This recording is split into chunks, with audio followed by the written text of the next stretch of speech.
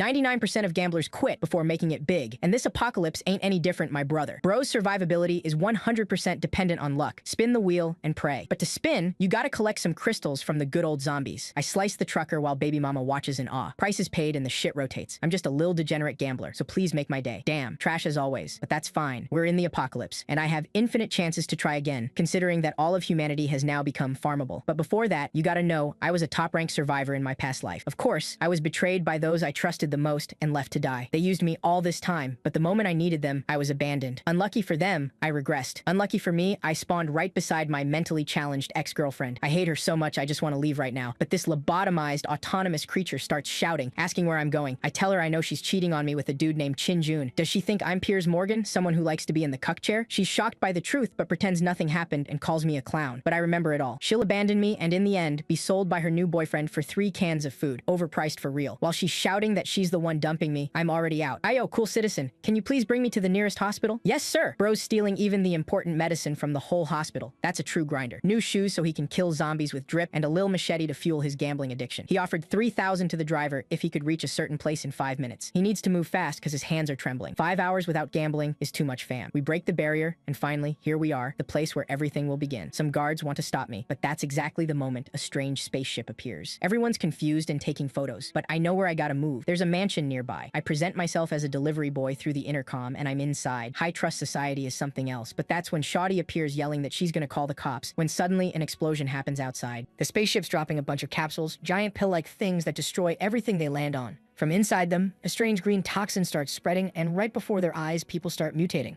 The protagonist just stands there in shock, watching the chaos. Outside, people are screaming, biting each other, begging for help. The woman next to him wants to know what the hell's going on and says if he doesn't leave right now, she's calling the police. But he completely ignores everything she says, spots the kitchen, and bolts toward it. And there it is, the first wheel of the apocalypse. The woman asks what that thing is, and he simply replies that the exchange wheel appeared, just as he expected. In the middle, he can see it's got a gray crystal, meaning it's the lowest level one possible. The woman assumes he broke in just to see that, but she still wonders why it appeared in her house of all places. Meanwhile, he's staring at the wheel amazed. One of its sections shows a Genesis medicine. That's one of the rarest items of all, capable of multiplying someone's physical strength several times over. He notices a marking on it showing that with 5 crystals, you can directly claim the item, basically skipping the luck part. He starts spinning the wheel, mumbling to himself, scanning through all the items flashing by, potions, weapons, medicine, even a desert eagle. There's everything in there. He also spots a clone card, and now the woman's getting curious. She wants to know what that does. He explains that she wouldn't understand, but it boosts special abilities. He decides to tell her more since she hasn't turned into a zombie yet. Maybe she's got some resistance to the toxin because of how close she is to it. He explains she could become really strong, maybe even gain some kind of special ability. But she doesn't believe a word of it. She just tells him to stop talking nonsense, saying he sounds like he's in some kind of video game. He tells her to shut up and listen carefully because of screaming outside, and just stopped. She realizes it's true and rushes over to see what's happening. The protagonist knows that if she steps outside, she's going to die instantly. And sure enough, the moment she reaches the door, the first zombie locks eyes on her. Not only that, she opens the door like an idiot, gets thrown to the floor, and the creature's about to bite her. But the girl manages to grab it by the jaw. Smart move, I'll give her that. Too bad the zombie isn't completely dumb either, and it slaps her across the face. Just then, a flash of green light shoots by. The protagonist lands his first kill. The creature's slime splatters all over the girl's face, but he doesn't care. He just reaches for its forehead and pulls out the crystal. The woman's watching, looking kind of intrigued, when suddenly 2 more zombies burst through the front door. She flinches and backs up, but our reckless protagonist steps right in front of her. The creatures lunge forward to bite, but they're low level, so with one quick glare and a clean swing of his mesh sheet, both are down again. The blade drips, and she asks how he knows how to fight like that. She also wants to know who he is and why he's even there. He simply says his name's Li Zhongming. He asks for hers, and she replies Muxin Fei. Judging by the look that crosses his face, this girl must be seriously dangerous in the future. He remembers seeing a woman standing on top of a mountain of corpses. He doesn't know if it was a zombie or if it was really her, but from what he recalls, she became a 9-star warrior. Right now, though, she's all soft and scared, asking what's going on. The guy gives her the short version: Earth's been invaded, zombies are everywhere, and survival just started. She keeps asking why, who, when. He just says he doesn't know either. Only that they need to start collecting these crystals right now. Surviving is all that matters. She insists it doesn't make sense, that they should wait for the military to come rescue them. But Zhang Ming explains that the military probably collapsed within minutes. The only thing left outside now is a world full of zombies. Seeing how terrified she looks, Zhang starts to understand why this woman later became a 9-star warrior. She must have something special, and besides, having someone to help isn't a bad idea. So he tells her to come with him, promising to teach her everything about surviving in this zombie-ridden world. Obviously, the most important things are resources and gear, especially those that come from the wheels. If you spin a normal wheel, you get random items, but if you want something specific, you can fill in the slots to secure it. She notices the shapes look just like the crystals he was pulling from the zombies' heads,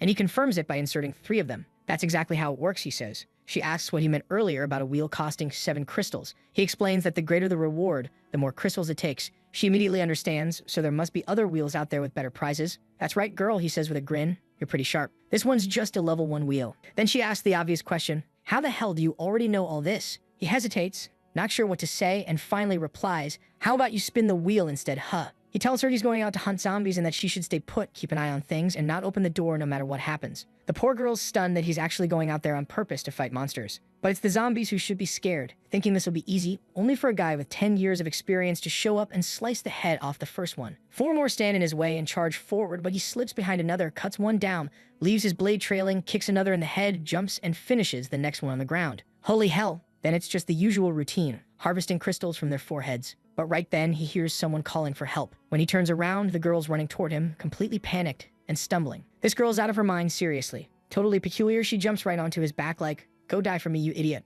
And honestly, she's got a point because the guy is an idiot. The protagonist jumps into defense mode, taking down the first one. But the moment he kills the second, the girl transforms behind him and lunges in for a bite. Good thing this guy's got eyes on the back of his head. He twists around mid-attack and slashes her clean through. The poor girl's torn apart and thrown to the floor. And just like that, he's got 11 crystals. When he gets back home, Mook Sinfei is clapping her hands.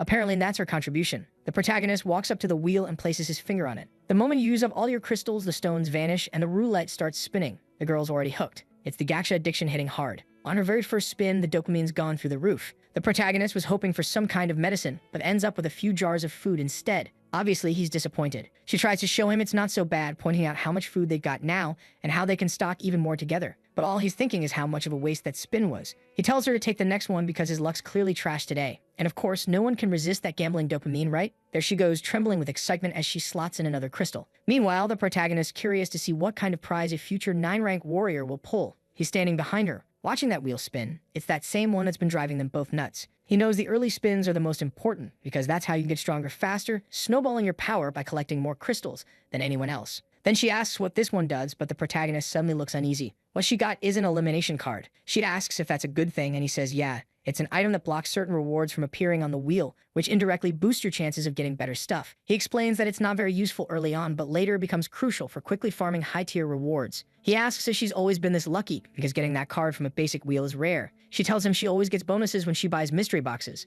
and whenever she shops, items she wants just happen to be on sale. She even entered a raffle once and won a cow. The protagonist realizes the girl's a natural-born lucky charm. Fine by him, if she's blessed with luck, he'll make the most of it. Next morning, he's already heading out to collect crystals while she's complaining that it's way too early. He replies that today's goal is 100 crystals. The Fissy girl's all flustered, mumbling, wow, I can really depend on this man, he's so strong and masculine. She's practically swooning. The author clearly isn't afraid of being canceled, because now she's in the kitchen saying she's finally in a woman's territory, trying to cook a meal worth 100 crystals. Then she probably gets canceled online afterward and posts an apology. Anyway, when the curtain rises again, the protagonist's already back. Even she's surprised, saying he was fast. The guy's acting like they're in a relationship, saying he's got good news and bad news. What does she want first? She says good news. So he tells her the good news is that there are barely any zombies left around because he already killed most of them. She asks for the bad news, and he shows her he only managed to get this small batch of crystals. The airhead's still excited, saying that's enough to spin the wheel a few times. But he explains he's searched every house in the entire area, and that's all he got. Then he says he's starving and asks if she made something to eat. Oh, good grief. That's her 100 crystal meal. The thing's literally green. But of course, the protagonist eats it anyway. The guy's used to eating food off the ground in the apocalypse. He says the taste isn't even that bad. It's edible, not nearly as disgusting as he expected that filthy mess to be. She's a bit surprised he actually liked it. But anyway, we're already back at the wheel. The protagonist anxious to see what kind of good stuff she'll pull this time. Damn, Desert Eagle, ammo, a crossbow, arrows. She tells him to give it a try, but he refuses, saying she should keep using the crystals while he takes care of claiming the rewards. But she's clearly trying to charm the guy, grabs his hand, gives it a little blow, saying she's passing her luck to him. This guy doesn't even blush. He's just staring at her like she might be missing a few screws. Oh wait, next chapter, he's blushing bright red. The good thing is that as items are drawn from the wheel, it gets easier to land on certain ones. She's about to ask if she should use the elimination card to remove the biscuit box, but the moment she touches it, the card dissolves. She apologizes, saying she didn't know and that's how it activated, but he tells her it's fine. At least now there's a 1 in 5 chance of landing the medicine he wanted. Both of them start praying, and finally it lands exactly where he hoped. A physical enhancement medicine that strengthens the body. She's standing there all amazed, asking if he'll really get stronger by taking it. He says yes, but tells her not to rush. He wants to show her something. He starts mixing something called a parin, which looks like a drug he grabbed back at the hospital, together with part of the potion. She asks if he's turning one into two, and he says it's something like that. Every wheel gives different rewards, and each can be used in different ways. His plan is to trade what's left of that bottle for some valuable item from another survivor. Wait, so he's basically a scammer now? Suddenly, the mixture starts bubbling, and he quickly says they need to lower the temperature. He tells her to pay close attention and learn everything because she'll have to handle this herself later on. She still wants to know how he knows all this, but he tells her to keep quiet. He's hearing something strange. Then out of nowhere he runs, grabbing her by the wrist, and she's totally confused. He just says there's something much worse than zombies coming. The woman has no idea what could be worse until she looks at the door and sees massive mutated insects. These things don't have strong individual combat power, but the problem's obvious. They move in massive swarms. Man, just imagine those giant cockroaches crawling into your house, pure nightmare fuel. They drag furniture and block the door as fast as they can. He explains that all mutated organisms will instinctively attack humans, so she better stay alert. The creatures start banging on the door, and she throws herself onto him, and damn, she's got her squats in check. The protagonist snaps at her. Get off me, idiot. I've got to deal with this alone. She's like, wow, I love being yelled at. He shoves her aside, saying, go, get out of here, and slams the door shut. Now let's drink this stuff and kill whatever's coming. Even though he hates the side effects it causes, he knows he's got no choice. Outside, the whole place is crawling with those giant bugs, hammering at the door. He finally gulps the potion down and immediately feels something strange in his pupils. He drops to his knees just as the first insect bursts in, its mouth full of some disgusting slime or whatever that is. The attack hits him full on, but when the others crawl in to see what happened to their friend, there's already a blade slicing through the first one's abdomen and sending its head flying. At the same time he tosses the first corpse aside, he jumps straight at the others, his eyes glowing red, radiating that aura-farming energy. The monsters raise a hard shell barrier on their backs, but even that doesn't stop him. He cuts through everything, and insect bodies rain down to the floor. And the worst part? They're the stinky kind. That room must smell like pure hell right now. Not to mention, insects reproduce insanely fast. If he doesn't kill the queen, they'll just keep coming. And right at that moment, he senses a presence behind him. Apparently, the damn queen herself had shown up, and right away he charges at her. The nasty thing spits some kind of venom right at his feet, but he manages to leap out of the way. Still, he sees the stuff eat straight through the wall. There's even a nice little necklace that drops to the ground, and he asks if the creature came to avenge her babies. The monster lunges at him, but he jumps, remembering exactly where this thing's weak point is. He slashes it right in the back, spinning his blade in a full arc. Damn, he practically turned into a helicopter right there. The poor creature suffers before finally dying, collapsing face first onto the floor. The protagonist, though, even after surviving, is completely sore. Using that medicine wrecks his body. Still, nothing beats winning a fight and getting a hug from wide hips, right? But then he realizes she's trembling all over and tells her to stop crying. The apocalypse just started, idiot. She says she's crying because the place stinks too much, and honestly, she's got a point. The whole place is full of giant, stinking bugs. It's disgusting. But then she asks what they're supposed to do with all those corpses. He replies that they're actually wonderful things. She looks confused, so he explains once food becomes scarce, the only sources left are the wheels, canned goods, and a kind of juice made from parts of those insects. She says eating bugs is disgusting, but he tells her it's still better than eating people. Damn, these two are really taking the apocalypse seriously, huh? Already thinking about cooking bugs. Hopefully it's just for training because come on, you still got a fridge full of food, man. Go eat that lettuce before it spoils and save the bugs for later. While the poor girl's stuck with the smelly job, our boy, as usual, heads out to hunt. He warns her he'll have to go farther this time, so it might take longer, but he hopes to come back with a lot more crystals. She says she'll keep working, training to make medicine and cooking those insects. And the guy, all confident and cool, tells her not to worry. He'll be back. With that, he sets off for another hunt while the poor girl's left behind, staring off into space. Out in the streets, zombie corpses are scattered everywhere as the protagonist walks through. Suddenly, he hears someone screaming for help. Now he's wondering who the idiot is that's attracting every zombie in the area. When he turns the corner, holy hell, the design of this one. What are the chances she's another pretty face joining the team? She's there shouting for help, but she looks kind of suspicious. He yells at her to shut up, saying she's gonna get everyone killed. And right then, a whole swarm of zombies comes charging in from behind. The first one reaches out to grab her jacket, but the protagonist whips out his mesh sheet and slices its head clean off. He tells her to run that way, that he'll handle the rest. She darts down the side street and finds a little shop in the back. She opens the door and ends up in front of a small room, crying in panic as she watches him through the window, cutting down everything in sight. She calls out his name, desperate, and damn, he's making zombie heads fly everywhere. But soon he's forced to run too. He rushes toward the door, but the moment he steps inside, more zombies pile up, blocking it shut. Both of them realize they have to run upstairs. The situation's a mess, and the guy's clearly done with her. He was ready to leave her behind. But damn, she's way too pretty for that. Obviously, he grabs her arm, pulls her close by the waist, and keeps fighting off the zombies below. Man, this guy really doesn't learn, risking everything just to save a cute girl. Then suddenly, the entire stairwell lights up, an intense beam of light shining down on them. What looked like a meteor streaks across the sky, and the protagonist instantly recognizes it. That thing's the key to a dungeon. In this apocalypse, it's going to be one of the rarest items in the world. The only way to get into those mysterious lands filled with items and hope. Even 10 years in the future, most high-ranked guys dreamed of having one of those.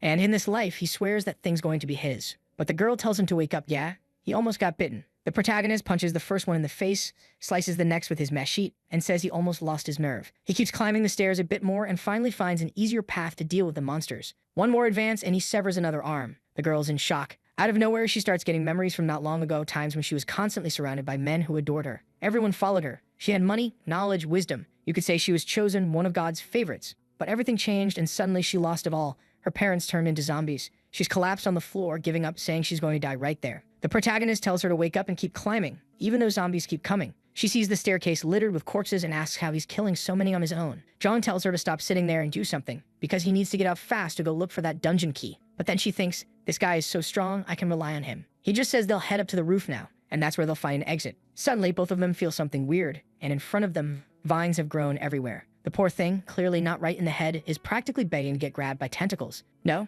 don't go that route. Don't let yourself be corrupted. Phew. He saves the day, cuts everything away, and makes the place passable for anyone. She's slayed. Now that she's seen he's strong, she's already thinking about doing whatever it takes to make him fall for her. The protagonist, though, has a sixth sense for trouble and just drops her like a stone. She looks confused while he says he has to cut those plants away to move forward. He turns back and tells her to stop wasting time, but when he tries the door, it seems stuck from the inside. Want to know what they do? He says it's simple. Gives it a kick. Inside, though, he finds 3 guys, a whole family, even kids. Wait, I thought they were inside, but actually they came from outside, up on the roof. They ask what the 2 of them are doing up there. They say it wasn't safe downstairs, so they climbed up. The guys are angry, and understandably so. You broke the door, now everyone's gonna die. The protagonist replies that he already cleared all the zombies on the way and there aren't any left, so it's safe. But the blonde guy tells him to shut up and orders them to put the door back or they're all going to die. He shows a plank at the protagonist's chest and says if a zombie comes up, he'll be the first to be thrown out. Then a guy with a red mohawk, looking like the villain type, says the kid didn't know anything. Calm down. The e-girl looks awkward while our guy glances around and wonders why so many people are crowded in the corner. The blonde explains they're folks who fled from downstairs. He apologizes to the protagonist, saying it was a misunderstanding, and asks what they plan to do next.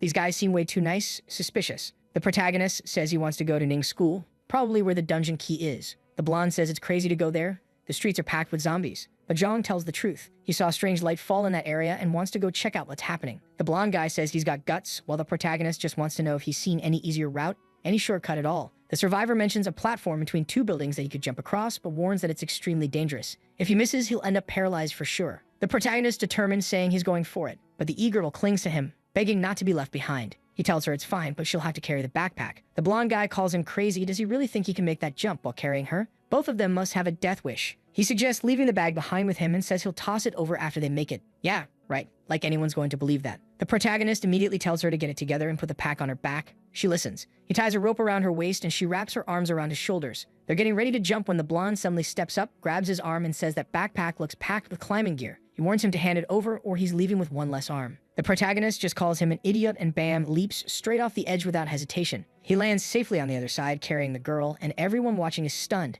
This guy's insane, they mutter. The girl's shaking, crying, saying at least she's okay. But hey, this is the apocalypse. There's always some creeps around. A few perverts nearby are watching them licking their lips, saying how interesting this looks. And their buddies, even worse, they're a real pack of degenerates. While they're all sitting there watching, one of them asks for a cigarette. The guy with blue hair says, "No way, man. I found this one on some dead guy. It's all I've got left." They start talking about raiding a school building, but the bald one says it's locked tight. How are we supposed to get in? The blue-haired guy says, "Easy. We'll lure a bunch of zombies over and have Fifth Brother smash the place open." Just then, a 2-meter-tall beast of a guy walks in, wanting to know what's going on. The bald one says, "Fifth Brother, there are zombies everywhere outside. Are we really gonna stay trapped here forever?" The blue-haired guy says the whole world's gone mad. Everything changed overnight. This apocalypse is a total disaster. But Fifth Brother, being the worst of them, laughs and says they're not seeing the beauty in all this. Now they can do whatever they want, take whatever they want. The world's changed. Now the strong make the rules. To them, this isn't an apocalypse. It's heaven. Later that night, under the dim lights of some side streets, the protagonist sneaking through, scouting the zombies. He signals to the e-girl, who comes running.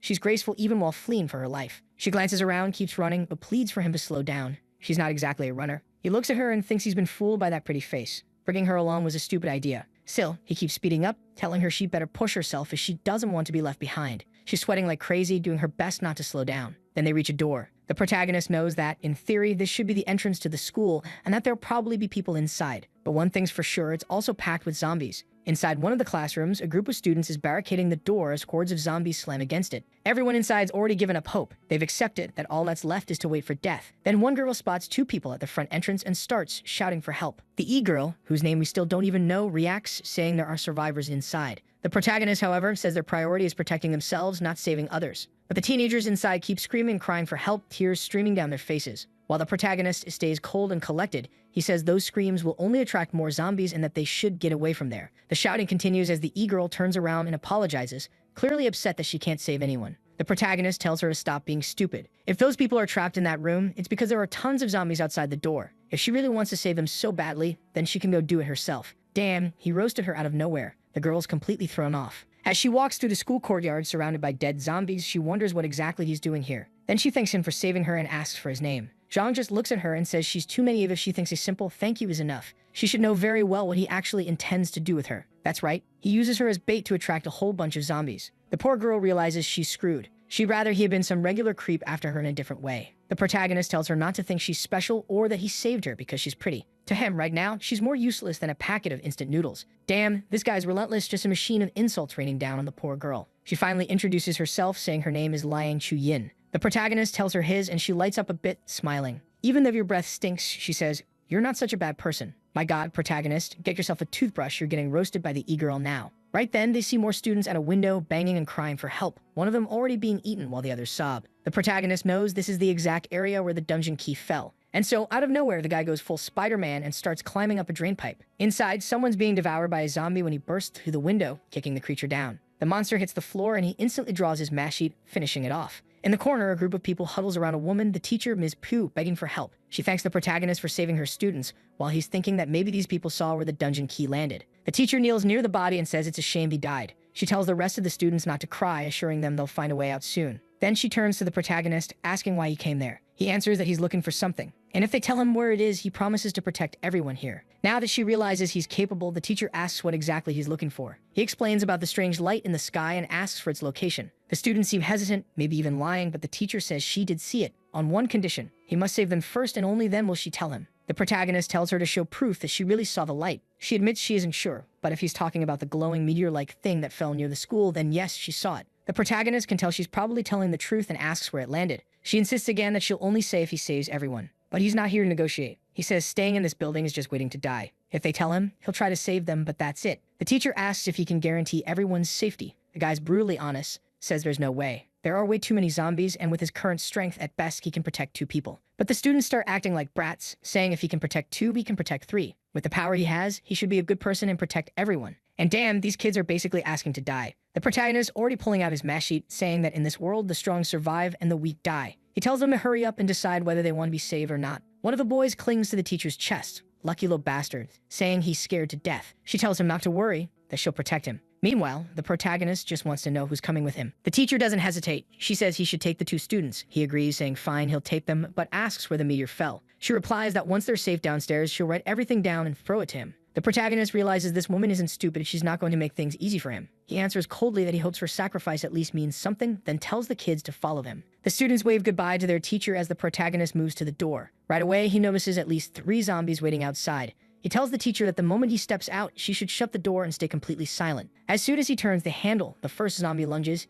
He kicks it straight in the head, slamming it into the wall. Then he yells for the kids to move, slicing through another zombie's skull while everyone bolts through the hallway. The teacher closes the door, waving goodbye to her students. She just gave up her only chance of survival, but she decided to protect them until the end. On the staircase, the protagonist sprinting with the 2 brats right behind him. The problem is, he's got to be fast. If a single zombie catches either of them, they're dead instantly. But then he suddenly senses something strange and tells them to back up now. The girl asks what's wrong, and he says there's some kind of danger coming, though he doesn't know what. She peeks around, saying maybe he's mistaken. The staircase looks empty, and for a second, he starts to believe it too. But really, what are the chances? The moment he starts moving again, something above them is watching. Out of nowhere, a massive blue monster with a huge mouth and long tongue creeps closer. The protagonist suddenly feels something behind him. The girl gets startled, bumping into the backpack, but apparently doesn't see anything. The creature hides again, and he whispers for them to stay quiet. His instincts are going haywire, but his eyes can't catch it. The monster, however, is lurking just above the next set of stairs waiting. The protagonist says they should keep moving, unaware that the thing's right behind the girl, and holy hell, it's huge. He's a few steps ahead, and it feels like those 2 kids are about to get swallowed in a single bite. Its tongue brushes against her hair, and she looks confused, then turns around. The creature's mouth opens wide, ready to devour her, when suddenly a blade flies out of nowhere, slicing through it midair. Our boy threw the knife, but he's shaking all over, scared out of his mind. The monster realizes he's now unarmed and charges at him. The protagonist ducks just in time and lands a punch right in its mouth, but honestly, that hand's lucky not to be eaten. The worst part? These things have metallic skin, so it barely took any damage. He's confused. How the hell did this thing evolve so fast? He tries a spinning kick, but that does absolutely nothing either. Worse, the creature grabs his leg and slams him to the ground so hard it nearly crushes him. The girls up on the stairs are frozen in terror, unable to move. The one in yellow tells Lily to help him, but too late, Lily's already running off. Meanwhile, the monster raises its massive arm like a hammer, ready to smash the protagonist to pieces. He sees the attack coming and knows there's no way he can dodge it, while the girl's frozen in panic, realizing she's about to be next. But then, America's bird saves the day. That desert eagle he pulled from the wheel wasn't just for show. It's got a buff, and the bullet tears right through the zombie with ease. He's stunned, thinking how close he was to dying, then immediately yells for the girls to get up. The problem is, the sound of that gunshot's already echoing through the building, drawing every zombie in the area. They can hear the rumbling from below, and the girls know it's over. They won't be able to go down now. But just when it seems like they're all doomed, Chu Yin suddenly appears in front of them, completely frantic. She throws herself at the protagonist, shouting that he's insane for leaving her alone like that. The kids are relieved to see a human face, while Chu Yin keeps calling him a jerk for abandoning her. She says she thought she was going to die, but the protagonist just cuts through her drama, saying she must be tired of dying since she climbed up here by herself. She explains that there was a strange flash, a kind of light in one direction, and all the zombies suddenly move toward it. The protagonist instantly knows that kind of light can only mean one thing. Another wheel has appeared. They start heading down the stairs, and Chu Yin's actually touched that he saved 2 kids. Little does she know he's probably dying to get rid of them already. Meanwhile, the 2 girls start arguing because the one in blue abandoned the one in yellow earlier, and the yellow one's in no mood to talk now. Down below, the protagonist looks up and locks eyes with the teacher through the window. She's smiling faintly, glad that at least the children made it out alive. But deep down, she's thinking that now that she's about to hand over that note, he won't be coming back to save her. She tried to ask for more, but she knows it wouldn't be right, because the kids are already with him. So she simply drops the paper. Chu Yin's surprised that there's still someone alive up there. The protagonist praises her, saying she really is an amazing teacher. The friend asks why he didn't save her too, but he completely ignores the question as he looks over the markings on the paper. Now he knows he can either go after the dungeon key or head for the wheel. Since he's surrounded by people he doesn't want learning about the key, he decides the wheel's more important for now. After all, getting stronger first would make things easier once he reaches the dungeon. He turns to the kids and says they can come along if they want. They're heading somewhere else. Next scene, they're standing in front of another building, the one Chu Yin mentioned, where most of the zombies had gone inside. The bratty kids ask if he's out of his mind going somewhere so full of zombies. Now that he's got the note from the teacher, they think he's using them as bait. The protagonist turns to Lang Chu Yin, telling her not to worry, then faces the kids and says there's no such thing as a zombie-free place in this world. Besides, he's not so low as to use them as decoys. With that, he steps into the building. Chu Yin asks what's so important that he'd risk his life for it. The kids, growing more nervous, start thinking they're going to die if they keep following him. The girl in the blue shirt, number 16, mutters that he's probably going to start shooting soon and attract even more zombies. She grabs her friend in yellow and whispers that they should run and find somewhere to hide. The other one, more honest, says that's insane. They can't just abandon the guy who saved them. Then Chu Yin turns and asks what they're up to. The blue-haired girl fakes a stomachache, saying she's just going to the bathroom real quick. She drags her friend along, but Chu Yin clearly finds all of this suspicious. She quietly prays that Zhang Ming makes it out of that room alive. Inside, the protagonist really is face to face with a whole crowd of zombies. At least none of them have mutated yet, so they should be easy to deal with. His arm was still partly busted after that fight with the big-mouthed monster, but somehow he fixes it. Pure willpower holding him together. Even though it still hurts, at least now he can use it again in battle. The moment the zombies rush at him, he draws both his Desert Eagle and Mashi. The first shot echoes through the halls, and everyone outside flinches at the sound. Right away, the blue-haired girl says they need to get out of there fast. That gunshot's going to bring every zombie in the area. The one in yellow calls her crazy, but the blue-haired one says there's a teacher's room that might have food and that they can hide there safely. She tries to pull her along, but the yellow one yanks her hand free and runs straight to Chu Yin, telling her to come with them. They should run away together. The blue-haired girl's pissed. With another person tagging along, that means less food and a harder time escaping from that guy. But Chu Yin refuses, saying it's suicide to leave Zhang Ming now. How long does she think they'd survive on their own? He's strong. In a situation like this, leaving his side would be the same as asking to die. The girl in yellow tells her she's the crazy one. That guy can barely protect himself and keeps attracting hordes of zombies every few minutes. Honestly, she must have short-term memory loss. Did she not just see him slaughter a whole crowd of zombies a minute ago? But Chu Yin stands her ground, insisting she's staying with him no matter what. Meanwhile, inside the room, a mountain of corpses piles up. The protagonist confirms what he suspected. The zombies were drawn to the wheel. But this one isn't normal. It's a 3-colored wheel. He explains that aside from the standard wheels ranked from 1 to 9, there are also these color-coded ones. 3-color, 6-color, 9-color, basically a nightmare of variety. These are the ones that grant professions, and each color represents a specific class. One of the best outcomes, for example, is the assassin class, perfect for taking enemies down easily. The catch: finding a colored wheel is 5 times harder than a normal one. He never expected to stumble across one here. But there's a risk. The black zone on these wheels can explode like a bomb. If only he still had that friend's elimination card that would have helped. Now he's nervous because he's famously unlucky. But even so, after living through 10 years of apocalypse, the guy's still dumb enough to believe that little lucky blow from that girl earlier might actually help. Out on the street, the girl in yellow tells Chu Yin they should leave right now. He's not coming back. The zombie stopped making noise, meaning he was probably already eaten. But Chu Yin, my god, what happened to you? Did you spin the wheel of delusion? She insists the monsters went quiet because Zhang Ming killed every last one of them. Then the blue-haired one appears again, saying he's definitely dead and they should take this chance to leave. She drags her friend along, warning her not to be like that idiot Chu Yin who keeps believing Zhang Ming's some invincible savior. Soon, she says, his corpse will be the one walking out of there. Chu Yin slaps her across the face, telling her to shut up. What the hell? Catfight time? The blue-haired girl gets furious and slaps her back. I thought they'd actually start brawling for real, but the blue one just bolts. Meanwhile, Diddy's up in a window watching the whole thing, saying this apocalypse is getting more interesting by the minute. He tells his goons below to capture that girl. They hesitate, saying the place is crawling with zombies. They're not going in there. But Diddy tells them to stop whining and take advantage of the fact that the kid lured all the zombies toward the center. Right now, the area is clear. The two girls are heading down a staircase talking about how they finally escaped those idiots, only to come face to face with a shaking truck. They're wondering what that noise was, but the scene cuts back to Chu Yin, muttering that those ungrateful brats Zhang Ming said are already acting like this. Suddenly, she hears a scream and instantly recognizes the voices of the two students. Then, out of nowhere, some creep grabs her from behind by the waist, saying it's time for her to meet the crew. Here comes another one of Diddy's goons, saying this one's even better than the last girl. The guys close in, smirking that it's rare to find a girl this pretty and this dumb wandering around alone in the apocalypse. Meanwhile, the protagonist still inside collecting crystals from zombie skulls. Those two idiots who ran off earlier are now running for their lives, being chased by zombies that just climbed out of the truck, screaming for help. The horde's getting closer and they're panicking, until the blue-haired one trips and falls. Oh my god, and the yellow one, what a complete idiot, goes back to help her. For what? Just to get shoved down and left behind as bait. Now she's the one being devoured. The blue-haired one bolts around the corner, muttering that she has to survive, that's all that matters. But then she runs straight into Chu Yin, who's being dragged away by two men talking about how fun it's going to be to enjoy this one. Diddy's crew never stops. Chu Yin locks eyes with the same girl she slapped earlier. Awkward timing. But now that guy's spotted her too, greedy as hell, saying he'll grab her as well. While he's distracted, Chu Yin takes advantage of the fact that only one of them is holding her. She bites his hand and tries to run,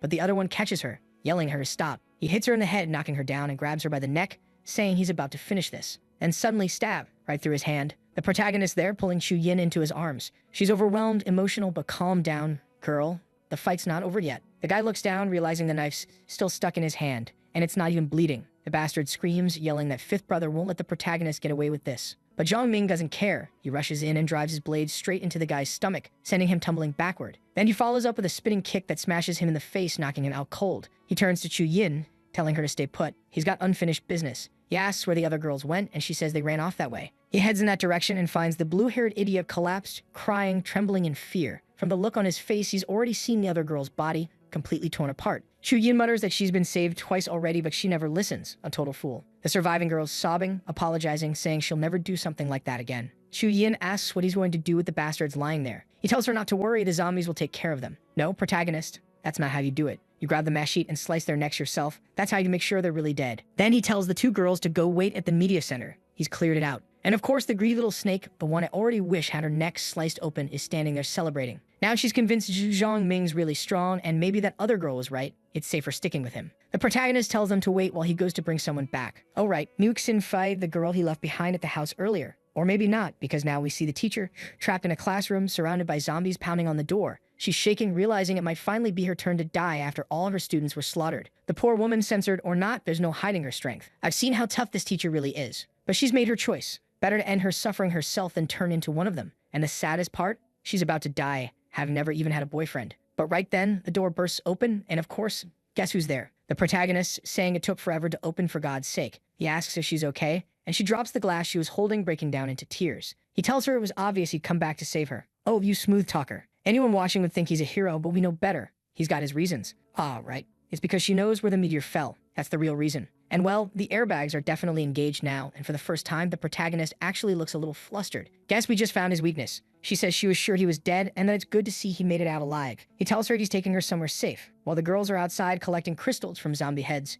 Chu Yin doesn't really get why Zhang Ming keeps making her do that, and that annoying Lily, who I still hope gets her neck snapped, is grumbling about how disgusting it is. Then Teacher Pugh calls out for Lily. They hug, both emotional to see each other again. The towering teacher immediately asks, "Where's Seoxeo?" Lily explains vaguely that a lot happened, basically hinting that Seoxeo didn't make it. But the naive teacher assumes the girl's just traumatized and pats her head gently. Chu Yin cuts in, saying that if they trusted Zhongming from the start, none of this would have happened. But of course, Lily, being the ungrateful brat she is, starts arguing that it's Zhongming's fault because back then, he chose to save only 2 people instead of the teacher as well. Chu Yin snaps back, saying they should be thankful he saved anyone at all. Lily refuses, saying she'll never thank someone who could have saved everyone, but chose not to. The argument escalates, insults start flying, until slap. The protagonist tells them both to shut up, saying that just because he saved her once doesn't mean he won't toss her to the zombies next time, and she better remember, he's not obligated to protect her. Now that's the protagonist talking. Should've been a knife instead of a slap, but I'll take it. Even the teacher's fed up with Lily, scolding her for not being grateful to the one who saved them both. Chu Yin notices that at least the teacher understands how serious the situation is.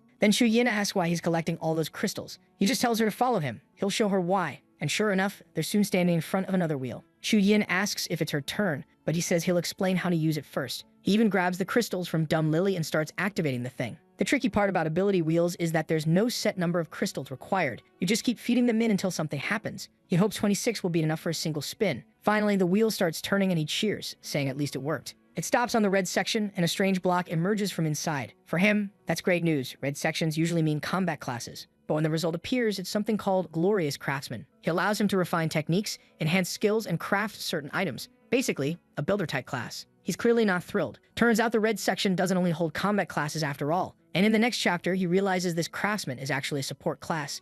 Classes are divided into ranks: trainee, novice, intermediate, and advanced, and yeah, he's disappointed. Lily, that pest, keeps demanding to see what he got. The protagonist isn't too interested and tosses it to the tall teacher instead. And when the artist doesn't censor her, we can actually see the teacher's impressive stats. Anyway, he's confused because he also received this strange flag covered in unfamiliar symbols. The girls take a look and realize it kind of reminds them of something from a game. Chu Yin says that apparently the craftsman can create up to 5 different techniques. That catches Zhongming's attention and he asks to see it again. Now it makes sense why that little medal had 5 colors. Each one stands for a skill. That's promising, and they wonder if he really was born lucky this time around. He tells them to go collect more crystals right away. They need as many as possible to gain an edge. The teacher and the other girl perk up while Lily stays off to the side giving them a look. Meanwhile, Diddy's watching everything and realizes this guy is insanely strong. How is he killing so many zombies by himself? What gets Diddy's attention even more is that the bodies are being dragged inside and the survivors seem to be pulling something from the monsters' foreheads. The bald guy asks Diddy what he's finding out, and Diddy orders all his brothers called in. They got work to do. He just found the little secret those scumbags were hiding. Down below, Chu Yin says this stash might be enough. She flashes that cute little belly and says she's hungry. The protagonist gives her something to eat and she thanks him. He says he scoped out the place and the school's water tank might still be intact. Maybe they can get a drink. Then he starts taking off his pack and tells her there's enough food inside for 3 days,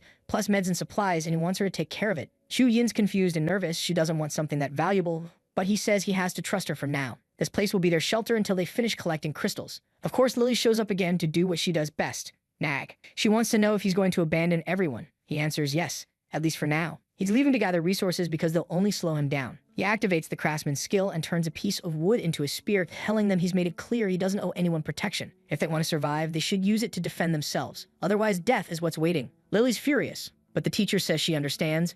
In this world, they all need to learn to fend for themselves. She pulls Lily by the arm and tells her to accept that life's changed. Her parents can't protect her anymore. The protagonist tells Lily to grab the wooden shaft and learn how to use it. Just as he's about to leave, Chu Yin yells for him to come back safely. He just says his goodbye and steps outside, off to hunt the dungeon key, the priority, which is why he wouldn't risk bringing anyone along. He finally finds the construction area of the school annex, the place the light supposedly fell. While he's zoning out for a second, something suddenly drops into his hands. He's stunned. So am I like, send me to that world right now and I'll catch it. The woman nearby is confused too. Wait, she's like a spinning Beyblade, knocks into his back, grabs his arm and pins him. She wants to know what he's doing there, but the kid's no fool. He slips underneath, wraps a big hand around her throat and slams her into the wall. She screams, asking if he's insane for attacking an officer. He fires back, "You started it, didn't you?" Shortly after, she's cracking her neck, saying he's got pretty good reflexes. He answers that he's been trained for 10 years and she's impressed. Says that's longer than she has. Before she can say more, a bullet, American-made, zips past and they have to dive for cover. The protagonist is confused, wondering why they're suddenly under fire. She explains it's because she's being hunted. He finds that weird. Who would want to kill a cop? She tells him exactly that, because she's a police officer. They're trying to take her out. There are a bunch of prisoners gone loose. The protagonist remembers how, in his past life, freed prisoners would run around killing people like ants. That's why he won't show mercy anymore. Problem is, these bastards are shooting a lot and he has no idea where they got all those guns. She says they took over a precinct and grabbed every weapon inside. In the next moment, she checks whether one of the shooters is still alive. Friend, he's been riddled like Swiss cheese. No need to check for a pulse. I went back to the last chapter to make sure I didn't miss anything, and it looks like the protagonist was the one who killed that guy. That's why he's so full of holes. She's shocked and asks why he'd do that. He says the shooter was a prisoner who attacked others and deserved to die. If she thought you would leave that man alive, she's naive. He's blunt. There's no law left in this world. These people who were just there to rob and kill don't deserve to survive. He says this grimly, remembering that Bai Shishi died at the hands of people like that in his last life, so he shows no mercy. We can reasonably deduce he killed the 3 men because there was no footage to contradict it. I checked and found nothing. The cop thinks his actions were extreme, but they make a certain kind of sense. What unnerves her is how young he is to do something like that without a second thought. What could have happened to this boy to turn him into such a cold-blooded guy? Meanwhile, a pineapple-headed thug tells Diddy that the men he sent were already shot and eaten by zombies. Diddy's confused that everyone died. Pineapple says, bro, that kid practices martial arts. Why not just leave him alone for now? Then Pineapple gets punched in the face. Of course, Diddy says no way. He owns this territory. He wants all the women, and he'll be the one in charge. He asks if everyone's gathered. Pineapple says yes, they're ready. Diddy throws open the door and tells everyone to howl. They're heading out to hunt. Today, they'll finish off that arrogant kid who dared step into their turf and kill their brothers. Pineapple was the one who sent those brothers, but he takes another hit in the face. Diddy says he doesn't care why they died. The point is that the kid's in their area and they can't let him roam free. Anyone who provokes them must be killed. The goons cheered at the boss's right, and Diddy declares today that kid dies. Pineapple asks how he can help. Surely he'll be used as bait. Outside, the protagonist is picking something up off the ground. The cop asks what he's looking for, and he says it's an important key. She asks what the key looks like, and he admits he actually has no idea. He explains that its design is unique, so when she sees it, she'll know exactly what it is. But the truth is, he's actually waiting for nightfall, because the key gives off a faint glow, just enough to help him locate it. Suddenly, the woman beside him says she found something and asks if that's it. When he turns around, it's actually a keychain with some cute little character from an anime on it. The protagonist tries to explain that the design is supposed to be unique, but yeah, that's definitely not the one. She just tosses it away into a corner, and it lands right near the foot of something moving through the smoke. The cop stiffens up, saying a dog's coming. When the protagonist looks closer, though, it doesn't look like a dog at all. It looks undead. She explains that it's probably one of the trained dogs from the base, but as it steps out of the haze, they both see it's got horns growing from its head. The creature opens its mouth, revealing rows of strange little orbs inside, and in the next instant, it leaps straight towards Zhang Ming. The protagonist jumps in shock. The big snouted one comes toward him, and he instantly recognizes it as a level 2 mutated dog. Wow, that thing's fast. Its attacks are all over the place, and they're missing badly. Damn, it's going to knock him to the ground. The girl yells. You're telling him to be careful. The big biter is almost getting him in the face. But strangely, the creature gives him a little sniff and gets excited. The protagonist is kind of confused, wondering what happened to this crazy dog. Meanwhile, the cop says it clearly seems to be kind of into the guy. Can you see it wagging its tail over there? It's kind of weird. Oh my god, here comes the flashback. Don't tell me he rescued this dog at some point. Yeah, there's our young protagonist walking down the street when the scrawny dog shows up and a guy goes to stomp on it. But the little dog is fast, he snatches the bread and bolts. The chubby guy says he's gonna kill it, throws a bottle. Whoa. I thought the protagonist would jump in, but he actually gets hit by the bottle. When the guy moves to stomp it in the back, the dog tries to get away, but then the protagonist shows up behind him and calls out to the guy, telling him to stop. The big guy asks what the kid is doing here. The protagonist explains that the dog carries a vicious bacteria. It bit his arm once and he was sick for days. The chubby guy hesitates and our boy says it's better not to touch it. Otherwise he could catch something and get really sick. Then the little dog leaves and the big guy scratches his belly, complaining he was unlucky not to be able to stomp that bastard. The protagonist gets all emotional, saying he did a good thing, but when he looks down, the little dog is clinging to his foot. He feels sorry for the creature. Its tail was hurt because the guy actually stepped on it. So he gives it a cookie to eat, but sees it's still suffering. It's just a shame he can't take it home. His family doesn't have the money to keep a dog. Geez, I'm already emotional that you didn't eat it. Usually in these Chinese stories, that's what happens. Our boy apparently visited it several times and now admits it's that so-called yellow pill. Oh my god, what a horrible name you gave your dog. The army girl says he was lucky it was someone he knew, but mentions the name is odd. The protagonist explains that when he found the creature, it was kind of thin and yellowish, so that's why he named it that. Real genius. He's having fun while the other girl is all emotional and totally cross-eyed, saying he really has a cute side. Meanwhile, back at the girl's base, Lily's still hanging around saying Chu Yin clearly has more food in that backpack. Lying isn't our e-girl's strong suit and she insists she doesn't, but Lily knows she's lying. The bag's full of food boxes and cans and she won't share. Chu Yin tells her to be quiet and be happy. She already gave her some biscuits to eat and it's better than nothing. Otherwise, she might as well vomit them back up. Lily reaches into the backpack saying that if she won't hand it over, she'll take it. But Chu Yin just pulls her to her chest, saying Zhang Ming asked her to take care of it and nobody there has permission to touch it. Lily keeps insisting, don't use Zhang Ming to try to scare her, he isn't even here. A teacher tells them to calm down, says the girl probably has a point and it's good to save food. Now that I notice, everyone in this story is kind of cross-eyed. Lily's, they're saying she's basically a dog who works for others. It's the only thing she's good for. Chu Yin loses patience. To her, that girl is way too arrogant. That's it. She's never going to give her food. The teacher tells the brat that the food doesn't belong to them and that she already split part of it, so they should be grateful. But Lily sulks like crazy, complaining that the damn teacher is too kind. Bag Zhang Ming keeps risking his life all the time. Who knows, he might not even come back. From a distance, the protagonist is coughing. So far, it's the same story, hunting that damn dungeon key. But now something else is watching from the smoke, and this time it doesn't look like a friendly dog. Right then, the protagonist sees a golden glint among the rocks. Wow, there's the key. I hope this dungeon's worth it, because it was really tough. He celebrates finally finding it, and she's about to praise him, when suddenly there's a tongue right next to her. A scrawny frog lizard with 4 huge eyes lunges in to bite, but Zhongming charges forward, cuts off its long tongue. Damn. Activating the Cracksman's boost and adding another point of power to his dagger. He realizes if it weren't for his class abilities, he wouldn't have been able to slice that. His physical strength alone wasn't enough to go head-to-head with this thing. The monster comes at him again, but the protagonist ducks while the pill goes for its big foot and chomps down. The monster looks confused at being attacked by another monster, and the protagonist shows up beside it and stabs through the first eye. Yeah, good luck aiming for the eye when the thing has 16 eyes? That won't help much. And the kid's cardio is garbage. He jumped and dodged once and already sounds exhausted, complaining his stamina isn't enough. He hides behind some rocks and baited the beast to come, and just when it lunges, the pill jumps in front. Our protagonist tells him to dodge, but the creature only lets out this massive roar. Well, if it's a dog, it's more of a bark. Strangely, the lizard seems to back off a little trying to dodge while the pill they're barking. Then the monster clamps down and smashes the ground, but the pill rolls aside and bites at its carapace. Okay, things were looking good, until the beast flings the pill into the air and slams its tail into the pill's belly like a torpedo, sending him flying. The monster's all crooked, eyes half closed, and it comes in to finish them off with another strike. Now the protagonist has to jump in, advances with his blade, and manages to block the blow, but he's thrown away too. In the middle of that bite, though, something shoots through the monster's mouth. Holy crap, it's the cop saving our kid. The monstrosity collapses and the protagonist exhales, as expected of a police officer. She's looking exhausted while the pill shuffles over and he pets her. The damn thing's barking and licking, and obviously there must be more people coming out of that smoke. My god, get out of here. The protagonist already poking around the creature's skull and calls the cop to take a look. He shows her the crystal, one of the apocalypse's most valuable resources. Damn, it's kind of grayish too. I thought it'd be a shinier little crystal. What a pain it was to kill that monster. She asks if the thing really has magic, and he explains it's something similar, but even more incredible than magic. She wants to know what it's for. He says that if she's that curious, she'll have to agree to one condition. She turns pissed off and says she's not into that. No way she, a cop, is going to accept the terms of some civilian like him. She can just investigate and find out what the crystal does herself. That's when the protagonist realizes not every woman is like the first two he showed his strength to. They'd all been all senpai the moment he'd shown off. Crazy. She says now that he found the key, he can leave. The protagonist is taken aback. Wait, our friendship's over just like that, friend? Then his face softens sly.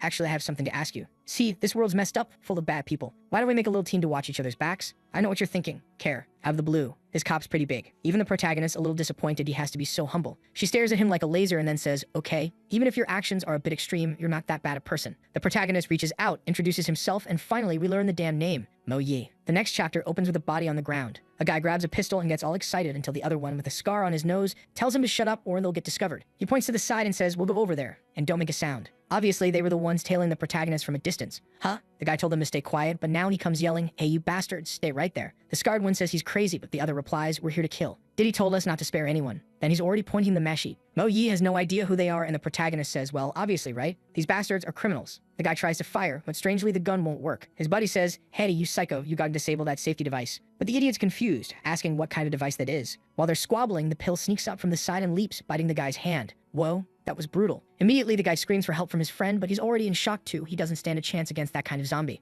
At the same time, Mo Yi slips up behind and elbows the idiot right in the mouth, grabs him over the shoulder and slams him to the ground. Damn, she's strong. The protagonist shocked, thinking it's really not smart to mess with her later. Shortly after, the guy on the floor gasps, hey, I'll tell you who the fifth brother is, but you have to stop this bleeding in my arm. The protagonist says he's not the one risking his life here, so he better speak up fast. Meanwhile, at Diddy's base, the pineapple-headed boss says they should get back to eating. The guy tells him to carry on, and the pineapple asks, hey bro, why are we collecting this stuff from the zombie's forehead? Crow seriously. Diddy asks if he knows what the word loot means. The blonde kid says yeah, loot's like equipment, but this clearly shouldn't count as that. Bam, he gets whacked on the head and goes all cross-eyed. That pineapple's getting beat so much I'm thinking he might be the one to take out Diddy eventually, who's over there celebrating and saying he has no clue what those crystals are for, but if that kid risked himself for them, there's gotta be something to them. Yikes. Back at the protagonist's base, look who's staring at Chu Yin sleeping. Get out. You weirdo, you deserved to die a long time ago. She stands up, comes in front of her with that creepy little smile, holding a big jar in her hand. Still bloody, thinking, that damn Chu Yin, always using Zhongming's name to threaten people and acting so arrogant. That bitch has all the resources to survive, and now she's going to die by my hands. But then the teacher gets up and asks what Lily's doing. Lily turns, hiding the jar, and says she felt sick and was going to the bathroom. Nothing suspicious, right? Weirdo. Lily gets even angrier,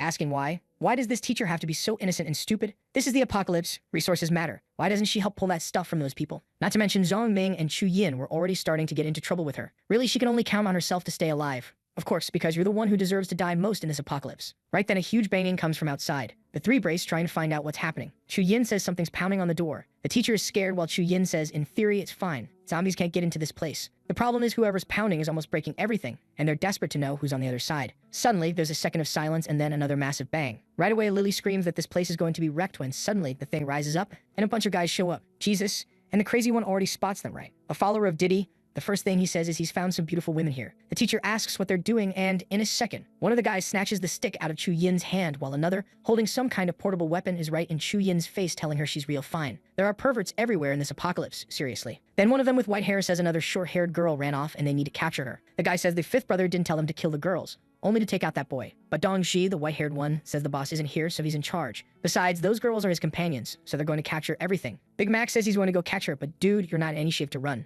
Meanwhile, a guy with a Tom and Shelby haircut latches onto the teacher, asking her name and if she recognizes him. Damn, looks like he used to be a student, getting all handsy. Get away, you psycho. Oh my god, here we go again. The bald guy's tugging on Chu Yin's jacket too, saying she seems kind of familiar. They recognize her as an online celebrity on some social platform. If he's not mistaken, her name's Lang Chu Yin. Protagonist, I know you've got those two guys held upside down, but how about getting back to base as fast as possible? Mo Yi asks what the next move is, and he says, since there are people who want me dead, I'll have to kill these guys and pay them a visit. Mo Yi thinks they should gather weapons and prepare first, but he says she's dreaming. This world's chaotic, and hiding isn't his style. They're going to deal with it head-on by going to those guys' base. She agrees, says fine, but wants to know what the key is for. He explains it's a dungeon key, something that'll open in the future. She's confused. Dungeon, opening in the future, magic, what is going on? He tells her to get used to it. More and more things beyond their imagination are starting to happen. She asks when they should use the key. He says only when they're strong enough. Meanwhile, back at the base, Lily's running from Big Mac. Man, she's hauling ass. Who said Ronald McDonald isn't fit. He warns that if she doesn't stay put when he catches her, he'll break her legs and arms. Lily slams face first into a door. Holy crap. Big Mac comes up from behind and says now she has nowhere to run. He shoves her head into the door and says he hates it that all the girls hate him. But now that the apocalypse is here, none of that matters. He can make his own opportunities. That's not how it works, you bastard. Lily, being manipulative, says he's not weird at all. She would never talk bad about him. The big bald guy's like, huh?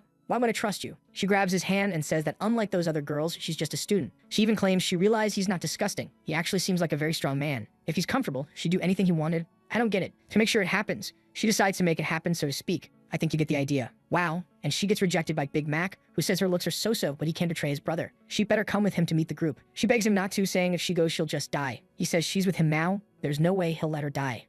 But the girl's ready. She already has something behind her back preparing a strike. Then the door opens and Lily's terrified. I know we're seeing the teacher all beaten up, but from what I understand from what I read later, she just got physically roughed up, like USC style. Don't assume they went any further, okay? I hope not. The chubby guys are freaking out while Dong Zhi tells him to watch out because the teacher's fierce and she bit that other guy. The guy's all bleeding and crying, saying he's going to take that bitch down. Oh, what a miracle. I thought Lily wouldn't even care, but she actually felt sorry for the teacher. The bald guy points out that this girl followed him and wants to join their group. Dong Zai seems surprised. From the looks of it, at least this girl seems smart and knows how to switch sides. Then the fat dude calls her over and introduces her, telling her to say hi to brother Dong Zhi, and she gives this crooked little hi. He asks if she really wants to join. She says yes, she'll follow any order. Right away, he says fine, then all she has to do is beat up that other girl. Yikes. Chu Yin doesn't like that at all. The girl thanks him and immediately slaps Chu Yin. Chu Yin turns and calls her a monster. Dong Zhi celebrates, saying he heard Chu Yin was some kind of online celebrity. It'll be great to watch her get beaten. While Lily thanks Dong Zhi for being kind, saying she's always wanted to hit that girl, Chu Yin, poor thing, realizes there's not much she can do. Hey, protagonist, let's go back to your base, yeah? Seriously, he just abandons the women. Remember the story started with him and a woman in a house. He told her to wait for him. He still hasn't gone back to see that girl. Lily's holding Chu Yin by the hair, saying that her pretty face makes her even angrier. At that moment, Dong Zai says that's enough.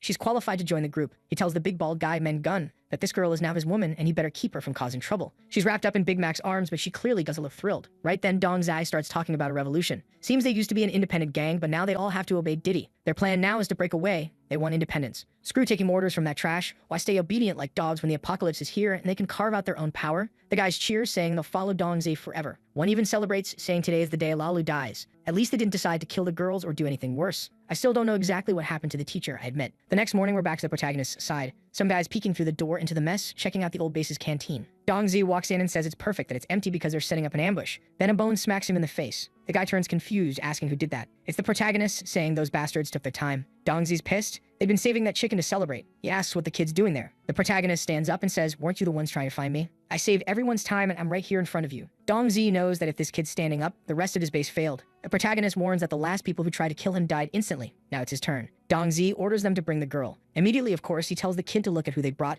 His comrade had been captured. Mo Yi calls the bastard disgusting while Dong Zhi asks what he's going to do now. His comrade is in the villain's hands. That girl is a celebrity, so returning her won't be cheap. Jiang says it's a shame that he even tried that move because he doesn't have any connection to that girl. The guy tells him to stop acting cocky, says he saw them walking around together. They were basically just using each other. and that's it. But the moment Dong Zai gets distracted, he lunges forward once and stabs the guy right in the arm. The muscle twitches hard, he loses his grip, and the protagonist manages to pull her back. Right away, Dong Zi orders the rest of the group to attack, but the protagonist already tossed Chu Yin back behind him. The first idiot charges in to throw a punch, but the protagonist slips to the side, cracks it right in the jaw. The guy's stumbling around, barely standing, and now the protagonist surrounded from all four sides. He glances back, sees the guys closing in, and says, "Come on then, I'm in the mood to take out the trash today." The one with the gray band rushes in to punch, but the protagonist steps back, grabs his arm, and breaks it while slamming him to the ground. What the hell? Diddy 2.0 comes from behind trying to grab him, but the protagonist hooks his hand around the guy's head, flips him forward, and slams him into the floor. The blonde fool's freaking out, and that's when Mengung shows up, shoving him aside and saying he'll handle it, already pointing a meshit at the protagonist. He tries the first stab, but the protagonist ducks low and slices him right in the ribs. The problem is the bastard's built like Big Mac and stays on his feet, swinging again, but the protagonist dodges behind the blade. Then, bam, he hits him with a reverse palm strike, all kung fu style, knocking the meshit out of his hand. Shifting his weight to the other leg, he spins and kicks the guy right in the back of the neck. The fat one tries to charge in, and the blonde's already on the floor, begging for mercy. And Dong Zai, he's a total idiot. He's holding the teacher now and says if the boy moves, he'll smash her head on the floor. Yeah, go ahead then, you'd have to kill her instantly. When we look behind him, we realize something. He says he hasn't had fun with her yet because he was waiting for the right time. Damn. But Lily, the one I can't stand, is right behind him, her hand ready. Dong Zai yells at the idiot to keep an eye on her, or he'll kill the teacher, but suddenly, bam, he gets clocked right in the mouth. Lily shouts at the bastard not to touch the teacher, thinking that even though she doesn't care about anyone, the teacher was kind to her. And just like that, everything's settled, and in the worst way possible. Lily acted like a hero now, which means it's going to be even harder to get rid of her. Everyone's freed, and the teacher thanks her while Lily cries, saying she's happy the teacher's safe and didn't suffer too much. Chu Yin, however, yells that Lily's a traitor. Meanwhile, Mo Yi realizes the protagonist already surrounded by women. And of course the teacher says Lily must have been pretending to side with the villain to create this chance. Damn, things just got complicated for poor Chu Yin. Even Mo Yi says the girl probably accepted humiliation just to trick the villain. Why is Chu Yin being so selfish about it? Chu Yin doesn't want to accept it because she knows the truth, but the protagonist tells her to calm down and stop the fighting. But she uses her ultimate power, feminine charm, and throws herself against his chest. Wow. Mo Yi doesn't like her at all, saying that girl's way too weak. And now Lily's glaring at her too. Life's rough for an e-girl in the apocalypse. Hate coming from all sides. Might as well hold on to the protagonist while you can. And well, look who finally figured things out. Diddy himself, holding a handful of crystals and saying now it all makes sense how that guy got so strong. Finally, he can kill everyone. Pineapple Head wants to join the fun too, but Diddy smacks him on the head, tells him to shut up, and the two start celebrating together. Oh boy, they're screwed. They hit the explosive one. Thought it was going to be something amazing, saying it looked like the best reward yet, when suddenly from inside the scroll an old man appears. I thought the black ones exploded, but I also figured the red ones were just for combat stuff, right? I think that roulette is so random even a writer can't keep up anymore. Then the old man announces that he's gained the profession of alchemist. Obviously the guy doesn't look thrilled. It didn't seem like a combat class. He orders the blonde kid to gather all the stuff lying around the base, and they find a few interesting things. He's thinking he got screwed. Collected all those crystals just to end up with some useless profession. What Diddy doesn't realize is that the number of crystals he put into the wheel was more than enough, leaving a few extras lying around. Pineapple says he found the backpack of whoever was here before, and when the guy checks inside, he finds a body-strengthening potion. Diddy cheers, saying it looks good, while Pineapple asks how he even knows what it is. That's when Diddy notices only he can see the item descriptions. Probably thanks to the alchemist class, he can now see what each item does. He looks again and sees a warning. The potion might kill people who can't handle the strengthening. Without hesitating, he says it's risky to lose, but no point wasting time, and takes a big gulp. Suddenly, he starts twitching, eyes glowing purple, smoke pouring out. Pineapple panics, says he's going to get help, but when he opens the door, a giant hand slams against the wall. He looks to the side. It's a jacked mutant. Just as the monster is about to punch the princess, the prince steps in to protect her, saying he's feeling stronger than ever. The monster showed up at the perfect time to test his full power. Meanwhile, we cut back to the protagonist, going back to that same house from the beginning, just because I mentioned it. He says it'll be their temporary base and tells the girls to stay there while he goes find Mook Sin Fai. He's in a good mood since they managed to collect plenty of resources. Walking up the stairs, he calls out, "I'm back. Mook Sin Fai, where are you, girl?" But then someone calls him over to look at something. The kitchen floor is completely wrecked. Right in front of the fridge, he sees a bloodied handprint on a piece of paper. It says there's a new roulette at the supermarket. He wonders if Mook Sin Fai left that message and what could have happened here. Meanwhile, back with Diddy, he's just finished off the monster. The princess is saying she's amazing and he's losing it, hyped up on his own power. Pineapple celebrates, saying they don't have to be scared anymore, and Diddy agrees, saying from now on, the zombies are their prey. But when Diddy and his buddy arrive back at their base, ready to regroup with their friends, they find everyone tied up. Oh, come on, they're still alive? Xiang Ming, why didn't you just put a bullet in any of them? Well, I get it. He was surrounded by women, and they'd probably freak out if he started handing out headshots. But still, leaving everyone alive? Terrible choice. And right then, Diddy realizes the protagonist took all of his supplies. Obviously, he swears he's going to kill him personally. Back at home, our boy's suddenly having some kind of episode. The girls ask if he's okay, and he says he's feeling strange. Though honestly, his life's not looking too bad. Chu Yin's giving him a massage, the teacher's sitting in front of him, and Mo Yu's right beside him bringing toast. Damn kid, you're living good. The protagonist says they have to rescue Muxin Fei because she's probably in danger, but she managed to escape and leave behind some information. Chu Yin asks if that girl is his girlfriend, and he says no, she's just a good partner. Now she's all excited, saying that if that's the case, she'll help him find her. The protagonist, though, tells her not to get in the way. Every ally needs to have a purpose. Chu Yin's the loyal and easy-to-handle type. Mo Yun, on the other hand, is strong but clearly doesn't trust him much. And then there's teacher Pu Xu Ying. He still hasn't figured out how he's going to make use of her. She asks if she can come along. Being a teacher, she's gone through some basic first aid training. The protagonist says fine, just not to slow him down because it drains extra energy to protect everyone. Then he asks if Mo Yi's coming too, and she says of course, comrade. Damn, the backpacks are packed, and off they go. He knows they not only need to find Muxin Fai, but also the new roulette wheel since they're running low on resources. But right then, Mo Yi tells him to wait. She knows where they can get a vehicle. They find a truck in front of the military base, and she says the commander spent a fortune bringing it in. It's not missile-proof, but it can handle bullets and reach up to 87 kilometers per hour. The protagonist thanks her, saying the old man really was something else. Meanwhile, Diddy's walking through the city with Pineapple, desperate to find that kid's base and kill him. He never expected that useless Dong Zai to betray him like that. Obviously, the blonde kid told him everything. No way he'd die for that roided-out lunatic. Now, Diddy swears he's the only predator fit to hunt zombies. Sure, go hunt. Nobody's stopping you. Hunt all you want, buddy. Meanwhile, the protagonist driving full speed through the city, plowing through waves of zombies. Mo Yi says this way they'll reach their destination easily. The teacher compliments her, saying it's always great to have someone competent like her. But Chu Yin's getting jealous because now this other girl's getting all the praise. Damn, the women in this story are really something. The protagonist says unfortunately Xin Fei didn't mention which supermarket exactly, so they'll have to check several. The problem is that more and more zombies keep appearing. That's when Chu Yin says something strange is getting closer. Way off in the distance, there's a huge creature leaping around. Looks like a mutated ape with a red crystal on its forehead. What the hell? The monster's grabbing zombies and eating them. Dear God, run, protagonist. Zhang immediately recognizes it as a fierce white ape, one of the most brutal creatures of the apocalypse. With his current 1-star level, he has no chance of defeating it. At least he's fought that species in his past life, so he knows its weak spots. He tells the girls to hold on, slams the truck in reverse, and immediately crashes into a pole. Idiot. Right then, the ape jumps on top of the truck, licks it off the ground, and stares straight at the protagonist through the shattered windshield as he spins the wheel, trying to shake the beast off. When it doesn't let go, he tells Mo Yi to take the wheel, then jumps out the side door and kicks the monster right in the face. Bold move, kid. The problem is, even though he knocks the ape back, it whips its long tail around his leg and drags them both down. The protagonist slams into the ground hard, half buried in dirt. Are the girls going to bail on him?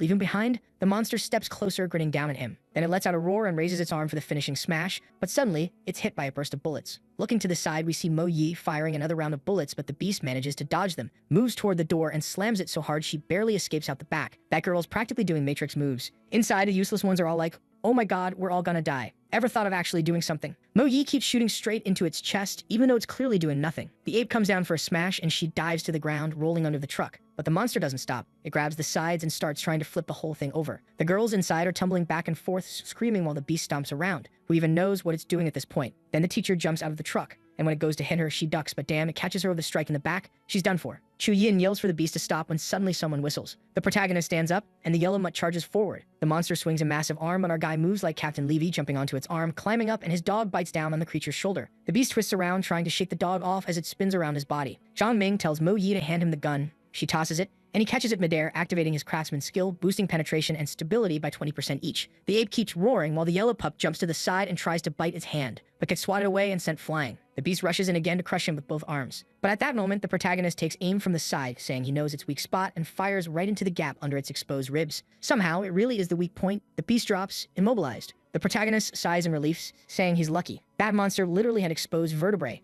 and breaking the first one made it collapse. He's grateful for the craftsman enhancement, and that pistol he got from the roulette. Turns out it was even more useful than he expected. A bit later, they're treating the teacher's wounds. Chu Yin says it's deep and they'll probably have to disinfect with alcohol. The protagonist opens the door and asks who's screaming. What happened? Oh, now she's shy? Girl, your back's half torn open and you're blushing? But alright, he respects her boundaries and closes the door. Though he asks what that was about, and he says it's just the teacher. They're treating a minor wound, nothing life-threatening. He walks off thinking that after everything he's been through, this kind of scene is nothing. He thanks the yellow pill for all he's done. Poor thing's completely worn out. Now he needs to find some recovery items to help the dog heal. A bit later, Chu Yin says, Zhao Ming, the teacher's wound is really deep, and the bleeding won't stop. Who would have guessed? Mo Yi says for that kind of injury, they'll need stitches, anesthetic, and proper medicine. The protagonist remembers being stitched up several times in his past life, without anesthetic, but he knows the teacher won't survive that kind of pain. So he heads out, saying he'll take advantage of being in new territory, to search for the next roulette, maybe other resources, and see what he can find. Chu Yin asks about his friend, that girl Xin Fei. He says she's smart, and there's no need to worry. They'll find her soon. And damn, there it is, the apocalypse wheel again. Level 9 veteran form.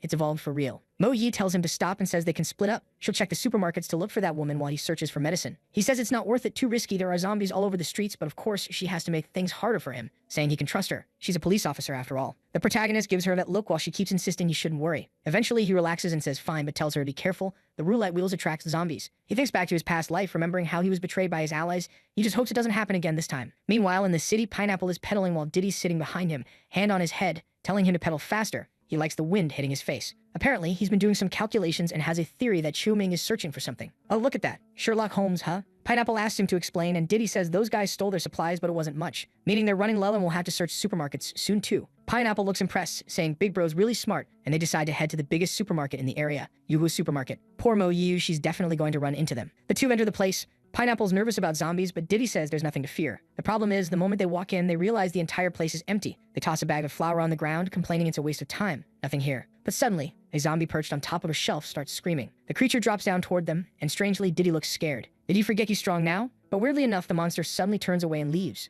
They're both confused until they realize there's only one thing zombies are more drawn to than humans. They look up. Every single one of them is stretching toward a roulette wheel. Pineapple asks what they should do, saying it's terrifying and they should probably run. But of course, Diddy says there's no way they're running. This is their lucky break. Nearby, Mogi's moving through the area. She knows this city well. Being a cop helps, and decides to check a small shop. She looks through the shelves and spots a zombie in the corner, but keeps moving. Then she goes into another store, empty again. No roulette, no supplies. The only place left is the largest market in the region, Yuhua. She just hopes Zhang Ming's safe. The protagonist, meanwhile, is speeding through the city in the truck while Chu Yin says the teacher's getting worse. He says they're almost there, and finally they pull up in front of the city hospital. He rushes inside to find medicine as the teacher moans in pain. Her back wound is drenched in blood. Chu Yin knows that if Zhang Ming doesn't come back soon, she's going to die. Even worse, if there's one guy who takes forever to return, it's him. He's running down the hospital hall saying he needs medical supplies right now, when suddenly a green tail slams into the wall beside him. Oh god, another monster with a red crystal on its forehead. Wait, not red, the artist changed his mind, now it's yellow. And this one looks like a crocodile mixed with a turtle. It's way worse than the white ape. People only figured out how to kill these things 10 years into the apocalypse. Monsters like this are known as guardian creatures, since they usually protect something valuable. The protagonist hides knowing he can't defeat it with his current power, but he does have a few tricks up his sleeve. Outside, Chu Yin asks if he found the medicine, but he ignores her, heads straight for the truck, grabs a bow and arrow, and says he'll be right back. Strangely, he goes into a jewelry shop, a gold store of all places. Chu Yin's completely confused, trying to figure out what he's doing. The woman's dying, and this guy's acting like he's playing Minecraft. He might not know how to kill that creature, but he does know how to slow it down. With these materials and his craftsman's skill, he figures he can make exactly what he needs. He reforges the bow with gold, turning it into a real masterpiece. Looking slick kid. It's a technique called mosaic forging, something he'd seen people use in his past life, a method that strengthens one item using the properties of another. With everything ready, he steps out from behind the wall, draws 3 arrows and fires at the turtle-like monster. One arrow lands in front, another by its leg, and the third sticks into its tail. Immediately, Zhang Ming sprints forward, saying that's exactly what he needed to slow the bastard down. He rushes into the medicine wing, kicks open the door. Luckily, there's plenty of supplies since almost nobody's been able to enter because of the monster guarding the place. But now the beast's starting to rip its tail free. Oh, but he'd also thrown a net over its head, which it tears apart just as easily before turning its attention toward him. Meanwhile, over at Yua's supermarket, Diddy's just finished beating down a bunch of zombies and celebrates, saying he's finally getting his roulette. Pineapple's freaking out, asking what's going on. When Diddy pulls off the cloth, there it is, a roulette packed with items. He kicks the blonde idiot and orders him to start collecting the crystals. Pineapple's getting angrier by the minute, while Diddy examines the wheel. It looks different from the last one. There's even a weird necklace, and a card on it. The problem? It costs 10 crystals to activate. Pineapple warns that more zombies will show up soon. Clearly, this thing's attracting them. But Diddy just decks him across the face for saying it. Out at the entrance, Mo Yi arrives. The place is way too quiet, which can only mean all the zombies have already been wiped out. At the same time, back at the hospital, the massive creature's standing upright, glowing faintly purple. Outside, Chu Yin hears the noise and panics. Zhang Ming's in danger, but the teacher's also in critical condition. She can't just sit there doing nothing, so she opens the door and runs to help him. Inside it, she comes face to face with a crocodile lizard scratching up the walls, wondering what kind of monster that even is. Inside the room, the door's beginning to crack under pressure. Our boy stacked a chair against it, like that's gonna do much. He knows as long as the beast's raging, he's trapped. From outside, Chu Yin realizes the same thing. He's stuck in there with no way out. She looks around and spots something, a nest of eggs in the corner. The monster keeps slamming its tail against the wall. Zhang Ming notices his level 1 craftsman gear didn't do much at all. Then suddenly, the creature starts to move away. He's confused for a moment until he spots Chu Yin in the corner. What the hell is that idiot doing here? Turns out the monster hadn't left, it just whipped its tail again. Damn, I really want to know how crystal ranks work because that golden one's gotta be worth a fortune. Chu Yin hides behind a wall, wondering how she can help Zhang Ming. She has to be useful somehow. So she runs straight toward the nest of eggs. From there, she yells, telling the monster to look at her. Instantly, it obeys, turning its huge body toward her. Even though Zhang Ming thinks she's an idiot running to her death, he has to take advantage of the distraction. He bolts out of the room right then and there. Zhang Ming yells for Chu Yin to get out of there or she'll die. The monster's charging while she's standing right in front of the eggs, but she shoves all three, scattering them around. Strangely, the creature looks way more worried about its offspring than anything else. It rushes to gather them up, barely keeping one from smashing into the wall. Zhang Ming realizes the monster values its eggs above all else. She actually got lucky. But then the idiot trips, and luckily he grabs her hand just in time. He still scolds her, calling her a fool, but pulls her along, telling her to hurry and get out of there. Outside, she exhales in relief, saying that was close, while he asks why she did something so reckless. Oh, he's all flustered now. Guess someone's falling for her. She just saved your life, genius. Did you want someone useful? Well, there you go. She says she panicked. She was scared and wanted to save him, so she didn't think straight. He looks at her and says she needs to stop doing that. There's no reason for her to risk herself like that. Still, deep down, he admits that because of this, he can finally trust her. Meanwhile, later that night at Yuhua Market, the sky's gone dark. Mo Yi sneaks inside quietly and reaches the roulette room. Surrounded by zombie corpses, she wonders what on earth happened there. That's when Diddy steps out from behind the wheel, saying he wasn't expecting to find a lady, thought it'd be another zombie. And a cop, no less. Guess he's lucky tonight. However, Mo Yi stepped forward to face him head-on. Thinking that she was a police officer too, he really was a lucky guy. But Mo Yi was already getting ready to face him head-on. Meanwhile, Zhang Ming was with Pu Xiang, checking on her. The teacher still had the stitching marks on her back, thinking that the scar wouldn't look good. The guy said he was done, and she thanked him. Lian Chu Yin asked how her friend was doing, and he said she'd be fine after some rest, but her stomach started growling. Lian Chu Yin said it was just because she hadn't eaten. Then he told his partner to go grab something to eat while he went to meet up with Mo Yi. Back to Diddy, he's trying to punch the officer, landing a hit she blocks, but she's thrown far back. She steadies herself and swings a kick over at him. He stomps hard on the ground. Diddy rubs his shoulder, saying the girl's pretty strong. With a big grin, he says he likes that and throws another punch. The officer barely dodges and is surprised by his speed. The villain's got a wild look in his eyes and keeps charging forward, but she blocks the next attack with her forearm. Diddy wonders what kind of crazy fighting technique that is. Taking the opening, she lands a punch straight to his face, but the muscle head doesn't even flinch, like he didn't feel a thing. He even mocks her, saying it felt like a mosquito bite. Then he tells her to come at him with everything she's got. Mo Yi realizes his body's tough and wonders if he went through a mutation. She changes her stance into a different fighting style, which the villain finds interesting. The officer gets ready to use a special punch technique, but the guy manages to grab her hand. He holds it, saying it wasn't bad and she should keep going. The brute warns that the more she resists, the more fired up he gets. Pineapple's amazed that the officer's still holding her ground against the boss even after he drank the potion. He thinks the roulette's right there in front of him, but now this troublemaker showed up. The blonde decides he has to help the boss, maybe then he can become a superhero with the roulette. So he figures it's time to act. Suddenly, Pineapple rushes in and pushes the officer from behind. She gets angry and curses at him. Taking advantage of the moment, Diddy lands a hit on her. The girl's thrown far away, hitting the ground and realizing there are two enemies now. But Diddy gets mad at his friend, asking who told him to interfere. He says that after the potion, he could take down 10 cops like her. Then he smashes a punch right into the girl's face, grabs her by the collar, and mocks her, saying a cop fighting for justice is a joke. Mo Yi glares at him, furious despite all her injuries. Diddy raises his fists, saying that real justice is his fists. But just as he's about to swing, the officer gives a faint smirk. Suddenly, Zhang Ming appears behind the muscle head, his aura dark and heavy. Diddy takes a punch to the face, not even knowing where it came from. He's dazed, completely lost on what's happening. Standing in front of Mo Yi is the protagonist himself, there to protect her. Diddy stares at him, the kid who just showed up to save the day. With a grin, he says he was planning to look for him anyway, but looks like the kid came on his own.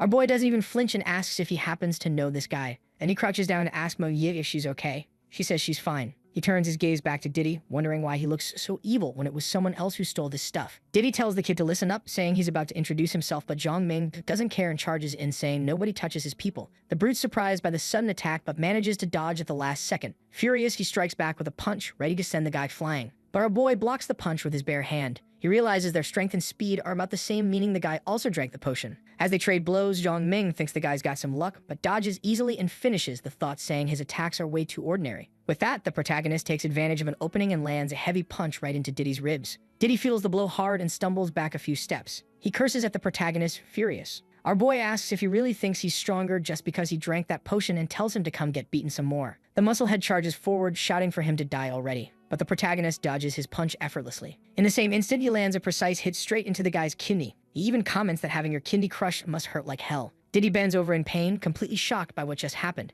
Then he charges again, yelling that he's going to finish this bastard once and for all. As their blows collide, our boy realizes something: both of them are one-star warriors. He dodges another punch, thinking that the real difference between them isn't that. He grabs the enemy's arm with ease, tightening his grip. The protagonist thinks to himself the difference is his 10 years of combat experience. Then he throws a punch straight into Diddy's face with everything he's got. The muscle head is launched backward from the sheer force of the impact. Pineapple's eyes go wide, shouting for his boss. Diddy crashes to the ground, completely wrecked. He lies there, asking who the hell that kid is. The brute's trembling, terrified, and starts begging for his life. He drops to his knees, pleading not to be killed. But secretly, he pulls out a hidden knife while pretending to surrender. He begs the protagonist to spare him just this once, saying he'll change. And the second our boy turns around, he lunges forward, knife in hand, trying to repay the kindness. The muscle head's about to stab him in the back, but Zhang Ming spins around instantly and grabs his arm. In that moment, our boy twists his wrist, snapping every bone in his hand. Diddy screams in agony, clutching his shattered hand. But the protagonist doesn't stop. He hits him again, saying he's seen plenty of guys like him before. The brute collapses to the ground, and the boy says the plan wasn't bad, but he was just too weak. Flat on the ground, Diddy looks over at Pineapple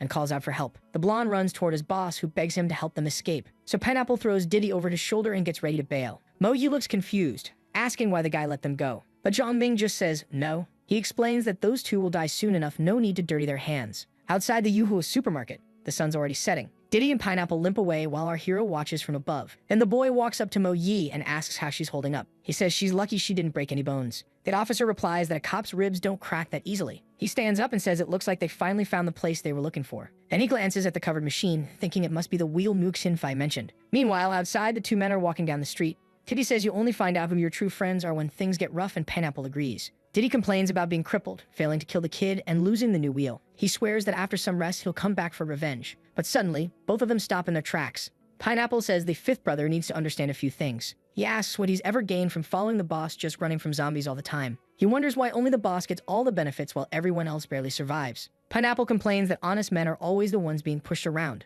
while Diddy begs him not to do anything stupid. He grabs Diddy's arm and says that since the boss is crippled now, maybe it'd be better if he held onto the crystals for a while. With a sly grin, he says he'll help keep them safe, while Diddy recovers. But right then, Diddy's face twists in horror. A horde of zombies is flooding into the alley. The monsters charge straight at them, ready to attack. Panicking, Diddy reaches out, begging his friend to give him the crystals and take him along to escape. The blonde one asks how he's supposed to run if he has to carry the boss with him. Right then, the horde of monsters leaps straight onto Diddy, who gets left behind. While Pineapple runs away, Diddy screams his friend's name in despair, realizing he's been betrayed. Outside the supermarket, the truck is already waiting for them. Lion Chu Yin hears the screams and worries that something happened to Zhang Ming and the others. Panic flashes across her face immediately. Our protagonist shows up with Mo Yi, saying she's injured and they need to find a safe place fast. The girl asks if those two guys who escaped from the supermarket were the ones responsible for this. She's furious, saying that if she'd known, she would have run those two over with the truck herself. Inside a warehouse, they light a campfire to warm up and spend the night. Our boy and Liang Chu Yin take the watch while the other two rest on the mattresses.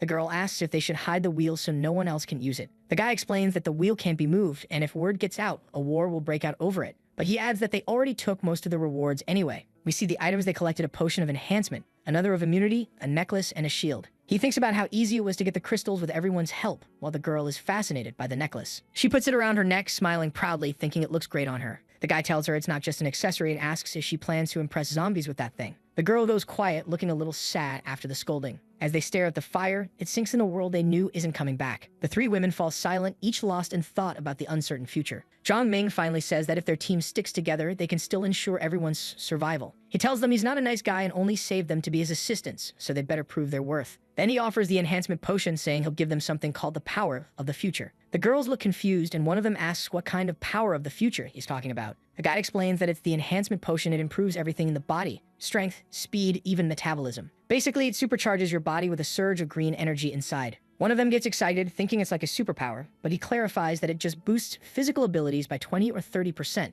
A normal person after taking it becomes strong enough to tear through zombies. Lian Chu Yin seems discouraged, saying that a 20% boost to her body won't help much. But the guy tells her the potion develops your body's potential, and she shouldn't underestimate herself like that. Mogi asks if he got strong because of it, and he says his physique doesn't compare to that of a trained police officer. She realizes the potion only enhances the body and wonders how he knows so much about the apocalypse and why he's already so powerful. Lian Chu Yin agrees, thinking that since the moment she met him, he seemed oddly well adapted to this crazy new world. Everyone falls silent for a moment, all thinking about the mystery surrounding him. Then Mo Yi cuts straight to the point. She asks if he knows what caused the apocalypse. He gives a faint smile and blames Muxin Fei, while thinking to himself that he can't reveal he's a reborn. The girl concludes that Muxin Fei must not be an ordinary person, and the protagonist feels relieved they bought the story so easily. She asks about the side effects, and he says it causes excruciating pain. Many people die because they couldn't handle it. Lian Chu Yin panics and asks if she could die from it. The guy says every benefit comes with a risk, and he won't force anyone to take it. The girls look uncertain, thinking hard about what to do. But suddenly, Mo Yi stands up. She extends her hand and says she'll take the potion without hesitation. The protagonist gives a faint smile and says that's exactly what he expected from her. He hands her the potion, warning about the pain of evolution and telling her to drink it the next day. Seeing her friend's courage, Liang Chu Yin decides she'll try it too. She doesn't want to be a burden.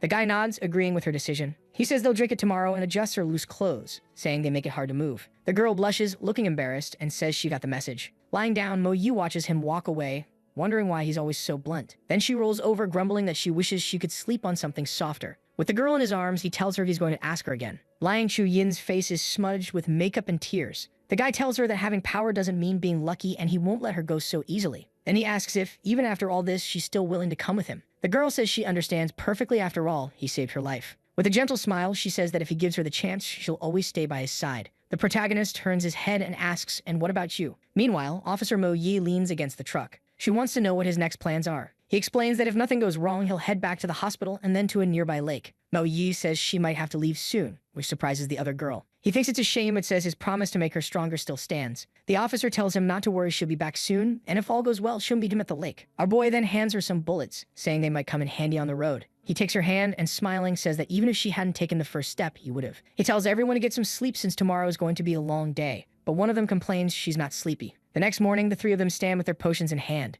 All of them look nervous about drinking it, but they're determined. Without a second thought, Liang Chu-yin tilts her head back and drinks the whole thing in one go. Immediately, the effect kicks in, her vision starts to blur and distort. The glass bottle slips from her hand and shatters on the floor. All three of them collapse to their knees, writhing in pain as it spreads through their bodies. The protagonist tells them he's heading to the hospital and that they should hunt zombies once they recover. The two girls nod, still shaking from the potion's effects. With that, he and Yellow Pill set off on their mission. They tell him to be careful, and he assures them he'll be fine. Not long after, our hero arrives in front of the public hospital. He feels relieved that the place is still standing and says now he remembers. He remembers hearing that inside this hospital, 3 guardian beasts were once found. Later, the military intervened, killed the 3 creatures, and took an egg the monster had left behind. Rumor had it that the image on it was the design for a sword, and before long, silver swords began to appear. With a confident grin, he swears that this time the blueprint and the egg will be his. To make sure nothing goes wrong, he's already cleared out every zombie in the area. Now all that's left is to make the final preparations for the battle ahead. He thinks back last time he wasn't ready for the beast. Now though, his bow's power is too low, and his pistol isn't strong enough either. He needs another plan. The only option is to enhance his bullets using the lizard claws he found earlier. Using his crafting skill, he fuses the claws with the pistol rounds. He manages to infuse magic into them, greatly increasing their damage and penetration power. Now, with his weapon loaded and Yellow Pill by his side, he's ready for the fight. He tells his partner to wait outside and warn him if any zombies show up. Everything set, our hero leaps through a window into the hospital. Inside, he finds the crocodile turtle monster peacefully asleep, but it wakes up instantly at the sound of something breaking. The creature starts scanning the room, trying to locate where the noise came from. Suddenly, he spots the red jacket of our hero hanging from a stick. The bright red color enrages the monster, and it starts growling fiercely. The beast charges full force toward the piece of red cloth. It lunges, but the jacket sways aside at the last second. The creature freezes, confused to see the cloth moving on its own. Hidden in the shadows, our hero is using a fishing rod to control the jacket, keeping the monster distracted. He realizes the information was right. The creature really does go wild at the sight of red.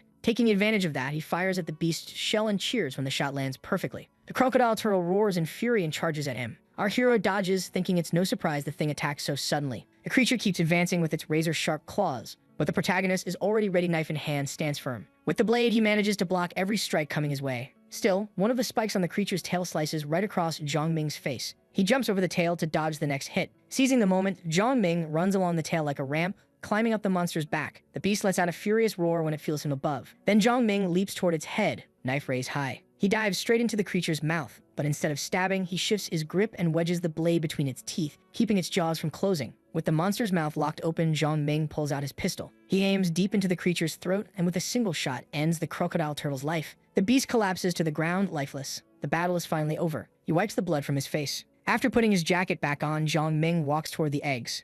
Near them, he finds a glowing scroll. With a satisfied grin, he celebrates he's found exactly what he came for. The scroll shows blueprints for 3 swords, rank 1, 2, and 3. He notices the last one is a rare purple rank blade with both a passive and an active ability. It's so powerful that its value nearly matches a historical grade weapon. But to forge that masterpiece, he'd need 1,000 rank 5 magic crystals. So for now, the protagonist decides to focus on crafting the rank 1 sword first. Looking at the eggs, he explains they're excellent evolution items for pets. So Zhang Ming calls his little dog over to enjoy the reward with him. He prepares the eggs and eats alongside his partner. As he eats, he feels his body and mind recovering fast, his strength doubling after consuming the evolution egg. Then Zhang Ming tells Yellow Pill to lift his head so he can check the changes. The little creature obeys. He then asks him to show his new talent ability. At that moment, Yellow Pill growls softly, preparing to demonstrate his power. Suddenly, he fires a burst of sharp spikes straight toward the protagonist. The spikes slam into the wall, startling Zhang Ming with their power. Realizing what just happened, the protagonist understands his partner's new ability, a spike shot attack using his fur. But now, Yellow Pill's completely bald and the guy just stares, baffled. Still, he pats him gently, saying it's a good ability even if he does look ugly now. Before leaving, he tells the dog to finish the rest of the eggs, but not to touch the last 2.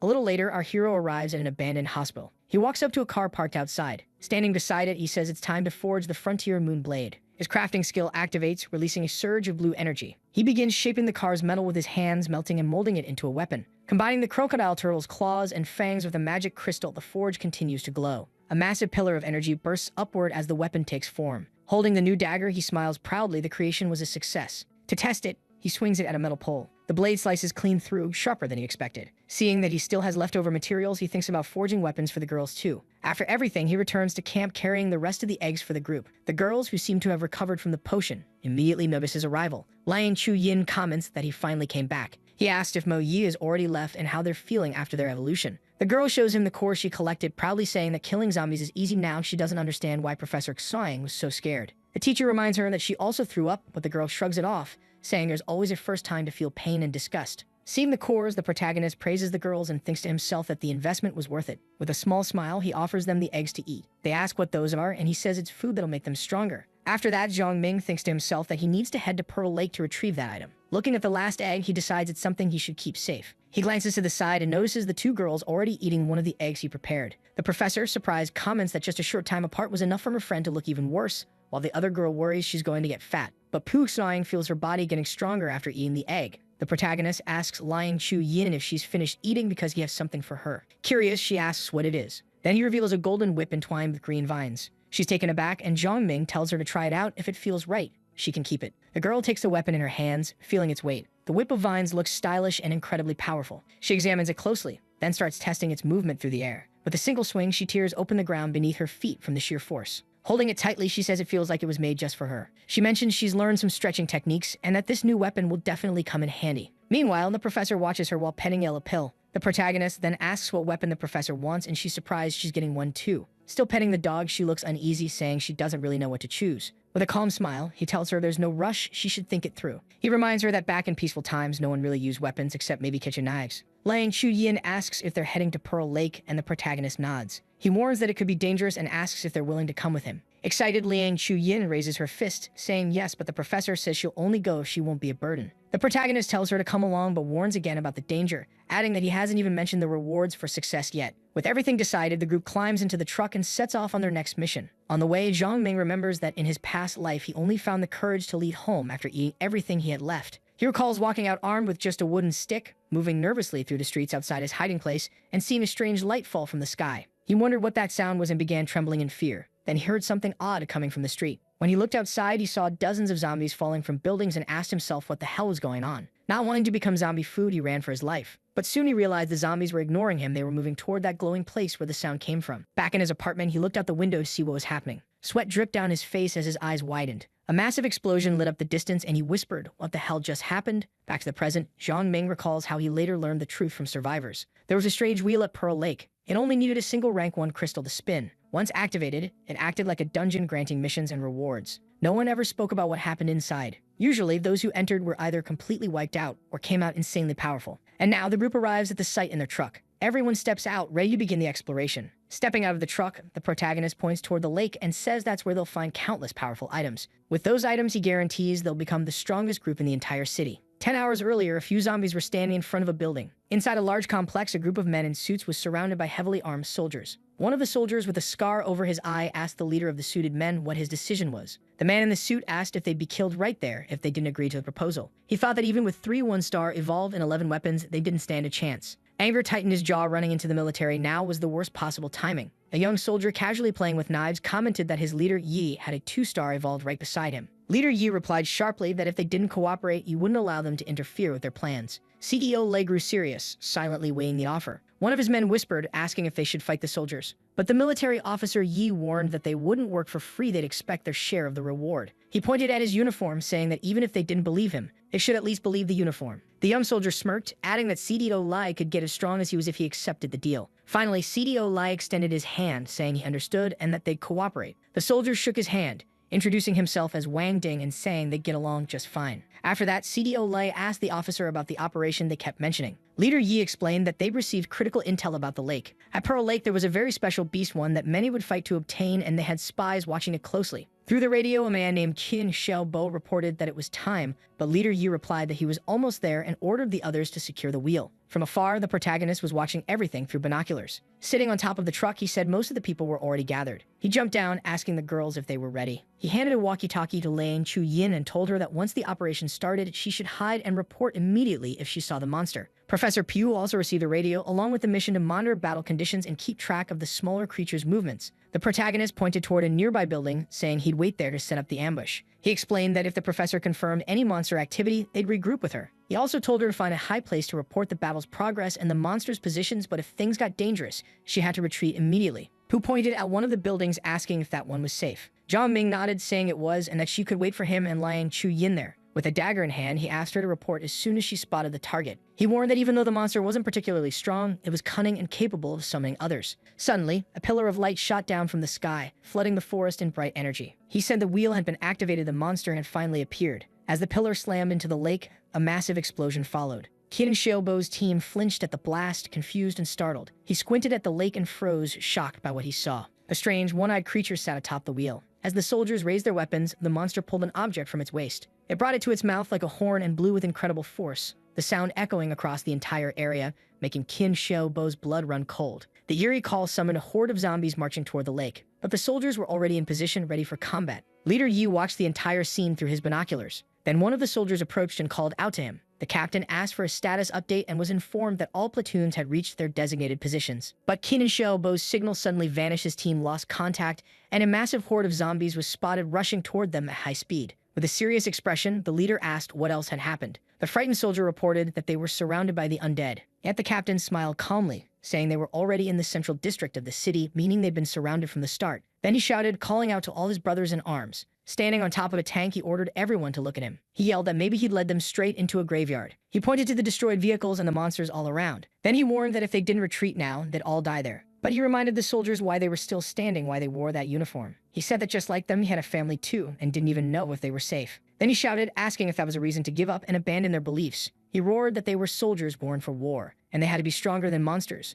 stronger than anything in this world. Even if he died, he wanted to die wearing that uniform with honor. With a powerful yell, he declared that glory belonged to them, and the soldiers shouted it back in unison. They roared together, glory belongs to us. From the window above, our protagonist watched the whole scene unfold. He thought that while their sense of glory united them, it was also something unimaginable in the final days of the apocalypse, and he couldn't help but envy them. He kept watching. Down below, the tanks rolled forward, crushing zombies under their tracks. The protagonist thought their blood must be boiling with adrenaline. Seeing the soldiers' determination, he wondered what was happening on the other side. Then suddenly, blue lightning crackled deep within the forest. The protagonist realized what it meant. The dimensional gate was opening. He understood that the monster had used its horn to tear open a portal. That horn didn't just summon mutant creatures, it called forth powerful beasts from another dimension. Moments later, a horned monster with glowing blue eyes emerged from the rift. It was a crimson steel beast, a level 2 creature with 2 heads and sharp claws. Without hesitation, the monster charged straight at Qin Xiaobo. He screamed in pain as the creature caught him. The beast roared, ready to devour its prey. Then, another shape stepped out from the portal, goat-like hooves covered in black armor. It was a terror war goat, another level 2 monster. Seeing the situation spiral out of control, the protagonist sprinted up the stairs to the rooftop. With a hard kick, he burst through the door for a better view. From up there, he could clearly see the dimensional portal glowing ominously. From it, swarms of purple cloud war ants began pouring out, all level 1 monsters. He frowned.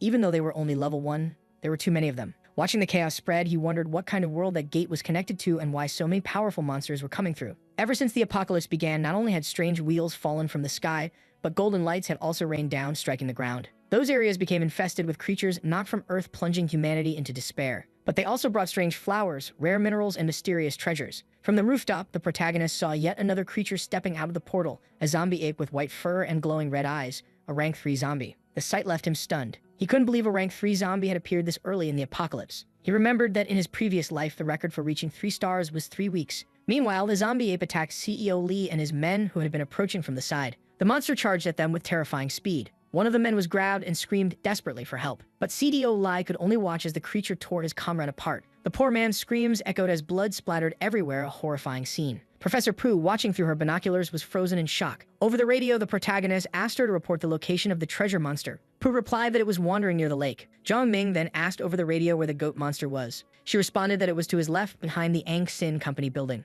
The protagonist leaped from one rooftop to another and told the professor to keep her eyes on the goat's position. He lands on the rooftop and calls Lang Chu Yin to come closer. The eye keeps moving fast, leaping from building to building. Over the radio, the professor confirms that she spotted the treasure monster. It's walking around the lake while riding a purple cloud war ant. Reaching the edge of a building, he asks if the black hole has disappeared yet. But the voice over the radio says the portal's still there, and right then, he spots the terror goat approaching. The protagonist remembers that according to his past life, the monster could only blow that horn once, but he doesn't understand why the black hole is still open. He drops from the building and moves through the crowd of zombies to investigate. With his dagger in hand, he gets ready for battle. He starts cutting through every zombie in his path with ease until the severed head of one catches his attention. He grabs it, muttering that even if it's small, it shouldn't go to waste. Suddenly, he hears someone screaming for help. He looks up and sees the terror goat chasing a group of terrified survivors. The monster roars, its red eyes blazing with fury. Preparing to face it, the protagonist notes that the goat is a rank 2 monster, but one of the easiest to deal with. So he charges forward, knowing he could earn great rewards by taking it down. He steadies himself, gathering strength, then leaps onto the beast, plunging his dagger deep into its back to hold on. With a focused look, he prepares for the next strike. From a distance, the people he just saved watch the battle, completely stunned. One of them mutters, asking how he did that when he's just a 1-star like them. The goat bellows in pain and starts bucking wildly, trying to throw him off. But the protagonist drives the dagger even deeper, shouting that it won't be that easy to shake him off. The creature shrieks in agony as the blade sinks further. The men watching are shocked by how easily his weapon pierced the monster's defense. The goat keeps jumping, thrashing around, trying to fling him away. But the protagonist clings tightly to the dagger lodged in its back. Then the creature slams itself against a wall, trying to crush him. The impact rattles Zhang Ming's body. He grits his teeth, thinking this beast is clever. The goat keeps throwing itself against walls at high speed, but with one last strike, the protagonist finally brings it down. Even as it collapses, the monster keeps roaring at him. With a confident grin, the protagonist says he'll grant the creature's last wish and steps off its back. He yanks the dagger free from its flesh and jumps aside, preparing for one final blow. The monster swings its hooves, trying to crush him, but our boy dodges midair with a quick twist. He gathers his energy again, his eyes glowing red. Pointing the dagger toward the goat, he raises his arm high and slashes down. He keeps going, unleashing a flurry of fast, precise strikes, but that only enrages the creature even more. He braces himself for the counterattack, blocking the goat's charging horns with his dagger. Even wounded, the protagonist tells the creature to stop fighting. It's over. The beast stumbles, weakened by its wounds, and finally collapses to the ground. With the goat defeated at last, the protagonist steps closer to its body. He hears someone whisper, wondering if he really killed that thing. With blood running down his face, he turns to see who's talking. It's the people he saved earlier, watching from a distance. One of them asks if he actually killed the monster, while another demands to know how he managed to beat something that huge. The protagonist replies that since they were running away, they shouldn't have come back. With a dismissive wave, he tells them to get lost. But one of the men argues that they deserve half the credit since they fought the monster first. The protagonist scoffs, asking if getting massacred and not even scratching it counts as credit. The man yells at him to stop acting arrogant. They're just trying to survive. Enraged, the protagonist shouts back, telling them to get the hell out of there once and for all. He glares at them with pure disdain. The three men glance at each other, their faces filled with fake confidence. One of the men threatens him, telling him to drop everything he's got and get lost. Another says there are 3 of them, and only one of him he'd better think twice before doing anything stupid. Zhang Ming's arm is weakened from his fight with the monster, and they mock him for it,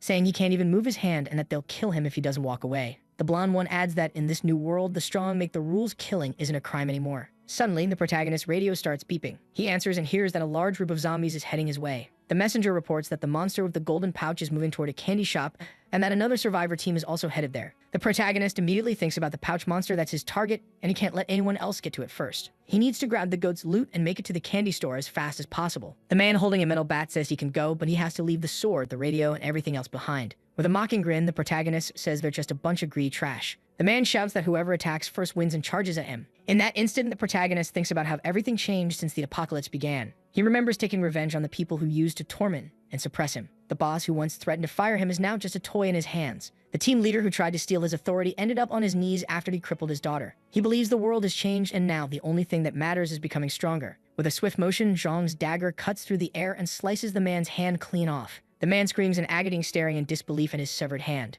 With a commanding glare, the protagonist says that in the apocalypse, anyone who tries to kill should be ready to die too. The man roars in anger, shouting, "How dare you?" The protagonist kicks him hard, sending him flying backward, his body crashing into his 2 companions, knocking them all down. They hit the ground, screaming in pain as their bones crack. Kneeling beside the goat's corpse, the protagonist mutters that they don't need to remember his words because this is their end. He opens the beast's throat, takes the monster's loot, and walks away, leaving the men behind. With no one left to stop them, the zombies pour into the area where the men were left. Their screams echo as they're torn apart by the horde. Nearby, gunshots ring out through the air. Inside a building, soldiers are firing non-stop at an oncoming wave of mutant creatures, mowing down several green-blooded rats. One of the men asks Officer Xiao Yi why she acted so strangely after coming back. She says it's nothing, the rats were just too disgusting. Then she asks if Sister Lee is okay. The girl beside her nods, saying she's fine but worried about her husband. The squad captain tells her not to worry, her husband's in a safe zone. Then he asks Xiao Yi why she told the commander she wanted to leave. Xiao Yi hesitates, thinking of the protagonist before answering. But before she can speak, one of the soldiers shouts for everyone to look. The gunfires attracted something big. It rushed to the window, and outside, a zombie ape is approaching fast, its eyes burning with malice.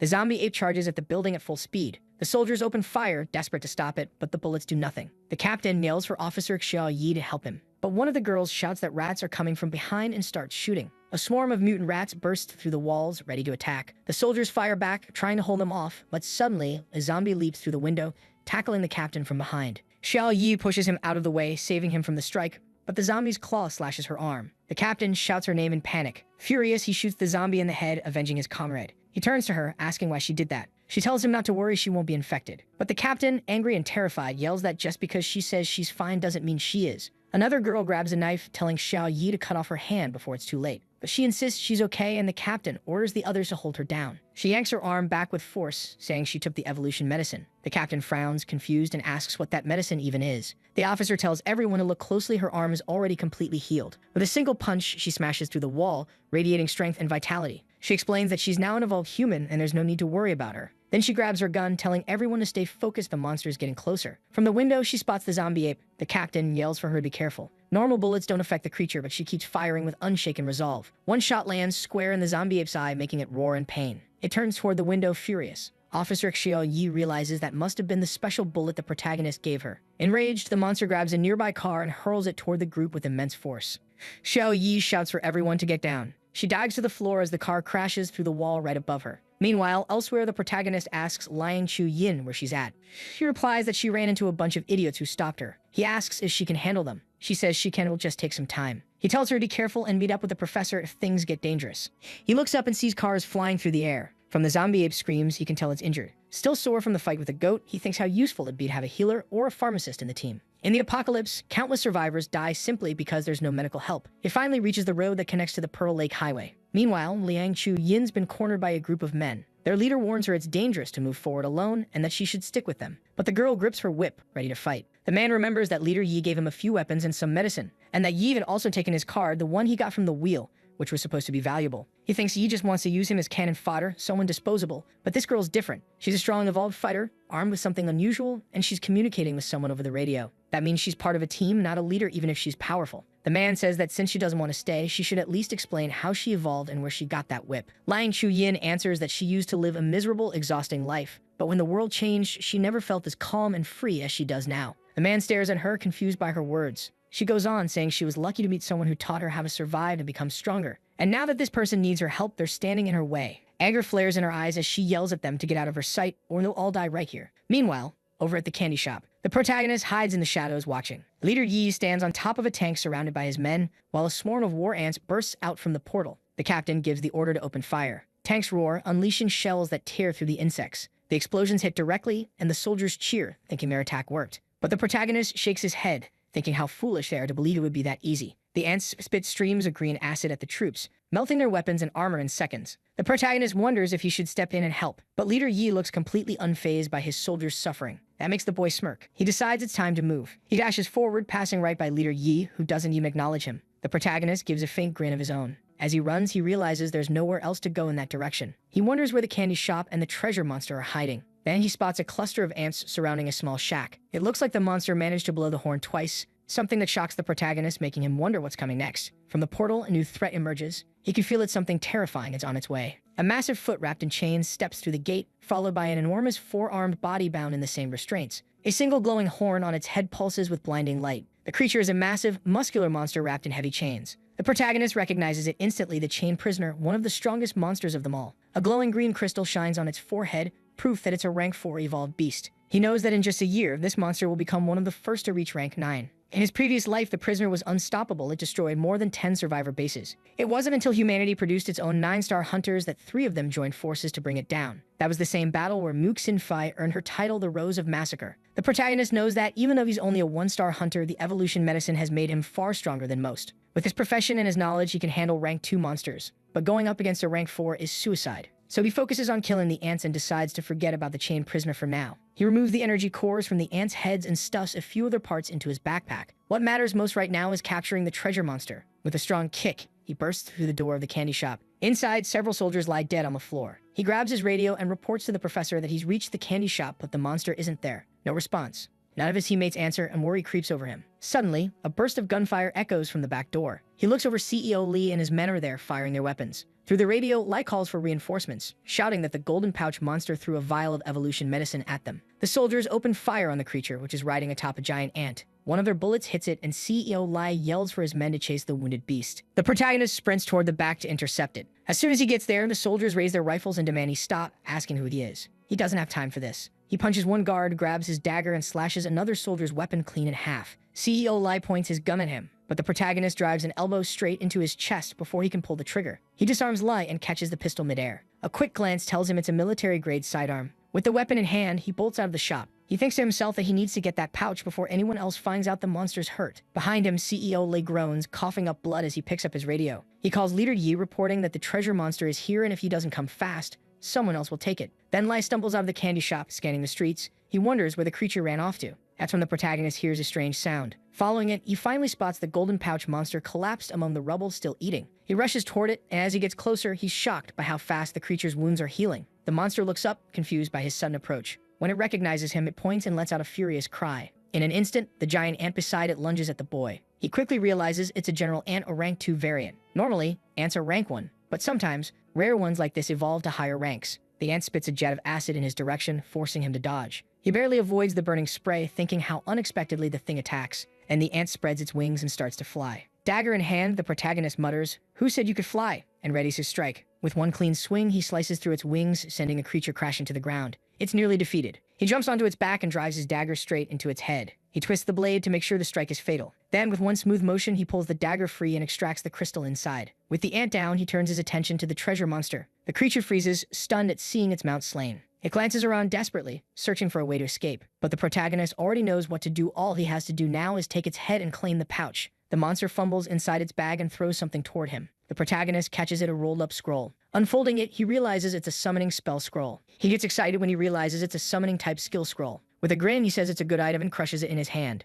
Panicking, the monster throws another scroll at him, but the protagonist easily catches it midair. To his surprise, it's a profession-level upgrade scroll. With a dark look in his eyes, he says he wants more items or he'll finish the creature off right here. Terrified, the monster throws more things toward him, begging for mercy. He picks up a 1-star evolution potion, unimpressed. But then he notices another item, a profession certificate. When he opens it, he's shocked to discover his new profession, gardener. Back at the battlefield, Officer Xiao Yi fires at the monster. One of the soldiers asks what kind of weapon she's using is actually wounding the creature. She thinks to herself that this is kind of fun. The captain asks if that's why she wanted to leave earlier. She reflects that the rewards she's gotten are far more than she deserves, and that some things in this world are beyond imagination. The monster charges toward them. She shouts that she'll explain everything later if they make it out alive. Her gun fires again, the round slamming straight into the zombie ape's leg. The monster snarls, glaring down at the injury. Drool drips from its mouth as it locks eyes with her in pure rage. Seeing its knee is damaged, the soldiers keep shooting, realizing it can't move as fast anymore. Then, a man in a suit approaches Xiao Yi, demanding to know who fired and ordering her to follow him. He says General Liu has invited her to join his unit. Xiao Yi ignores him and yells for everyone to aim for the monster's right knee instead. The soldiers rush to follow her command. The man repeats himself, saying it was an order and waiting for her response. She raises her gun. He walks closer, eyeing the weapon and pointing out how different it looks from the others. She shoves him away with a single strike. He demands to know what she's doing and asks if her weapon is even legal. But with a furious glare, she tells him she's trying to keep everyone alive and orders him to back off. She warns that if he keeps interfering, she'll kill him where he stands. She says she's staying here, she's not joining General Liu's group. The man snaps that she's disobeying a direct order and will face disciplinary action. Xiao Yi fires a shot at the wall right beside his head. Gun still in hand, her message is clear, she's not bluffing. Everyone around her freezes in shock. The man's face twists with anger as he shouts, demanding how she dares to shoot at him. But Xiao Yi screams right back, telling him to get lost or she'll blow his head off next. Terrified, the man stumbles away. The captain, worried, says she was reckless and asks what's going to happen to her after this. But calm and smiling, Xiao Yi says she doesn't care, she's not staying anyway. Nothing ties her here anymore. Captain Cheng Zi is stunned, asking how she can say that so casually. Then Xiao Yi turns to him and asks if he even knows why they're fighting or what they're fighting for. Outraged, Cheng Zi asks what kind of conversation she had with the commander. She reveals that she overheard their communications. They're nothing but cannon fodder for Yi's group. She explains that all they're doing is sacrificing their lives so the commander and his family can get their hands on the evolution medicine. One of the soldiers asks if what she's saying is true. Xiao Yi answers that if they survive, they'll only live long enough to see the commander's family become the awakened ones. Meanwhile, the protagonist is still stunned by what he just obtained as second profession. The gardener class comes with two skills: cultivate and activate. He explains that cultivate allows him to nurture a plant from seed, while activate lets him control it in various ways. In his previous life, he once saw a massive evolved sycamore known as the Heaven Tree, but he was too afraid to get close. Now he's thrilled by the idea that even growing ordinary vegetables could be an incredible advantage in the apocalypse. Then he yells at the treasure monster again, demanding more items and threatening to kill it. The monster trembles in panic. With a confident smile, the protagonist braces himself, and suddenly, the creature throws something straight at him in a last-ditch attempt to strike back. Zhang Ming tries to block the attack with his hand. Suddenly, he's taken aback by the sheer power behind it. He twists his body, dodging just in time, and a massive explosion erupts from the impact. Panting, the protagonist realizes that, as expected, the creature tried to kill him. From the smoke, a green, elemental being emerges. He narrows his eyes, wondering what kind of monster this is. Then he notices there's no core inside it, only a glowing green body dripping with a corrosive acid. The elemental lunges toward him. Zhang Ming decides not to attack yet, knowing he doesn't have enough information about it. The treasure monster laughs mockingly as Zhang Ming retreats, chased by the coreless green elemental. But the protagonist smirks, saying he still has a trump card left to play. He decides to test out the summoning scroll he just obtained. After crushing the scroll in his hand, he plunges his dagger into the water. The surface boils violently, and a water elemental rises beside him. The summoned creature blasts a stream of water straight at the green elemental. The hit sends it reeling back, roaring in pain. The two elementals clash head-on, colliding with tremendous force. Zhang Ming knows the summoning won't last long, only a minute at best. He has to finish this quickly. Meanwhile, the treasure monster panics as it sees the boy charging toward it. It spins around to flee, but freezes when it spots CEO Li and his men blocking the path. Li shouts that whatever belongs to him stays his, then orders his men to kill them both. Zhang Ming ducks behind a pillar as bullets start tearing through the air. He curses under his breath, thinking he wasted too much time and let those idiots catch up. With gunfire all around, he knows he has no choice but to risk it all. He dives into the open, sprinting through the chaos. Soldiers scream as stray shots hit them. The protagonist rushes for the treasure monster, and with a quick motion, he grabs it. A grin spreads across his face. He's finally got it. In his past life, treasure monster hunts were chaotic, bloody battles with a 60% chance of dying. He wonders if today he'll finally be the one who wins. Then, a sudden slash cuts through the air. He's forced to drop the creature, startled by the unseen attack. The strike lands on the treasure monster instead, slicing its hand clean off. Zhang Ming realizes that if he hadn't dodged, his own arm would have been gone. From the smoke, 3 awakened fighters appear, ordering him to back away. But he stands his ground and snatches the pouch from the monster's hand. One of the awakened immediately lunges at him. He blocks the strike with his dagger, but another fighter, armed with a spear, charges in for a follow-up. Zhang Ming knows his injured arm puts him at a disadvantage. He can't take on 3 of them head-on. So he kicks the treasure monster's body away from the chaos. Everyone watches in shock at how strong his kick was. CEO Lai yells for Wang Ding to grab the treasure pouch. When the creature gets the ground, Wang Ding shows up with his men, grinning at the coincidence. One of them curses at Zhang Ming, telling the others to ignore the kid and go for the pouch first. Wang Ding says he'll handle the rest, ordering his squad to move in. They rush forward as the battlefield grows even more chaotic. Zhang Ming stays low, thinking the hunt's turn into a complete mess. He'll have to wait for the perfect moment to strike. The sun begins setting over the horizon. Elsewhere, Officer Xiao Yi and her captain take position. But the zombie ape uses his streetlight pole as his shield, blocking the bullets. Xiao Yi's shocked it's smart enough to use tactics. She pulls out the last special bullet the protagonist gave her, and suddenly something familiar catches her eye. Through the smoke and fire, she spots Professor Pooh running amid the chaos. Xiao Yi's heart skips a beat. If the professor's here, then the protagonist must be nearby too. Without hesitation, she jumps off the building.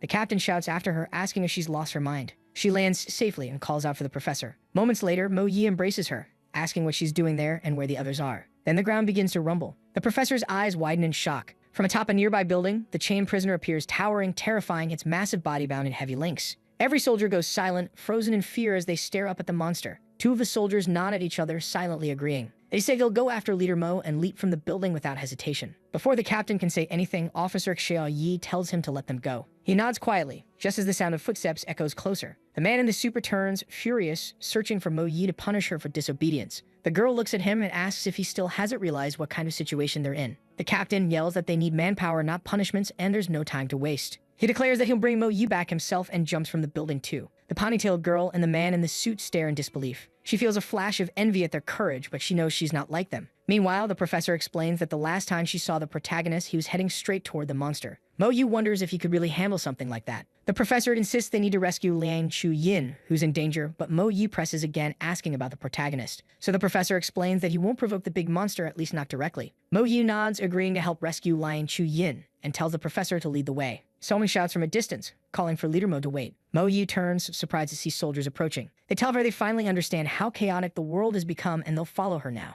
The captain remarks that the rules have changed and maybe They're right. With a faint smile, Mo Yi thinks that with soldiers this loyal, the man must be proud. She places a hand on the professor's shoulder and says their priority is to save their comrades first. One soldier asks who exactly they're going to save. Mo Yi grins at him and answers simply, my idol. Elsewhere, Liang Shuyin is still surrounded. She's out of breath, injured but still standing, whip in hand. She thinks to herself that killing people isn't as hard as she imagined. The men's leader shouts that she's not getting away this time. He orders his men to shoot her in the legs. He wants her alive. They open fire, but the girl cracks her whip, deflecting the bullets. With a swift strike, she lashes one of the men and pulls him in, using him as a human shield. Then someone calls her name from afar. The men hesitate, startled, and that's when the soldiers strike. They hit hard and fast, one of them landing a solid kick. The leader screams, demanding to know who they are. But before he can react, Officer Mo Yi appears and punches him square in the face, knocking his teeth out with one blow. From a distance, the protagonist watches the clash between the awakened fighters and the soldiers. He notices that the muscular man has a powerful, unique profession. Looking at another one, the man with the spear, it's clear he also has a profession. It seems they were lucky enough to find a 3-color wheel, which already makes them stronger than any level 1 evolved. The muscular man and one of the soldiers are locked in a fierce battle. The protagonist thinks it's not unusual for someone to gain a profession after evolving, as long as they have the courage to figure out how the wheel works.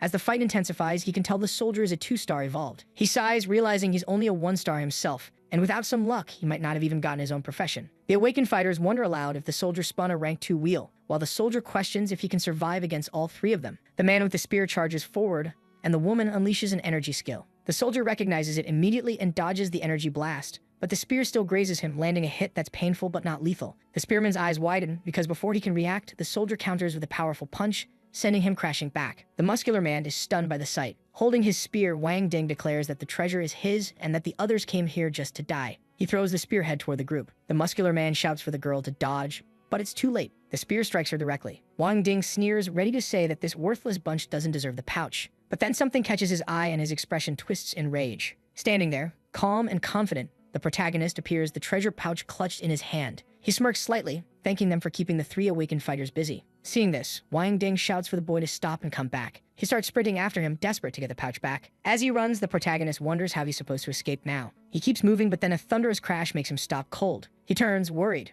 and suddenly, the chained prisoner appears, smashing through buildings like paper. Chunks of debris rain down from above, wiping out everything in their path. For some reason, though, the protagonist just smiles. Behind him, the soldier is still in pursuit, emerging from a thick cloud of dust. The man throws a punch, landing it square on the protagonist's face. Zhang Ming tries to counter with his dagger, but the attack fails. He bolts, clutching the treasure pouch tightly, disappearing back into the smoke. But that brief delay gives Wang Ding enough time to catch up. He thinks to himself that the kid's only a 1-star evolved, but even so, if he had dodged, that blow might really hurt. Then the soldier's body begins to change, a skull tattoo glowing on his chest. At that moment, the protagonist realizes how he became a 2-star evolved. He's a soul devourer of the Black Spirit. Meanwhile, chaos erupts among the military lines. Gunfire echoes everywhere as soldiers shoot non-stop. Zombies and giant ants charge forward from every direction. One soldier gets surrounded, another is cornered, and a spray of acid from an ant melts through armor in an instant. A desperate voice shouts that they can't hold out much longer. They're under attack from all 4 sides, 2 communication lines are already lost, and even General Liu can't stop the monster. He's preparing to retreat. Leader Yi issues an order. He commands everyone to push toward the left flank. The soldier warns that side is too dangerous, but Yi insists it's their only way out. He says as long as Wang Ding gets what they came for, any number of sacrifices will be worth it. The protagonist locks eyes with the soldier. He remembers hearing about something like this in his past life, a special black wheel card. Once activated, it lets the user devour a creature of the same rank to temporarily evolve to a higher level. If a 1-star evolved devours a rank 1 beast, he becomes a 2-star. If a 2-star devours a rank 2 beast, he becomes a 3-star. But the skill can only be used once, and those who use it are said to die within 10 years. The soldier orders him to drop the pouch and promises to let him go. Zhang Ming clenches his fist, thinking that facing a 2-star evolved has wounded his pride as a reborn survivor. He mutters that the soldier's presence was an unexpected obstacle that nearly ruined his entire plan, but he's not giving up now. The soldier narrows his eyes, wondering if the boy has some hidden trick or trap prepared. He tightens his grip, thinking that against true power, schemes and tactics mean nothing. Then the protagonist points off into the distance. The soldier turns his head and spots General Liu and his troops closing in. Zhang Ming points in the opposite direction, revealing the 3 awakened fighters nearby as well. He tells Wang Ding that in his previous life, he once admired him, but now he only feels disgust. The soldier argues that the military deserves respect for protecting its honor, even at the end of the world. But Zhang Ming shouts back that they've already lost that honor, that their hearts are corrupted, driven only by greed. The soldier yells for him to shut up, but the protagonist grins with a cutting smirk, asking if he struck a nerve. Leader Yi's tanks and troops begin advancing. Zhang Ming glares at the soldier, saying they're the strongest power in the city, yet they've done nothing to help anyone. He calls out their hypocrisy. They kill zombies only to harvest their cores, not to save people. Soldiers are nothing but cannon fodder, used so the evolved can serve their masters. He looks over the ruined city, slams his foot into the ground, and takes off running. Weaving through the wreckage, he yells out a challenge, calling for Wang Ding and the corrupted spirit commander to come take the treasure themselves if they're strong enough. Then, out of nowhere, items start raining down from the sky. The soldier freezes, stunned by what's happening. Even Leader Yi and the awakened ones are caught off guard. One of the men gasps, amazed by how fast Yi is moving. Wang Ding lunges toward one of the glowing golden orbs, but a whip snaps through the air, stopping him cold. With a powerful tug, Liang Chu Yin reels the orb toward herself. Officer Xiao Yi and the others arrive moments later. Xiao Yi leaps, catching another orb midair. She kicks one across the ground toward Professor Pu, who braces herself and catches it. Then Mo Yi lands gracefully beside them. And for the first time, all the girls each hold one of the golden orbs in their hands. One of the soldiers notices there's still a single orb left on the ground, but Wang Ding sees him moving toward it. The soldier charges, ready to grab the orb. Yet before he can, Wang Ding's strike sends him flying. The soldier crashes into another comrade, and the captain rushes to catch him before he hits the ground. When they ask if he's okay, the soldier groans that Wang Ding's strength is unbelievable. Wang Ding lunges for the orb, but a sudden gunshot forces him to roll away. The bullet slams into the ground where he stood, grazing his arm. The orb tumbles forward, landing between Leader Yi and Xiao Yi. Both reach out instinctively to grab it. The captain yells for Xiao Yi to stay back, but Leader Yi dashes forward anyway. Seeing his determination, Xiao Yi withdraws from the fight. Before Yi can touch the orb, however, the spearman strikes, and with one powerful blow, he knocks the leader off his feet. The awakened fighters cheer, claiming the orb is theirs.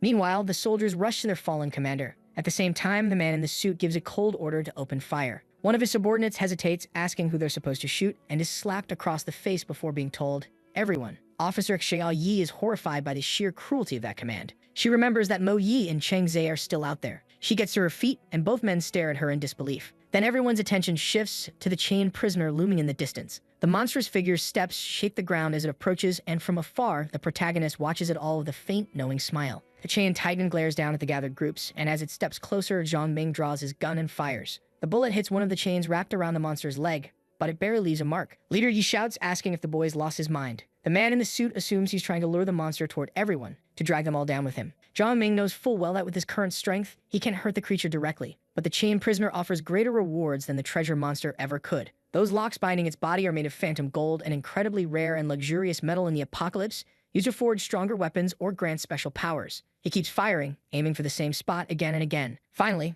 after one last shot, the chain snaps apart. The man in the suit shouts for his men to move in, but Leader Yi, standing high on a ridge, fires at one of them to keep them back. The man in the suit yells for his soldiers to shoot Yi instead. Meanwhile, the two women hiding nearby whisper anxiously. Mo Yi says to let them fight it out and wait for a chance to grab more treasure, but the professor worries about what the protagonist is doing and whether he'll survive. Zhang Ming faces the chained prisoner alone. The monster swings a massive wooden beam at him, but he dodges and leaps onto it, dagger in hand. He climbs up along the weapon, gripping the monster's chain tightly. Dangling there, he thinks to himself that he needs the phantom gold, but his only arm free for cutting is the one already injured. He swings his dagger at the chain. A small crack forms, proof it's working. The monster snarls in confusion, but Zhang Ming keeps hacking blow after blow. The creature thrashes, trying to shake him off. Pain shoots through his right arm, and he realizes just how tough the phantom gold really is. It could take forever to get even a small fragment. He wonders if he should give up after coming this far. Then another attack forces him to dodge again, and that's when he spots something, a small opening in the monster's weapon. He steadies himself, preparing for a finishing strike. Channeling his energy, he activates one of his new skills, Planting Root. He drags his power through the tip of his finger, and a tiny purple seed lodges itself inside the chain. In seconds, it sprouts, thick vines bursting outward, covered in sharp violet thorns. The protagonist grins. He did it. It's a carnivorous plant of ancient rank, a species usually found only in the desolate lands beyond civilization. Using the chain for leverage, he swings upward, then drops, gathering momentum for a clean strike. With a single precise slash, he cuts through the chain completely. The crowd watches, stunned, as the broken chain crashes down from the sky. A nearby soldier rushes in, ready to snatch the fallen item. He figures that whatever it is, it must be valuable.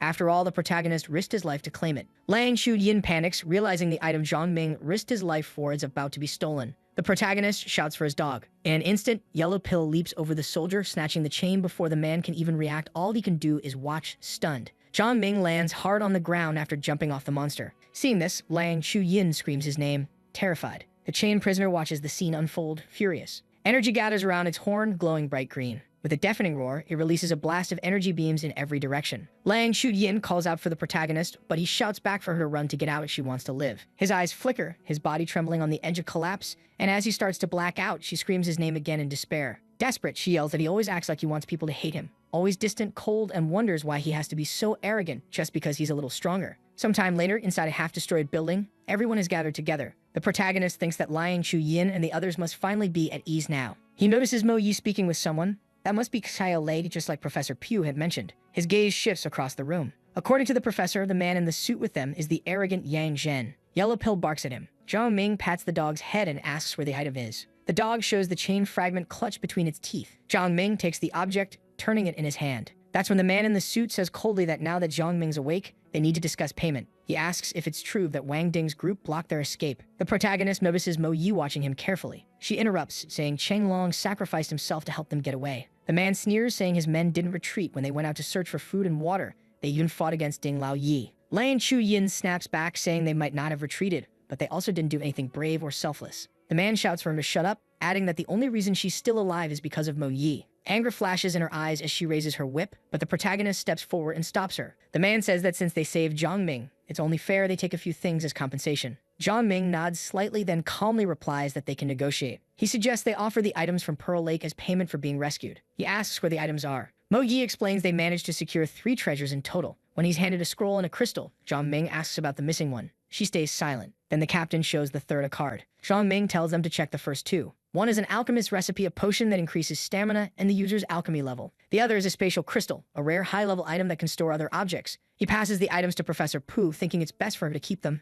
The crystal is perfect for storing other crystals quietly, without drawing attention. Then he asks about the card, and the captain explains it's the summoning card. Mo Yi says the captain is her teacher, and that she entrusted the items to him, though clearly he doesn't want to hand over the card. Zhang Ming says bluntly that those items aren't something they can just give away. The man in the suit glares, accusing him of trying to cheat them, and his men raise their weapons. Zhang Ming answers that he's grateful they helped him, but those treasures were obtained before that happened. He asked if they'd be willing to trade for something else instead. The man smirks and tells him to show what he has to offer. Zhang Ming signals for Chu Yin to bring his bag. He offers a potion of immunity, explaining it prevents infection. The man says it's good, but not enough. Then Zhang Ming pulls out a 1-star evolution potion. The man's eyes glint with greed, but he still says it's not enough either. Zhang Ming's expression darkens, his voice cold as he asks, "Not enough, you say?" Liang Chu Yin explodes with anger, yelling at the man to stop being so shameless. She reminds everyone that just yesterday they saw people die fighting over a single evolution potion. Mo Yi adds that they risked their lives to obtain those potions. But the man in the suit laughs, saying their lives aren't worth nearly that much. So the protagonist calmly takes out something else,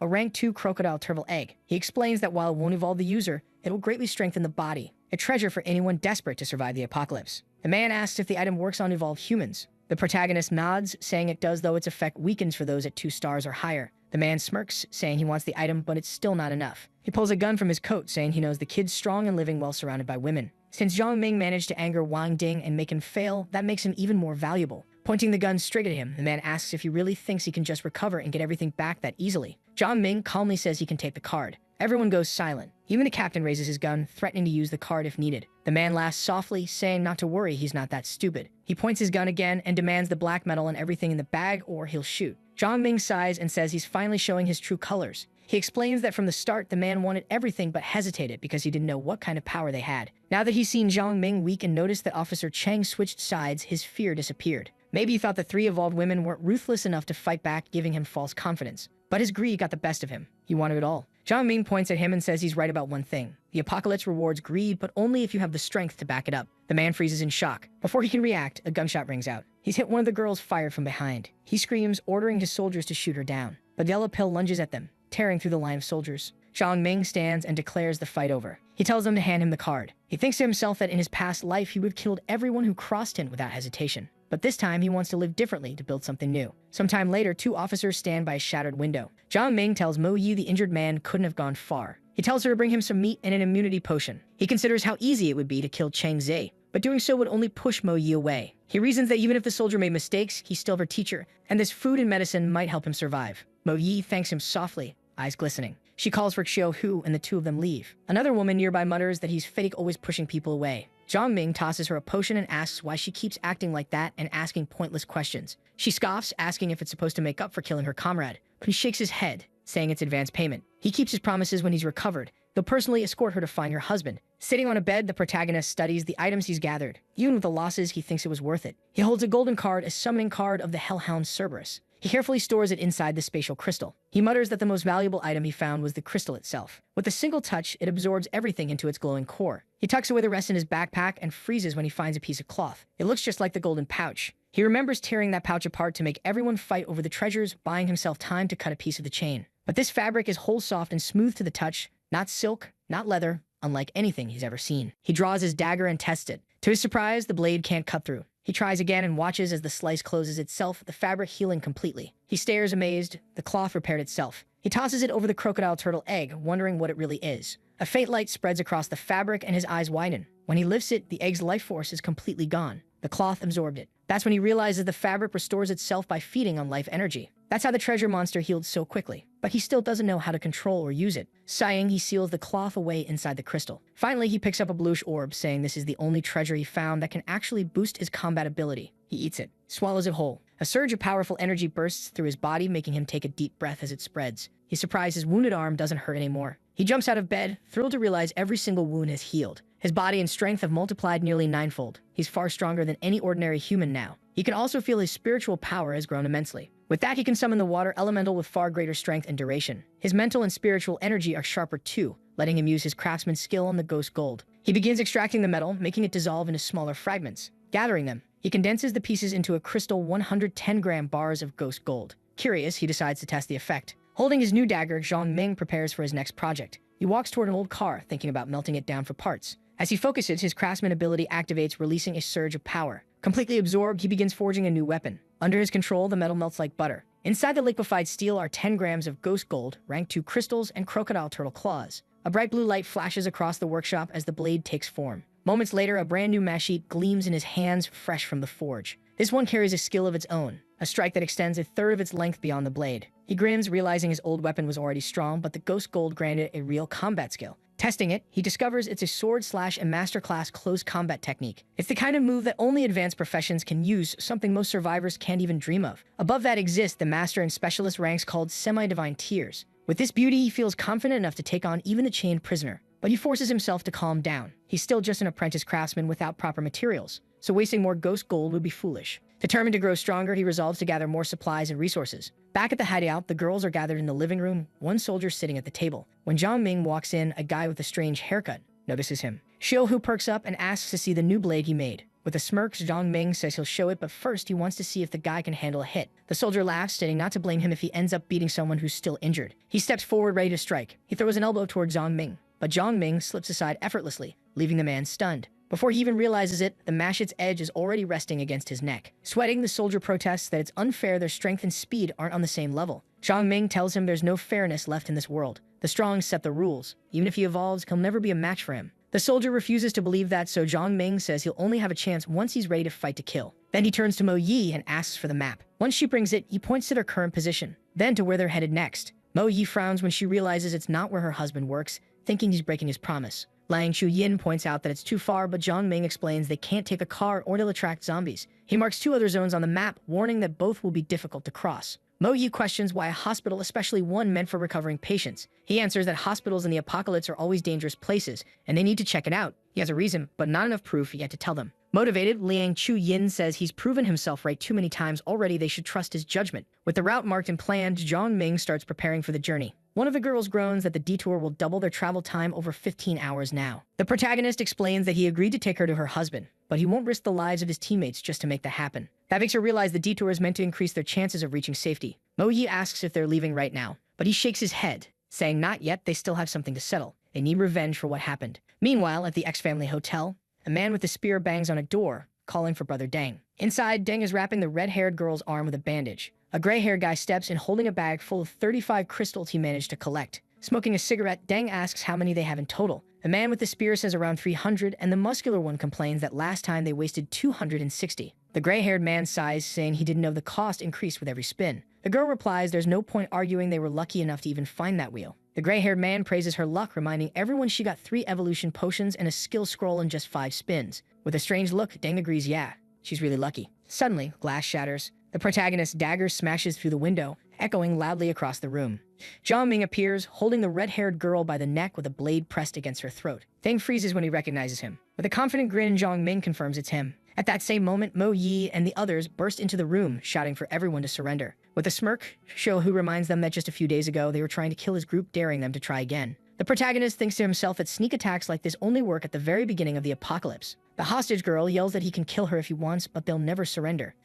Zhang Ming calmly says he doesn't need to go that far to end them. He adds that if they answer one question, maybe he'll let them live. Dang tells him to ask. With a cold stare, Zhang Ming demands to know the location of the colored wheel. Dang stays silent. Zhang Ming's patience fades. He presses the knife deeper, drawing a thin line of blood from the girl's neck. Panicking, Dang blurts it out. The wheel is located at Long Run Family Garden, Building N83, Room 1107, and even offers to guide them there. Dang realizes that if he hadn't spoken, Zhang Ming really would have killed the girl. Sometime later, they reach the Long Run complex where the wheel is supposed to be. The group moves carefully through the courtyard, ready for whatever's coming. Apparently, one of the soldiers got to carry Zhang Ming's spare dagger and he won't shut up about it. He boasts that it's not just any dagger, it's the incomparable dagger that slices zombies like vegetables. Zhang Ming tells him to shut it and keep quiet unless he wants to draw attention. Xiao Hu notices the dagger looks just like the one Zhang Ming wields and asks if it's coincidence. Zhang Ming answers that he forged both himself, it's part of his profession. That makes Xiao Hu light up with excitement. He asks when he'll get a profession too. Zhang Ming says there's no need to keep asking, he'll assign them fairly soon enough to those who stay strong and travel with him. Xiao Hu pauses for a second,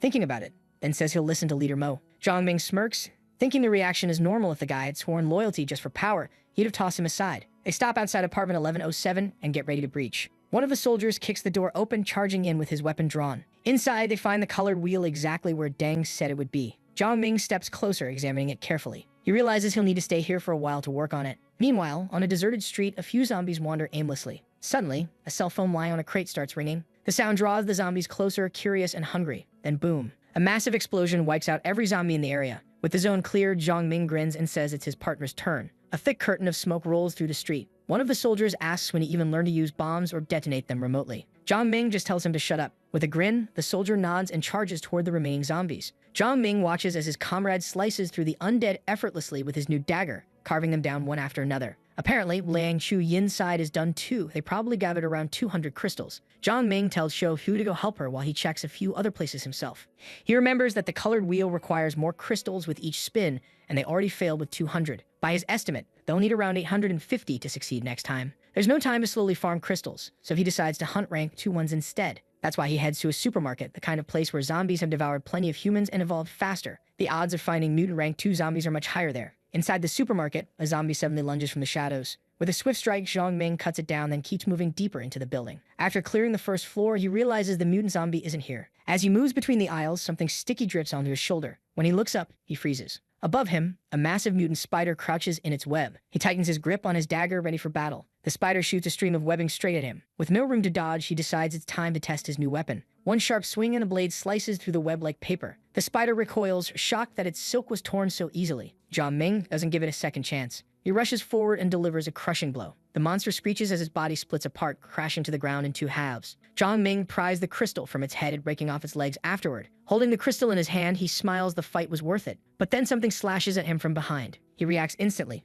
twisting aside just in time to avoid the attack. When he turns, his eyes widen. Standing there is a female evolved zombie named Yu Po, and beside her a sleek, sinister black cat. That game alone brings back memories from his past life. Back then, Yu Po was infamous, leaving nothing but trails of blood wherever she went. People whispered that she lured men in, then killed and devoured them without mercy. Eventually, the rumors turned out to be true. She had become a special evolved zombie. She possessed a terrifying ability called Seed of the Essence God, allowing her to control and evolve other mutant beasts. Zhang Ming can't believe it, 2 rank 2 monsters in one place. Yu Po stares him down, her gaze sharp and hostile as she strokes her pet's fur. He remembers her fate clearly. In his previous life, Yu Po reached rank 9, riding a snow serpent through the wastelands, her face almost human, her movements graceful. She was one of the rare monsters who could speak the human language. Over time, she stopped killing and even began trading with survivors. Some believe she regained her memories and chosen to live among humans again. But before reaching rank 9, she was the most ruthless creature of all. Suddenly, the cat leaps from her arms. It starts tearing into the spider's corpse like it's nothing.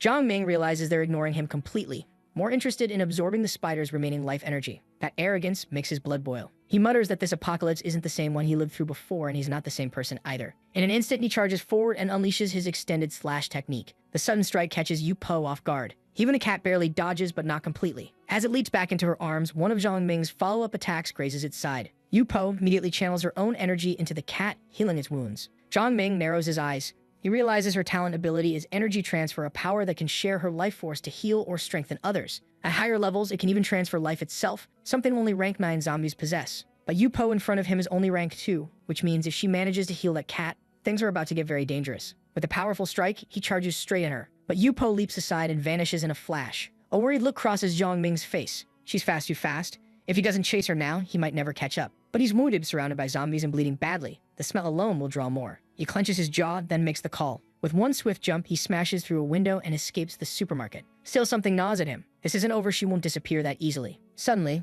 a loud crash echoes from above. Flocks of black birds burst through windows all around him, swarming through the air. They dive toward him in a chaotic wave, but with a sweeping sword slash, he cuts them down mid-flight. Then he notices these birds aren't the real threat. From a drain behind him, a flood of mutant rats pours out. With one clean swing, he slices through the first wave. Now he understands Yu-Po can only control one pet at a time, but she can communicate with other creatures. He smirks. So she's giving orders, huh? That's not gonna be enough to kill me. He launches another slash, cutting down the rats charging at him. But a few manage to cling to his arms, sinking their teeth into his flesh. He spins violently, unleashing a wide arc strike that sends the vermin flying. In seconds, the ground is littered with dead rats. He steadies his breathing, ready for another round, only to see the remaining ones scatter and flee. Lifting his dagger, he points it toward Yu-Po, who's watching him from the rooftop. She stays silent, those glowing red eyes fixed on him. Then wordlessly, she turns her back and walks away as if none of this mattered. Her crimson gaze lingers for a moment, cold, distant, terrifying. Zhang Ming glares up at her. Next time we meet, you're finished. Back at the hideout, a few captured prisoners lie on the floor while the girls stand watch. Moments later, Zhang Ming bursts into the room covered in cuts, breathing heavily.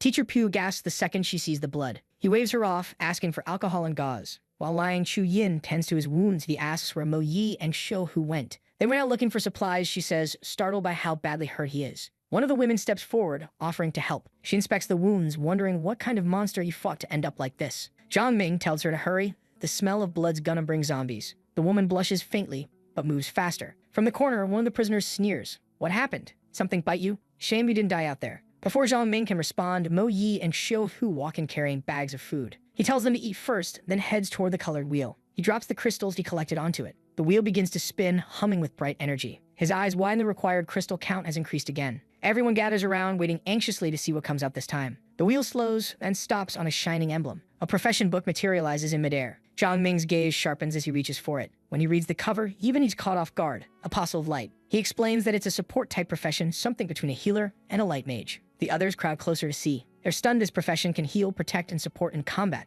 But it comes with one rule. Whoever accepts it can't have any other profession. Smiling, he asks, so, who wants it? Shou Hu shoots his hand up immediately, full of excitement. The girls all glare at him, and he freezes awkwardly. Quietly, he lowers his hand, realizing he's not even an evolver, and it'd be a waste. Zhang Ming turns to Mo Yi. You sure you don't want it? It's one of a kind. She shakes her head. No, I don't want just one profession. She wants to be like him, someone capable of mastering multiple paths. Liang Chu-yin refuses to, saying it doesn't fit her personality. Everyone turns to look at Teacher Pu. The attention makes Liang Chu-yin snap. Stop overthinking it, teacher. That job suits you. Pu hesitates for a moment, her expression mixed with doubt and resolve. Then, with a deep breath and steady eyes, she says firmly, I'll take it. The protagonist says he'll give her the profession and asks if she understands what it means for the group. Liang Chu-yin hands the scroll to Pu. With a faint smile, she says the man who once threatened her isn't as bad as he looks. Maybe he's worth following after all. Teacher Pu takes the scroll, and a radiant blue light envelops her body. A surge of energy transforms her into the new Apostle of Light. Her eyes glow with a newfound power. She immediately tests her healing skill on the protagonist.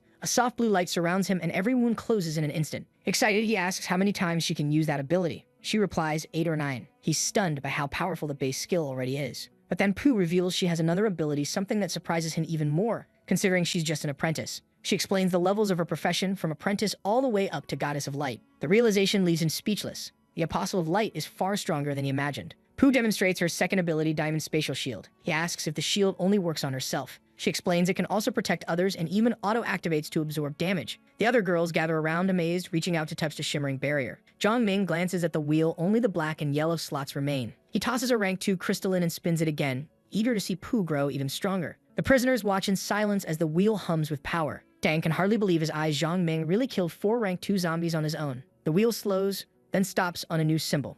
Another reward appears, a profession scroll. This time they receive Wind Dancer. Zhang Ming throws the scroll to Liang Chu-yin. This one's yours. She stares in shock. It's a rare profession, one that can only be learned by evolvers who wield whips. As an apprentice, she'll gain the ability to strike in 4 directions mid-air, but it requires dance fundamentals to master the moves. Mo Yi congratulates her, but admits she's never been good at dancing. Pu smiles, saying the profession suits Liang Chu-yin perfectly since she already uses a whip. Holding the scroll, Liang Chu-yin accepts the new path. Shou Hu, full of energy, begs Zhang Ming to spin the wheel again. But Zhang Ming shakes his head. No more crystals? We're stopping here. Frustrated, Shou Hu demands to know why they're giving up so easily. Mo Yi snaps at him to stop whining. He lowers his head, sulking, while one of the other girls just looks lost.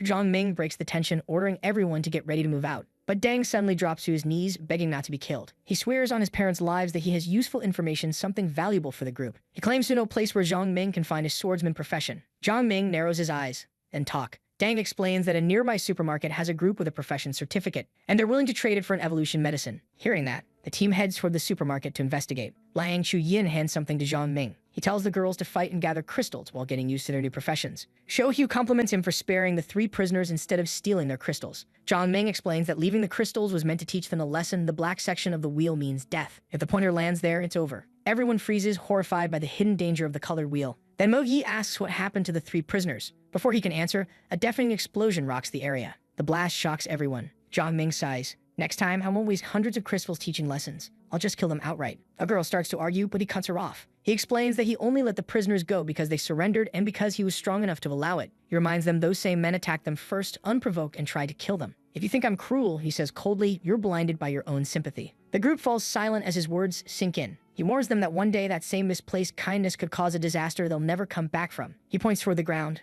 On that day, you'll end up just like that thing you're looking at now. They turn their eyes to the lifeless creature lying before them. The group falls silent, reflecting on his words. He tells them that in this apocalypse, pity is worthless. Those 3 prisoners hated them, which made them dangerous. They couldn't be allowed to live. At the same time, in another place, inside a hotel room, a man wearing only underwear grabs a bottle of water. He drinks a bit, then casually hands what's left to a trembling girl nearby. She looks terrified, her skin scratched and bruised. He tells her the rest is hers. Desperate, she gulps the water down, trembling. The man puts on his shirt and starts to leave when someone shouts from outside the door, calling him father. The voice says a group of armed strangers just arrived and wants to spin the wheel. He opens the door and asks how many there are and if they're armed. The messenger answers, 6 people, 4 women, 2 men, and yes, they have weapons. The man smirks. The team sounds strong. He orders his bald subordinate to gather everyone immediately and moves out. The bald guy nods and heads toward the door, but before leaving, he turns back to the girl sitting on the bed, still wrapped in the sheets. With a disgusting grin, he holds up a fresh bottle of water. You can have all this, he says, if you hurry up. The girl stays silent, glaring at him with pure disgust.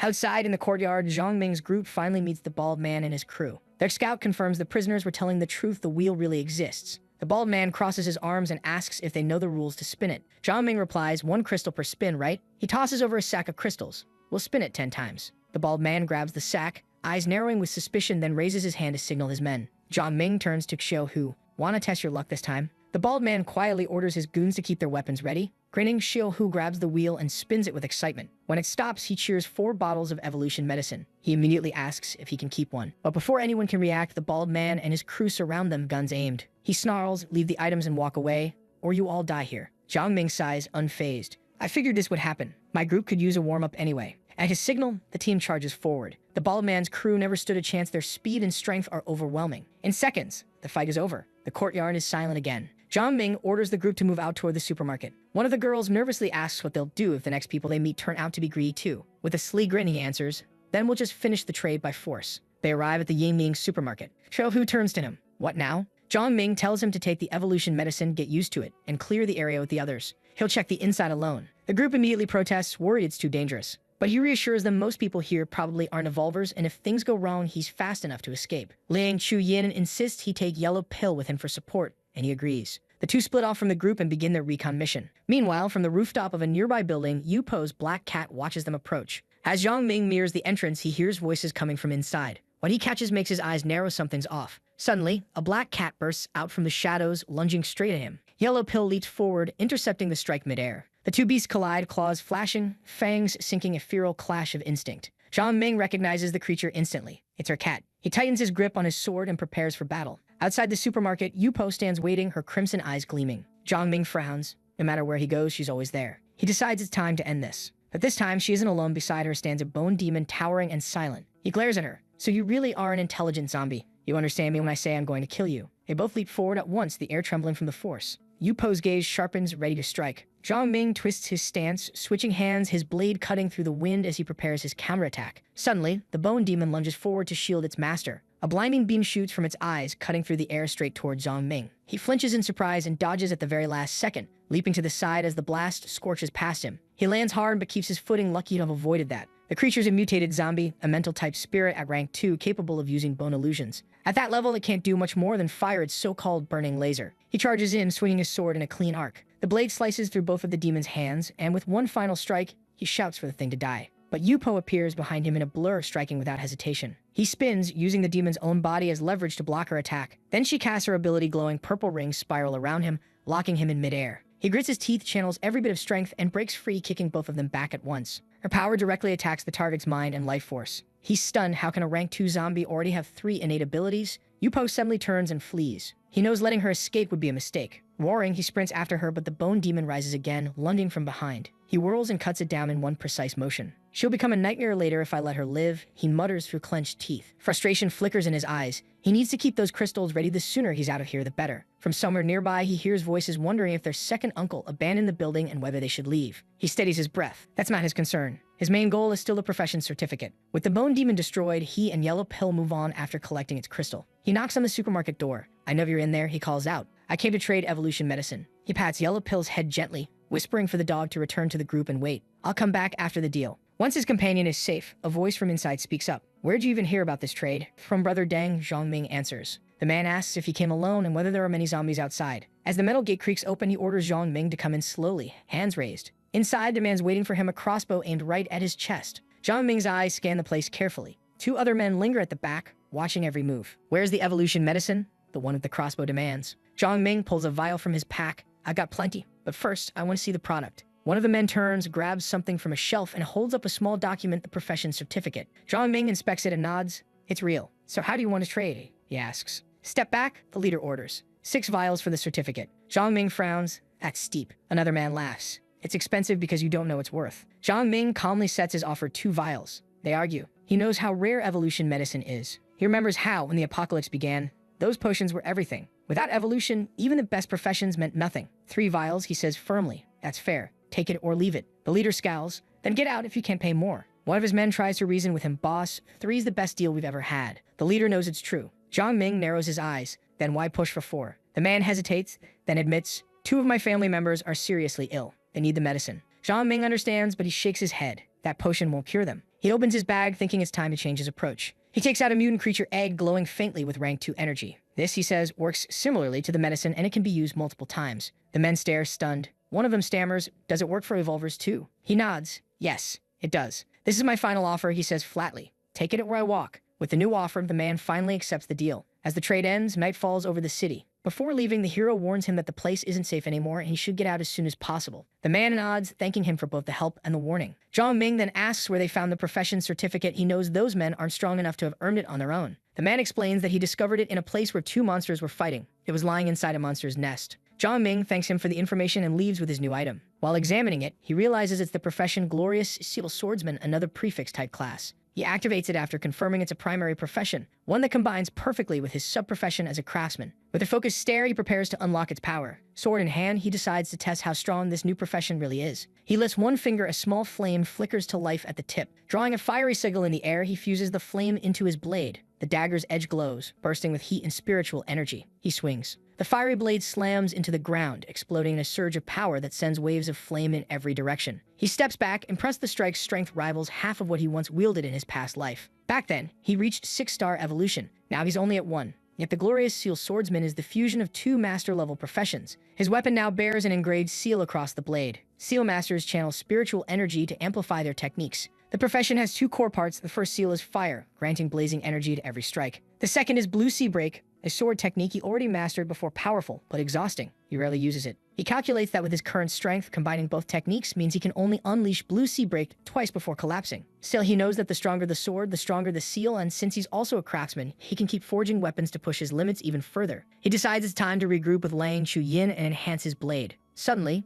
a bark cuts through the night. He freezes. Yellow Pill? Could the dog be in danger? The night looks calm on the surface, but trouble's already breaking out. Bo Yi and the others are under attack. Poo's protective shields shatter as she struggles to defend her partner. Both women face Wang Ding, armed with twin daggers. He sneers, mocking them, asking how many more times the teacher can heal or shield her friend, then adds that once she's spent, the dagger will be his. Nearby, Xiao Hu lies on the ground, cursing Wang Ding for trying to steal his blade. Meanwhile, Liang Chu Yin battles leader Yi, her whip snapping against his knives in a deadly rhythm. Yellow Pill is surrounded by armed soldiers, and the tension grows. Xiao Hu is down, and the team is cornered. Mo Yi clashes head-on with Wang Ding as he charges toward her. She blocks his strike with quick precision, but he attacks again, relentless. Her life is saved in a blink when Pu casts another shield, though Wang Ding's strength tears through it with ease. He slashes once more, forcing Pu to summon her diamond space barrier to protect Mo Yi again. But Pu's mind is burning out too many shields, too many heals. As Mogi parries blow after blow, she can't help but think, where the hell is Zhang Ming? Wang Ding laughs, declaring the sword will be his.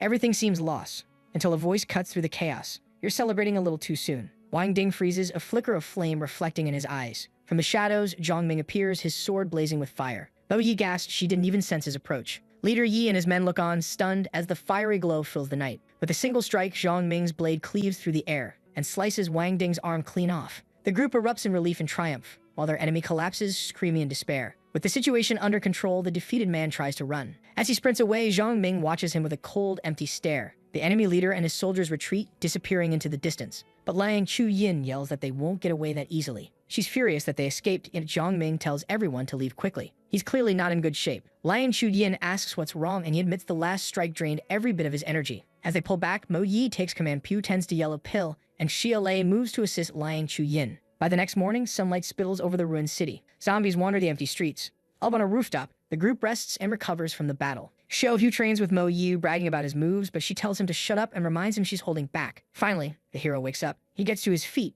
asking where he is. The group brightens up at the sight of him awake. He reassures them he's fine, all he needed was a night's rest. Then he sighs, regretting not finishing off Wang Ding. Using that new technique too many times had left him completely exhausted. Liang Chu-yin calls out that breakfast ready and everyone gathers around. Xiao boasts about lasting longer and training this time and asks to borrow Mo Yi's sword, but she tells him to stop dreaming. With a half-smile, Zhang Ming asks if it's really that special, the sword. Xiao insists he saw fear in Wang Ding's eyes when he faced that blade. Zhang Ming chuckles and promises to forge him one later. He steps to the edge of the roof. Channeling his crafting technique, he begins shaping metal. Heat builds around his hands as the wall's surface melts like wax. He guides the molten metal through the air with practiced precision. A burst of bright blue energy flashes as the new weapon takes form. He hands the fresh sword to Xiao. It's yours now. Xiao stares in awe, speechless. The others look on, equally stunned by Zhang Ming's craftsmanship. He explains that his sub-profession as a craftsman makes things like this possible. Then with a serious tone, he adds, that sword cost me a rank 2 crystal. I had to kill another rank 2 zombie for it. Liang Chu-yin snaps at Xiao to go wash the dishes.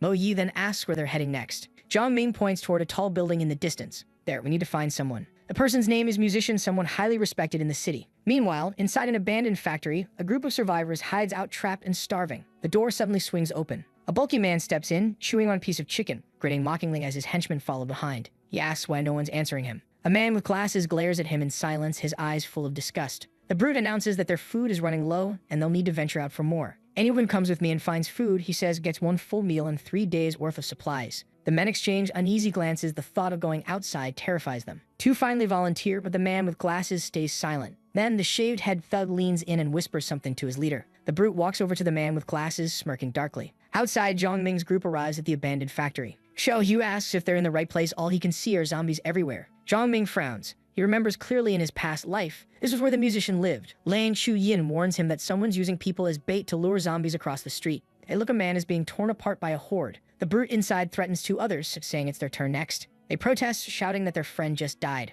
One tries to resist and the leader stabs him before ordering his men to throw the victim out. The terrified man is dragged to the door and hurled toward the feeding horde, a knife pressed against his back. As screams echo outside, the brutes and their thugs calmly raid the nearby supermarket for food. One of the men reports that most of the food's already gone. The leader gets angry and slaps him across the face, shouting that he's wasted 2 bait victims for barely any supplies. Another comes in saying there are still 5 or 6 zombies outside. The brute curses under his breath, frustrated that he couldn't at least kill 2 to collect their crystals. Then one of his men suggests using the musician as bait. The brute walks toward the man with glasses and sneers, saying he'll cut off his arm but leave his leg so if he can run that way, the zombies will chase him instead of them. The screams echo through the room as they slice the man's arm. They tell him that if he survives, he'll get food. With another swing, the knife tears into the musician's arm and his cries fill the hall. Then the brute shoves him out the door. Wounded and terrified, the man stumbles through the street, running for his life. Flashes of his old life rush through his mind: a successful engineer, a beautiful wife, all lost when the world fell to the undead. He remembers the first time he lost a fight and how something inside him died that day. Maybe that's what this feeling is now, the quiet before death. But then a blue light surrounds him, sealing his wounds. The next moment, Zhang Ming appears, catching him before he collapses. The musician stares in shock at the sudden sight of his savior. Zhang Ming tells him to stay calm and come with him. He smiles faintly, realizing he's finally found the future inventor of crystal weapons.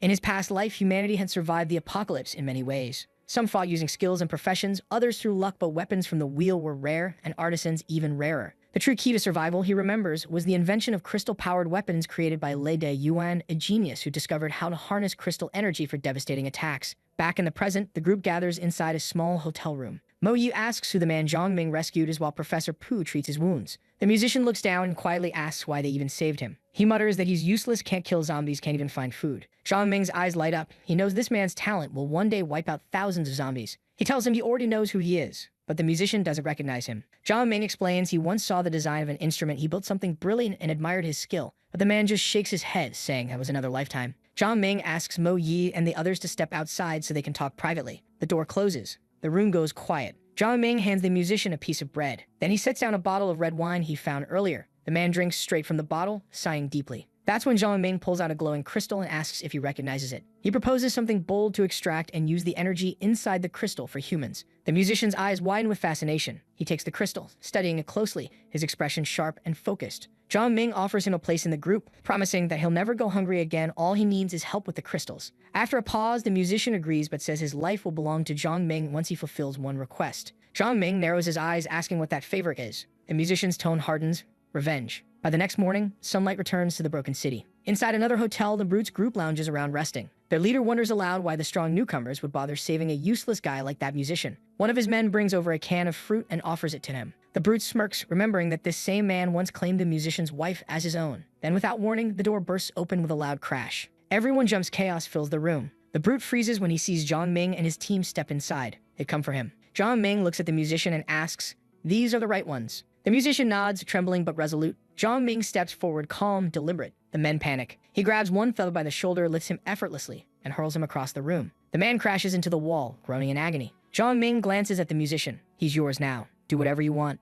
The musician's expression hardens. He walks toward the broken man, hatred burning in his eyes. Gripping a brick in his blood-stained hand, he prepares to deliver his revenge. He smashes the guy's head violently. The blow lands with a sickening crack. A man collapses, unconscious. The girls stand frozen, horrified by the musician's sudden outburst. Mo Yi thinks to herself that Zhang Ming isn't some soft-hearted hero. If no one interferes with his plans, he won't kill. But once they do, he never shows mercy. She wonders who this musician really is and why Zhang Ming treats him with such rare respect. One of the girls grabs the musician's arm, trying to stop him, saying it's enough. But he yells at her to let go. Zhang Ming calmly tells her to stay out of it. Just then, Xiaohu reports that he found the musician's wife in the next room. Zhang Ming grabs the musician by the arm and drags him over. Lang Chu-yin points to the door. She's inside. Zhang Ming opens it, gives the man a hard look, and says it's his decision what happens next. The group waits outside while he goes in. Xiaohu whispers, asking what kind of grudge that group had with the musician. Zhang Ming explains how, in this world, killing or stealing someone's family is just another way to survive. Moments later, a scream echoes from inside the room. The musician steps out, face pale and eyes full of sorrow. He's holding a knife, trembling. "I can't do it," he says, voice breaking. Tears roll down his face. She deserves to live her own life.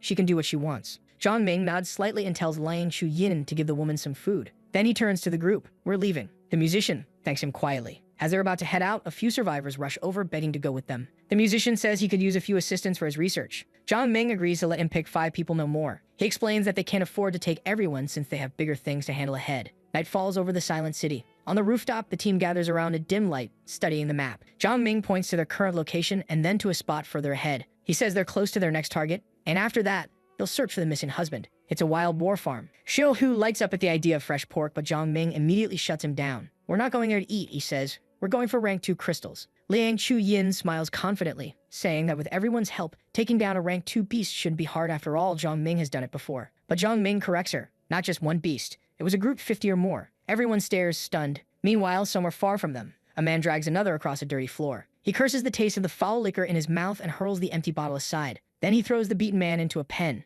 "Eat, you filthy beasts," he shouts, laughing as the wild boars tear into their prey. Blood splashes against the fence as the man screams, but it's over in seconds. The bearded man grins. "Good, eat and evolve. Get stronger for me." He plans to raise his mutated boars until they're powerful enough to help him find a Tier 2 wheel and become a 2-star evolver himself. By morning, the light filters through a cracked window of an abandoned building. A man sits in a worn armchair, a bottle in his hand. This is Gupan, a 1-star evolver. He used to have it all: a career, an education, a happy family. But betrayal from his coworkers and crushing debt forced his loved ones to work while sick. They died because of it. Later, with help from friends, he started a wild boar farm, discovering he had an unmatched talent for breeding. But fate turned cruel again, and despair swallowed him whole. Then came the apocalypse. His boars mutated huge, bloodthirsty, but still loyal to him. Now he drinks to drown what's left of his guilt. Suddenly, his hand trembles. He feels that one of his boars just died. He glances out the window, and the sensation strikes again. Another one gone. He only ever feels that pain when his beasts die. He curses under his breath, wondering if they ran into zombies or a rank 2 creature. Bursting through the door, he lets out a sharp whistle.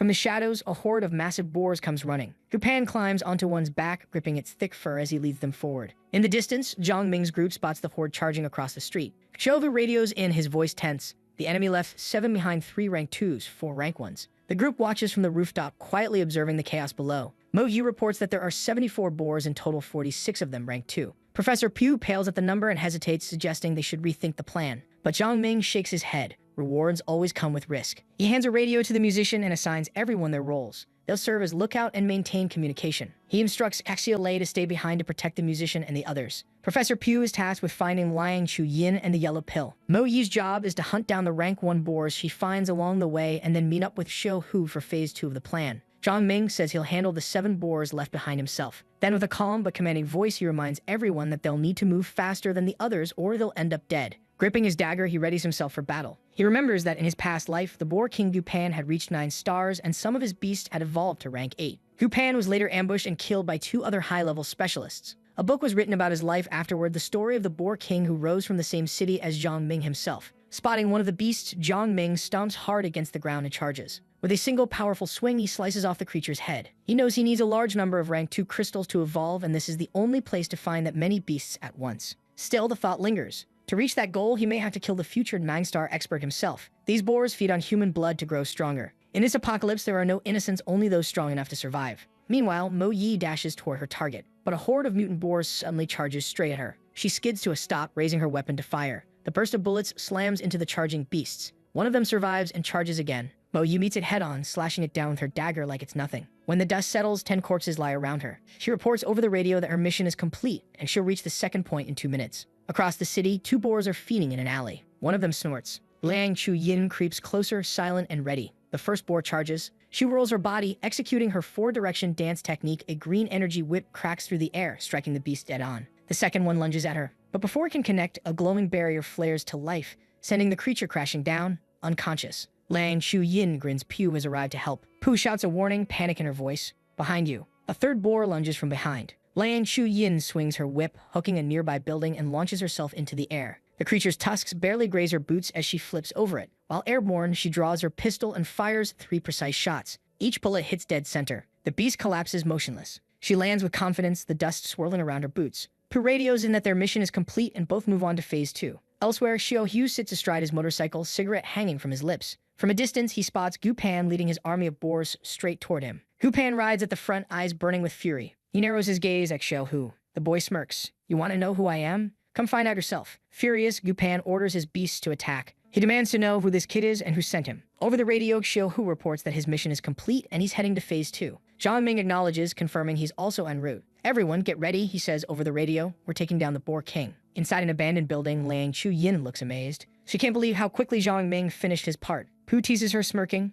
He's not that strong. You're just head over heels for him. Liang Chu Yin bristles. You're one to talk. You were thinking about him too when Wang Ding had us cornered. Professor Pugh gets all flustered, trying to defend herself by saying she just hoped he'd save them. Liang Chu Yin smirks and asks if she wanted to be rescued just to offer her body later. Embarrassed, Pugh begs her to stop twisting her words. Before the teasing can go any further, Mo Yi cuts in sharply. They're coming. The rumble of hooves echoes closer and closer. The horde of wild boars is approaching fast. Liang Chu Yin grips her whip and grins. Time to get to work. Pugh activates her protective barriers, shimmering shields of light forming around them. Liang Chu Yin laughs, saying it'd be a real waste to die there before ever having any fun with a guy, and that makes Pugh's face turn bright red. Down below, Gupan rages. More than 20 of his beasts are dead. His fury burns as he searches for Xiao Hu, vowing to tear him apart piece by piece. With a furious glare, he charges forward, leading his horde himself. Suddenly, a burst of gunfire rains down, tearing through his front line. He snarls, realizing it's an ambush, and drives the beasts faster. Another wave of bullets rips through the horde, leaving more of them dead. Looking up, Gupan spots Mo Yi on a rooftop, weapon in hand.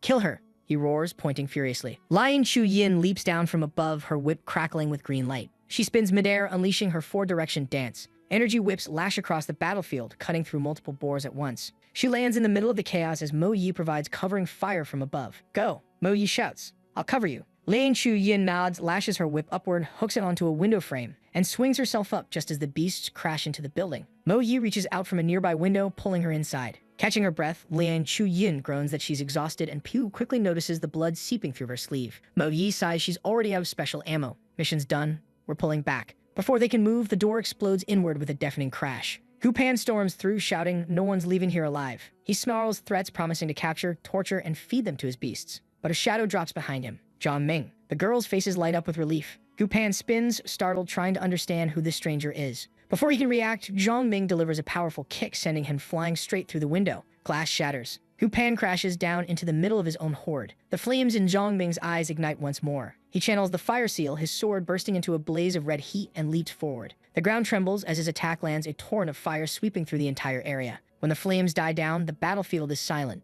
Xiao Hu surveys the carnage and counts 72 dead boars. He radios in that 2 managed to escape. Zhang Ming nods, saying it's best if they're all hunted down. Then he orders the others to process the bodies. He explains that the tusks and hides can be used as cracking materials. A grin tugs at his lips. "So, anyone up for some roasted boar tonight?" Xiao Hu lights up instantly, cheering at the idea, while Mo Yi rolls her eyes and tells him to fetch the musician. Mo Yi suggests gathering salt and wool later so they can preserve the meat. Zhang Ming says he'll take a short rest and leaves the rest of them. Xiao Hu and the musician head off on the motorcycle. Meanwhile, the girls start preparing the campfire, slicing the meat for the roast. A few others clean and sort the boar carcasses nearby. The musician helps Lang Shu Yin season the meat, quietly focused. As Zhang Ming eats a piece, he reflects on how much mental power his profession consumes. Mutant boar meat, rich in energy, strengthens the body, boosting physical stats for everyone. With over 40 rank 2 crystals collected, he decides the next goal is to find a level 2 wheel. Nearby, Yellow Pill devours an entire boar in seconds, leaving the hero stunned. He notices the crystal embedded in the dog's forehead, glowing faintly, a sign that another evolution is on the way. The creature curls up and falls asleep, its breathing steady. Zhang Ming knows it will evolve as soon as it wakes. Then from outside, Mo Yi's voice cuts through the calm. "Who are you two?" she shouts. Zhang Ming turns toward the sound. She's cornered a pair of frightened strangers. The guy notices right away that they're just regular people, no aura, no sign of evolution, and asks who they are. The two men introduce themselves, saying they're from the New Era base. The group looks at each other in surprise. Mo Yi wonders aloud if it's the same base the government supposedly established, and if maybe her husband is there. Still cautious, she tells everyone to stay alert, reminding them that any government-run base must have strict control and protocols. She asks how the base was formed. The men explain that the government and military were directly involved in its creation. Mo Yi leans forward. "Do you know anyone named Qin Yu from the New Era government office?" They glance at each other and shake their heads. Neither's ever heard that name before. Zhang Ming steps in, asking if they're out here hunting. They explain that the base was built in a rush and lacks proper resources, so they often have to go out and hunt for food themselves. Xiaofu crosses his arms and asks why they came all the way here. One of the men asks in return, "Are you trying to get to the base?" He offers to guide them safely, claiming there are plenty of traps and that outsiders often get deceived or lost trying to enter. But Xiaohu rejects the offer, saying they don't need anyone's help. The man insists the entire area is surrounded by zombies and mutants. The only way in is through hidden routes. Zhang Ming tells them to explain it clearly. They admit they use the sewer tunnels to go in and out of the base, though many people who try end up getting lost inside. They offer to be guides in exchange for 2 pieces of meat. Zhang Ming agrees, but says one of them has to stay behind and help carry the rest of the meat to the base. The men thank him, saying they have families to feed. Zhang Ming instructs them to divide the meat into 2 portions, one to carry, one to hide for later. Mo Yi sends Xiao Hu to check the farm for anything they can use to preserve it. Suddenly, a deep roar echoes through the area. Zhang Ming freezes its yellow pill. He sprints toward the sound, wondering why it's so loud. The evolution process shouldn't even be close to finishing. It's only been 10 minutes, and evolution usually lasts up to 2 days. When he gets there, he sees Yellow Pill writhing on the ground, glowing faintly as it growls in pain. Lang Shu Yin runs up beside him, asking what's going on. He tells her the dog's evolving.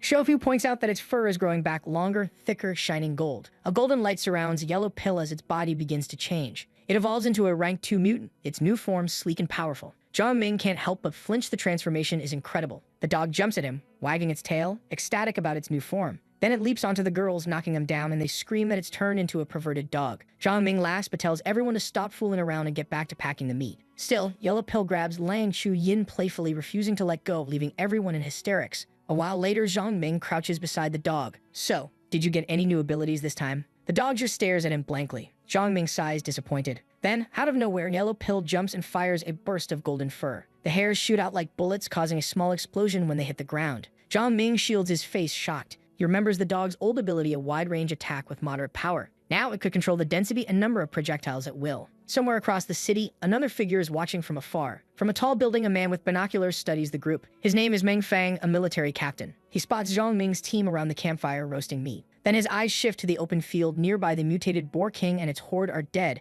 their carcasses turned into food. Just then, a man in a lab coat walks up and asks about the situation. Meng Fang waves him off. "Don't call me captain. We're all just trying to survive now." The man nods and introduces himself as Qin Yu. Inside, he's burning with envy. He wishes he had a weapon, a few crystals enough to evolve, maybe even take command of the new Arab base himself someday. He stares at the distant campfire, his thoughts dark. A soldier approaches and reports that everything's been packed up. But there's bad news, the zombies broke through their perimeter. All they managed to save were one sack of rice, some noodles, soy oil, and 8 barrels of supplies. Meng Fang curses under his breath, furious. What good's oil without vegetables or meat? He growls, stomping on his cigarette. He mutters that the hunt's return wasn't even worth the bullets they spent. Then suddenly he realizes something: the dead boars scattered across the field aren't just corpses, they're profit. If that group joins the base, their power could skyrocket. The meat, the crystals, all of it is worth a fortune. If he plays this right, he could earn massive credit within the new Arab base. Determined, he decides to head back and report everything as soon as possible. Meanwhile, the two guides lead Zhang Ming's group toward the sewer entrance. One of them points to an old water treatment facility nearby and to the new Arab base, which sits right beside it. From a distance, zombies crowd around the outer walls of the compound.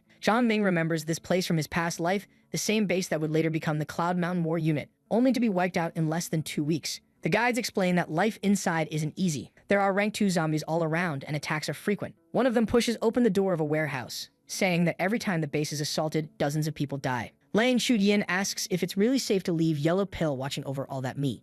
Zhang Ming assures her there's nothing to worry about, this area still belongs to the boars. Zombies rarely wander here, and besides, dragging all that meat would slow them down. The men remove a rusted manhole cover, revealing the dark tunnel below. They warned everyone that the sewers might have mutant rats and insects. The musician gulps and asks what they're supposed to do if they run into those things. The guide explains calmly that the creatures fear fire, and light a flashlight alone is enough to drive them off. Once everything's ready, the group prepares to descend. The guides explain there are 4 possible entrances. At each one, guards collect a toll from outsiders, usually a bit of food or maybe a weapon. They lead the group through the damp tunnels, muttering that most guards are lenient if you offer something small. Finally, they reach a reinforced metal gate, the sewer exit beneath the base. A group of armed men waits on the other side. One of them recognizes the 2 guides. "How'd the hunt go?" he asks, eyeing them suspiciously. The guides exchange nervous glances. They didn't expect to run into Zhao, the man they call Uncle Zhao. Another brute steps forward holding a metal club. "Let's see what you brought back," he says, trying to yank the guide's bag away. The strap tears. Everyone's eyes widen. Inside the bag is a mountain of meat. Panicking, the guide grabs at it, but the brute smashes him to the ground.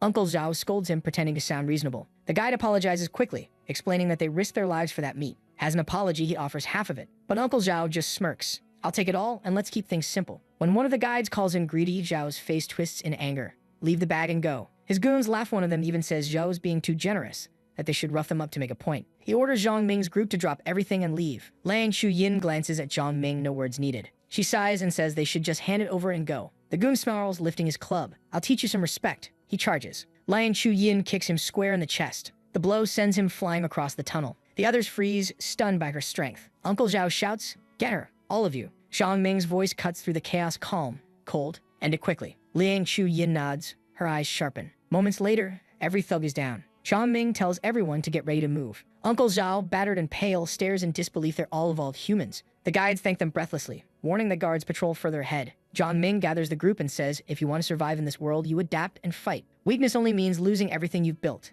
He adds, "Stealing in the apocalypse is no different from killing." Then he smiles slightly and turns to Lang Shuyin. "Nice work back there." She blushes, proud but flustered. He tells everyone to hand over their weapons for now, no need to draw more trouble. Once they packed up, he signals them to keep moving. After a long walk through the damp tunnels, they reach another exit. One of the guides pushes the manhole cover open, letting in the daylight. Bo Yi climbs out first, helping the musician up behind her. The guide wipes sweat from his brow and says, "Welcome to the new Arab base." The group finally arrives at the base and sees clusters of people gathered in the open. Their guides offer them a place to stay, and Zhang Ming accepts. Xialei, however, shakes her head. She says she won't go with them. She needs to find her husband. She hugs her friend tightly before leaving, whispering for her to stay safe. Before walking away, she warns her to be careful around Zhang Ming, saying he's cold-blooded and not a good person. Turning to him, she says she doesn't approve of his methods, but he kept his promise, so now they're even. With that final goodbye, she disappears into the crowd, leaving him silent. Zhang Ming turns to one of the guides and asks where he can buy supplies or essential items. The guide explains that there's a small market near the southern border of the base. Food is the main currency there. Zhang Ming then asks about bullets, whether there's a way to get any. The guide answers that only the military battalion has ammunition and they don't sell it. But then he adds that there's a black market in the newer section of the base. If Zhang Ming's looking for rare stuff, that's where he should check. Zhang Ming raises a brow, surprised that a black market already exists inside the base. He asks if they've ever seen anyone selling scrolls or unfamiliar items. One of them shakes his head, but the other says he once heard about someone on the west side selling a recipe for a high price. Zhang Ming tells them to help him find that person. He knows how rare recipes are worth a fortune in this world. He offers 5 kilos of meat as payment, even if they fail to find anything. The guides are stunned by the offer. One of them quickly agrees, promising to locate the seller. The 2 guides split up, one heading toward the black market, the other leading the group to the trade area. Before leaving, the guide asks if they're ready to move. They follow him down the crowded streets of the base. A few minutes later, Professor Pooh points at something that makes her stop in her tracks. A girl sits on the ground, offering favors in exchange for a piece of bread. Liang Chuyin freezes, horrified. Another girl nearby does the same. Mo Yi spots two more, each begging for food in exchange for their bodies. Professor Pooh murmurs that they should help the girls give them at least a little food. Zhang Ming turns to her, his expression cold. If we feed one, we'll have to feed all of them, then the whole base. That's how chaos starts. His words leave her speechless. He asks if she's ready to kill to protect herself and everyone else because only then will she be ready to give food away. Pooh just stares at him, shaken by how brutally real his words are. One of the guides nods, saying the same thing: having food in this world is more a curse than a blessing. People die over it every day. Mo Yi sighs, realizing how dangerous kindness can be. They're lucky to be evolved, otherwise they might have ended up like those poor girls. She quietly comforts Professor Pugh as they watch Zhang Ming and the others walk ahead. Both women think the same thing: without him, they might have ended up just like the girls they saw begging in the street. That thought chills them to the bone. They keep following the guide through the grim maze of the base. Suddenly, Zhang Ping stops, his eyes narrowing. Two large men are blocking the street, and the guide instantly tenses up. He whispers that they're Yu Chao and Yang Shilong, both evolved, both dangerous. Right then, Yu Chao, the bald one, grabs a blonde girl by the hair, his face twisted with rage. The girl trembles and begs him to stop, promising she won't do it again. He snarls at her defiance and kicks her hard in the stomach. She collapses, crying, and he throws a piece of bread in her face. Quit acting like it's the end of the world. As she screams, his friend grabs her by the legs and drags her through the dirt like garbage. Yu Chao watches with a satisfied grin while two of his lackeys laugh. The women in Zhang Ming's group stare in disgust. Mo Yi demands to know how they can enjoy something like that. Zhang Ming answers flatly, evolved people don't hold back against regular humans. She probably refused something. The guide nods in agreement, explaining that Yu Chao and Yang Shilong are scum with a reputation. They've hurt a lot of women here before. The realization hits hard. Inside this base, the evolved can do whatever they want.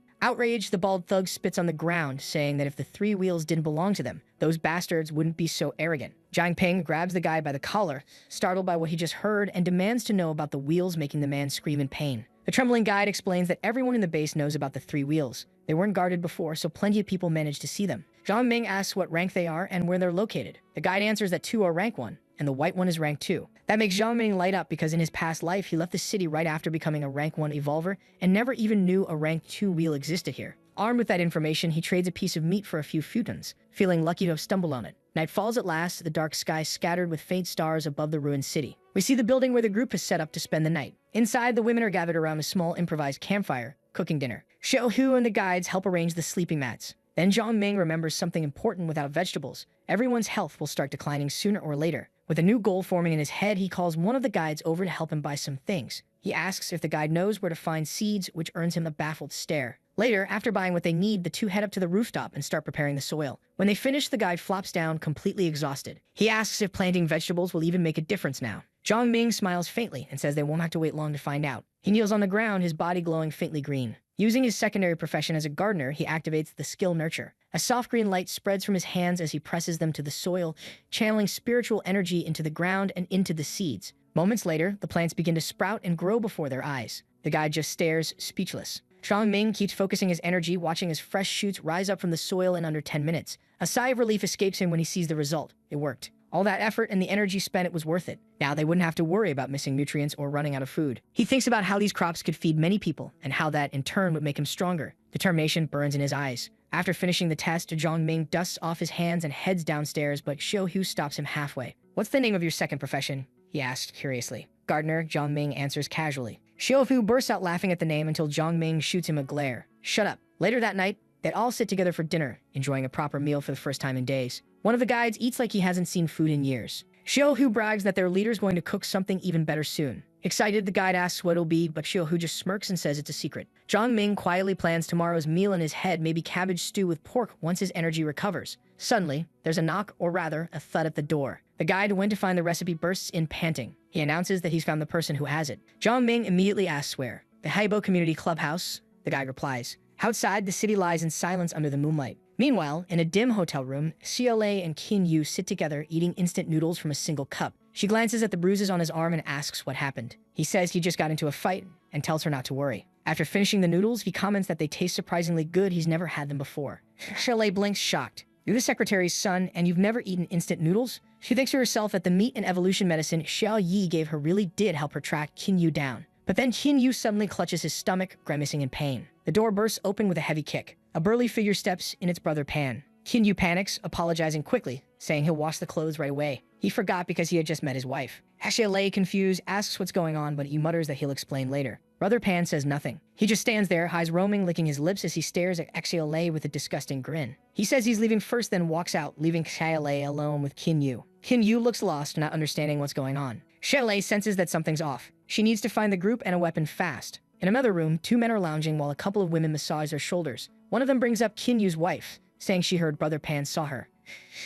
Lei is really pretty, she adds. She showed up yesterday looking for her husband. Brother Pan smirks and says he'd heard she was beautiful, but in person, she's even better. That catches the other's attention. She's that pretty, he asks, sitting up straight. Pan grins darkly and says they shouldn't waste any more time. He waves for the women to leave, and with teasing smiles, they walk out, shutting the door behind them. Once they're alone, Pan leans back and starts talking. There's no need to rush, he says. Think about it, we've got everything now, but not long ago, we were just doing temp jobs. He laughs to himself. Now we've got 2 art schools sending girls to massage and pamper us. His expression twists into something darker. We're evolvers. We can do whatever we want. He takes a drag from his cigarette. We're stronger than the rest. We kill zombies, we spin wheels. Isn't that enough? The bald one shakes his head. Not even close. Pan's grin fades. Exactly. The base is surrounded by zombies that could break through any time. He exhales smoke through his nose. You think we could take on 1,000 of them? The bald guy admits they couldn't. That's right, Pan says quietly. We need to get stronger. The bald one lights his own cigarette. And what's that got to do with Qin Yu's wife? Pan explains slowly, we're both 1-star evolvers. So why are we running this place? His partner answers, because the leaders have powerful abilities and men with heavy weapons.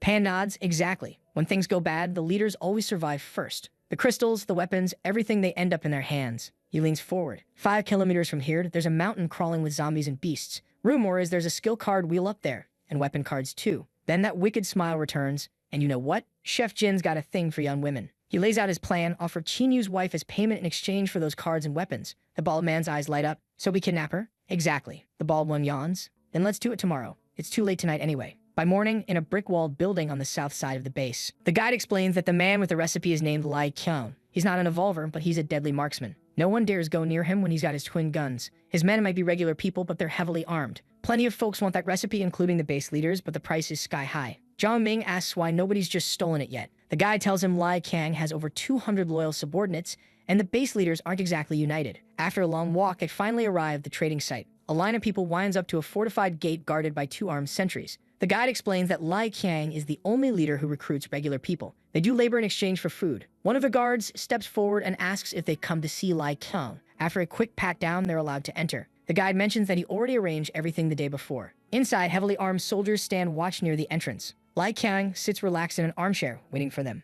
The guide steps forward and Lai Qiang greets them coolly, saying he knows people usually come to him for one reason, the recipe. If you can pay the price, he says, it's yours. Zhang Ming nods. Let me see it first. Lai Qiang signals one of his men. A soldier walks over carrying a laptop and opens a file showing the recipe on screen. Zhang Ming asks how much it costs. Lai Qiang narrows his eyes. Never seen you around here before. Since when does the base have someone like you? Zhang Ming smiles faintly. I just got here. Lai Qiang leans back. Then here's my price, 5 vials of 1-star evolution medicine. The protagonist says the price is too high. That's exactly why no one's bought it yet. With a smirk, Lai Qiang replies, the price is high because the item's good. That earns him a sharp, challenging stare. Zhang Ming asks, if it's that good, why haven't you learned it yourself? Lai Qiang's expression hardens. It has too many requirements, he says. Selling is my only option. When the protagonist offers a counterprice, 100 rank 1 crystals, Lai Qiang slams his hand on the table, furious, and orders his guards to throw him out. But Zhang Ming calmly asks, you control the wheel here, don't you? Lai Qiang narrows his eyes. I do. Without another word, Zhang Ming tosses a heavy sack of crystals at his feet.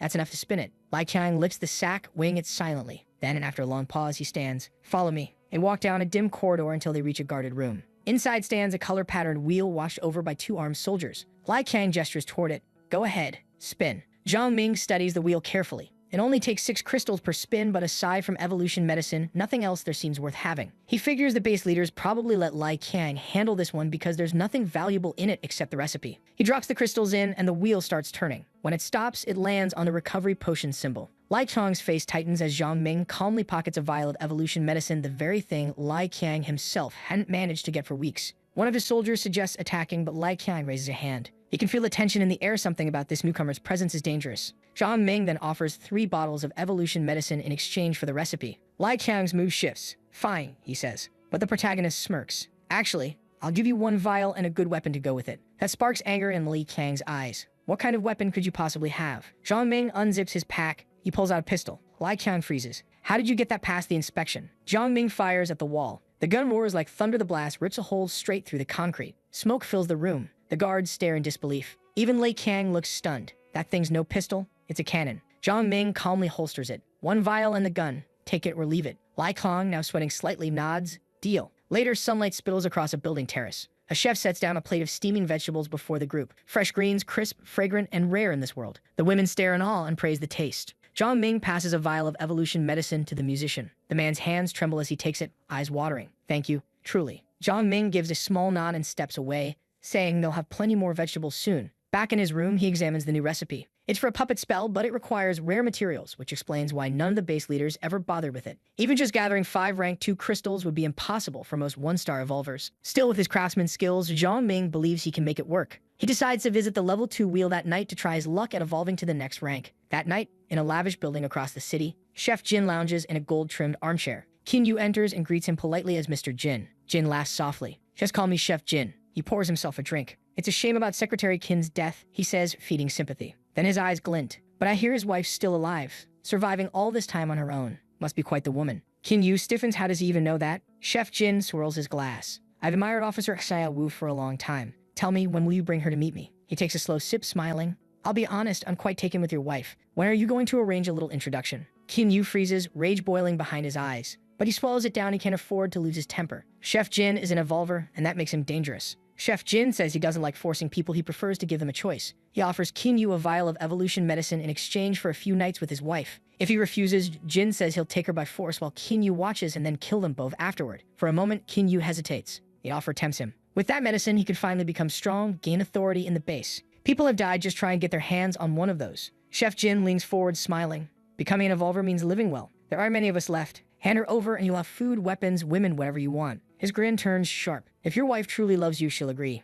Qin Yu says nothing. He lowers his gaze, lost in thought. Finally, he mutters that he'll think about it and starts to leave. Jin chuckles and says, you'll know what to do. A wicked smile spreads across his face. Behind his gilded chair, 2 bodies, those of his earlier guests, lie dead and cold. That night, from a distant rooftop, someone watches the same building. It's the protagonist. He's here from the level 2 wheel sitting on the roof. He notices right away that it's poorly guarded, probably because no one's been able to spin it successfully. Carefully, he slips past the sentries, silent as a shadow. At the top, he finds the golden wheel gleaming faintly in the moonlight. Placing his hand on it, he prepares to spin and ready to test his luck. When it stops, he frowns. No skill cards, no new recipes. Only minor rewards, potions, gray gloves, junk. Then something catches his eye. A faint glow, an attribute stone. An item that can add elemental effects to weapons, but also one with another hidden function. It can be eaten. He remembers an incident from his past life. A starving survivor had swallowed shards of one after a weapon broke. Instead of dying, the man gained incredible power. From that day, attribute stones became priceless. The prices skyrocketed. Everyone wanted one. Zhang Ming knows the world won't realize their true value for another 4 or 5 years, which means he can collect them now before anyone else understands. Alongside the materials he needs for the puppet spell worth 5 crystals,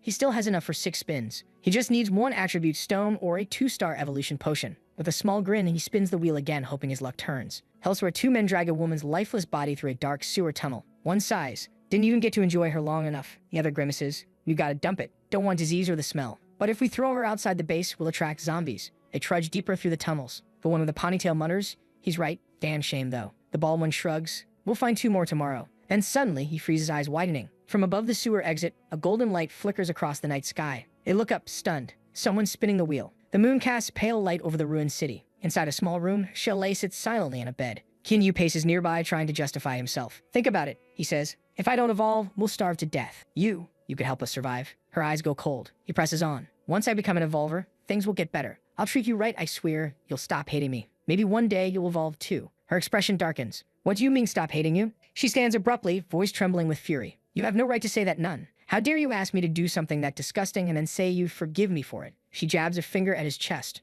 You're a coward. Trash. Absolute filth. Grabbing her bag, she heads for the door. Where are you going? He shouts. She glares at him with pure disgust. Anywhere's better than staying with you. He grabs her wrist. You can't leave. She yanks free, eyes blazing. If I don't, she says, you'll just hand me over to Chef Jin yourself. Suddenly, Chef Jin appears and says he'll handle things his way. With a malicious look, he approaches the couple, and the girl glares at him with disgust. She responds with a powerful kick. He grabs her leg and says he likes fierce women. With a shove, he throws her onto the bed, saying that if words don't work, he'll try another approach. As soon as she lies down, Qin Yu grabs her arms. He says he'll hold her and demands the evolution potion. But Shilei kicks him and, taking the chance, snatches her bag. Tears in her eyes, she wonders how he became such a despicable person. She says he sold his wife for so little and tells him to look closely. Is this really what he wants? 2 vials of evolution medicine are in her hands. Both look stunned. Kinyu explodes and asks why she didn't tell him she had the potion, asking if she truly sees him as a husband since she didn't give it to him. He says in the past she treated him like a tool and he shouldn't have married her. She replies that he has no hope left as she opens a vial. Chef Jin lunges toward her trying to stop her from taking the potion. But suddenly he hears a noise and realizes someone is spinning the wheel. He looks toward the window and asks who dares. Then he jumps, breaks the glass, and chases the intruder. He orders everyone to gather and capture the person turning the wheel. On the rooftop, the protagonist keeps spinning the wheel. He realizes he's been exposed and needs to act fast. The wheel finally lands on an attribute stone. Determined, he says he finally got what he wanted. Zhang Ming has his attribute stone at last.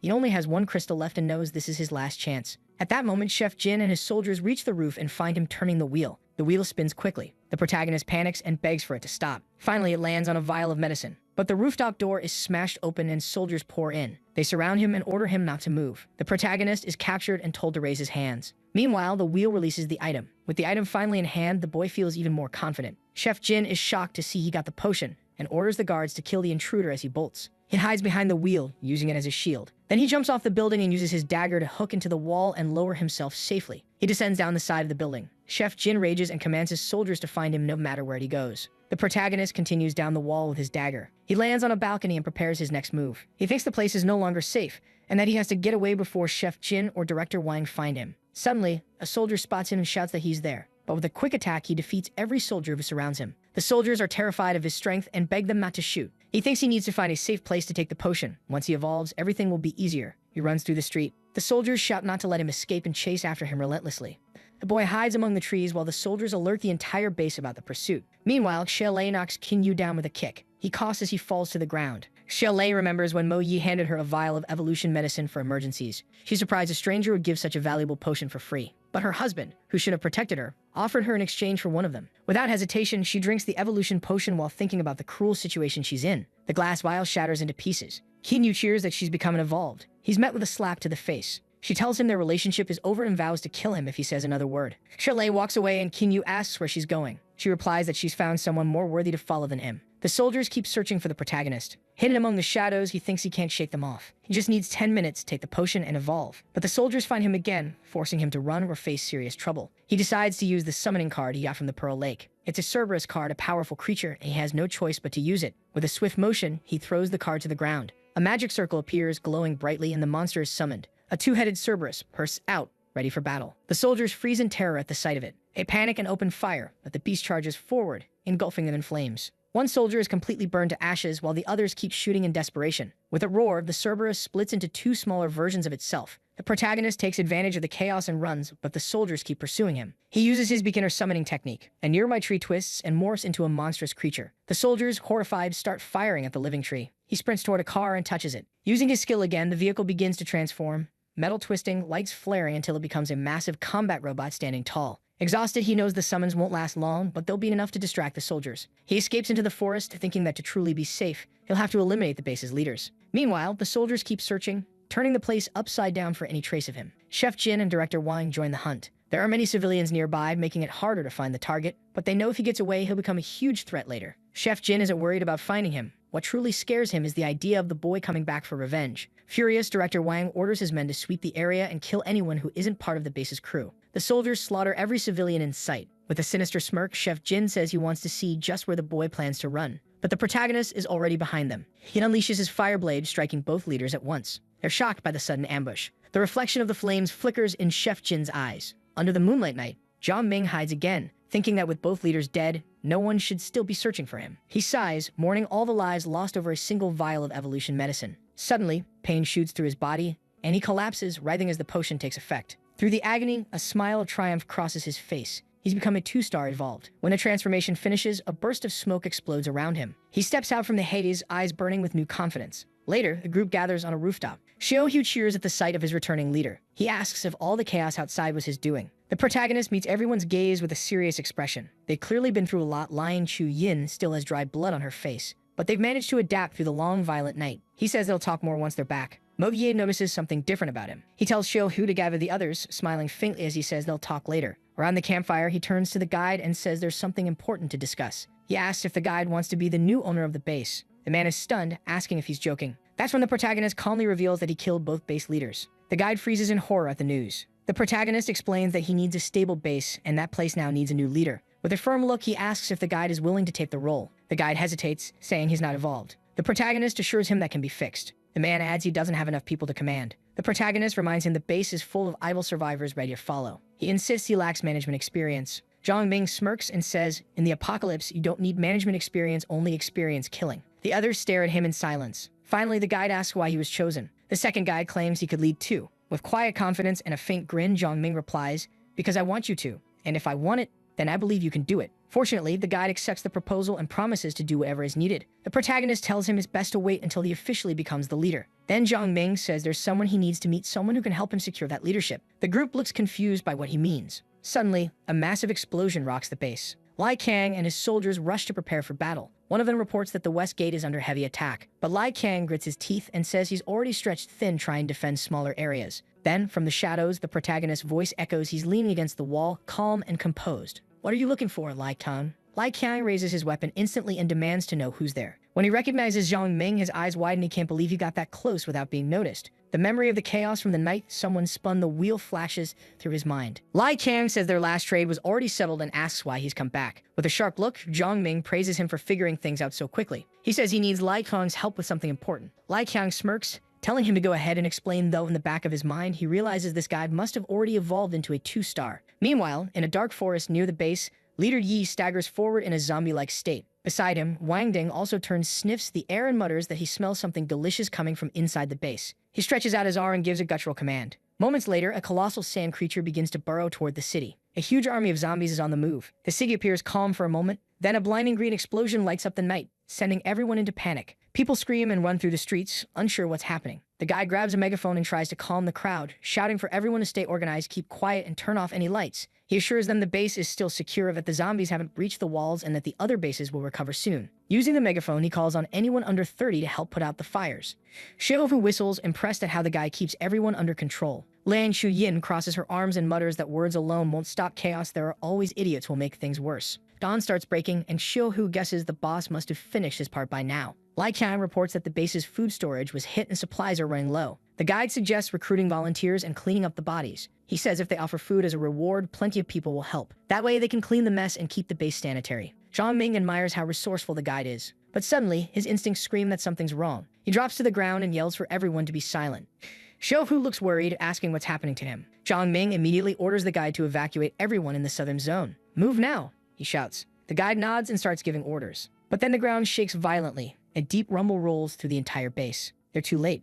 Zhang Ming yells for the guy to hurry and clear the south side. He tells them to warn Li Tong's men to set up barricades, to block every passage if too many survivors fall. Lai Chang agrees, and Zhang Ming asks if he's adapted to the 1-star evolution medicine. Then he orders the rest of his team to move out. With a determined glare, he announces, "The sandworm is here. The base's survival depends on us." He explains that the sandworm is a powerful mutant that tunnels underground. The tremors they're feeling are from it destroying everything in its path. Lai Kang worries the base won't withstand the attack, and Zhang Ming admits it's probably going to collapse soon. Xiaohu sighs and says that if the monsters breach the walls, there's no way to stop them, then smirks, asking when the boss suddenly got so kind. Zhang Ming replies coldly, "I'm not kind. I just need the base for now." He plans to kill the sandworm and rebuild the base stronger, even if the buildings crumble. The creature's massive body crashes through structures, sending debris flying everywhere. It charges straight toward them. The battle's begun. Zhang Ming shouts. The sandworm lunges, tearing through the ground. Chunks of rock and metal explode in every direction. Zhang Ming steps on a flying slab, using it as a springboard. With a swift slash of his blade, he attacks the creature head-on. He shouts for the group to go for the creature's legs and cut them off to restrict its movements.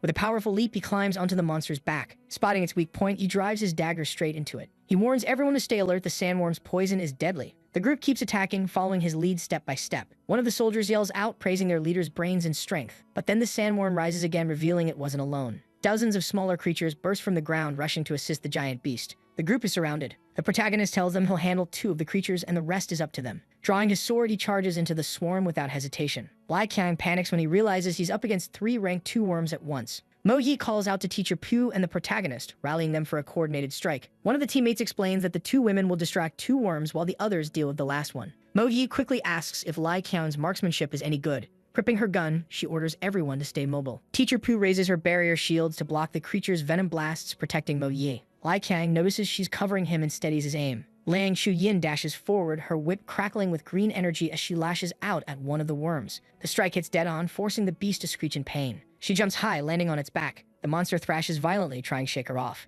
A teammate tosses her a dagger. Catching it midair, she braces herself for a killing blow. In one swift motion, she plunges the blade deep into the creature's head. The worm lunges to bite her, but Lai Kang fires a clean shot, striking it between the eyes. Taking the chance, Liang Chu Yin drives the dagger deeper, and with a sharp twist, ends the beast. Teacher Pu holds her shield steady, deflecting another attack aimed at Mo Yi. The diamond-like barrier absorbs the impact, sending sparks across the air. Mo Yi, breathing heavily, glances over at Xiao Hu, struggling to fend off another creature alone. The team regroups to cover her flank. The protagonist watches their coordination with a hint of pride in his eyes. Then, a distant roar shakes the battlefield. He looks toward the horizon and sees a massive cloud of dust rising. A horde of zombies is charging straight for the base fast. There's no time left to reinforce the defenses. Working side by side, they manage to seal off the road completely. Grinning with satisfaction, Shida points toward 2 buildings up ahead. She explains that if they blow those up, the debris will block even more access points. She adds that she's already found dynamite and can handle the job herself in no time. One of the survivors laughs nervously, calling her sister Lei the demolition expert. The protagonist asks how long she'll need. She replies that 30 minutes will be enough to set everything up,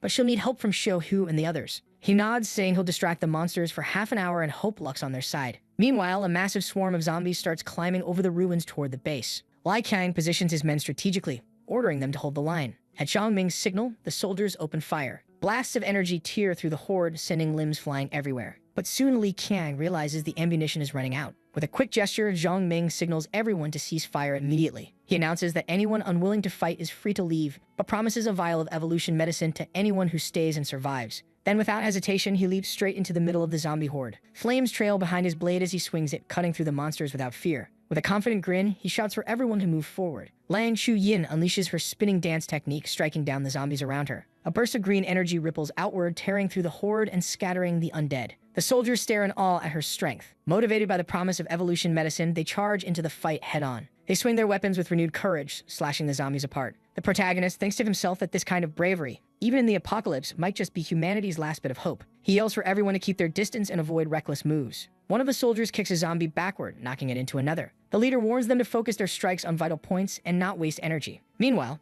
Teacher Pu shouts that they've got 15 minutes left. A soldier scoffs, calling her a coward for hiding behind them. But before he can say another word, she throws up her diamond shield, blocking an ambush from behind him. The soldier freezes, realizing he misjudged her. Grateful, he thanks her and jokes that he'll buy her a meal later. Pu coldly replies that she only eats meat from rank 2 mutant beasts. Then she spits on the ground and mutters to herself, wondering since when she started acting like Liang Chu Yin. Looking worried, she silently hopes everyone makes it through. Suddenly, a soldier screams as claws rip into his back. A grotesque creature lunges from the shadows, shredding him apart, the first casualty of the battle. Furious, another soldier charges at the creature. The protagonist shouts for him to stop, warning him not to be reckless. But the monster turns and sprays him with a jet of thick pink slime. The soldier panics, screaming as the goo wraps around him, suffocating him completely. Before long, he's dead. With a sharp strike, the protagonist cuts the creature down, but immediately senses something else approaching. From the shadows crawls a horrifying creature with the head of a baby and the legs of a spider. Its jaw splits open, and a long green tongue whips out, snatching soldiers off the ground. It devours them in seconds. Don't panic, the protagonist roars. Form up and fall back. He calls out to Teacher Pu, asking how much longer she needs.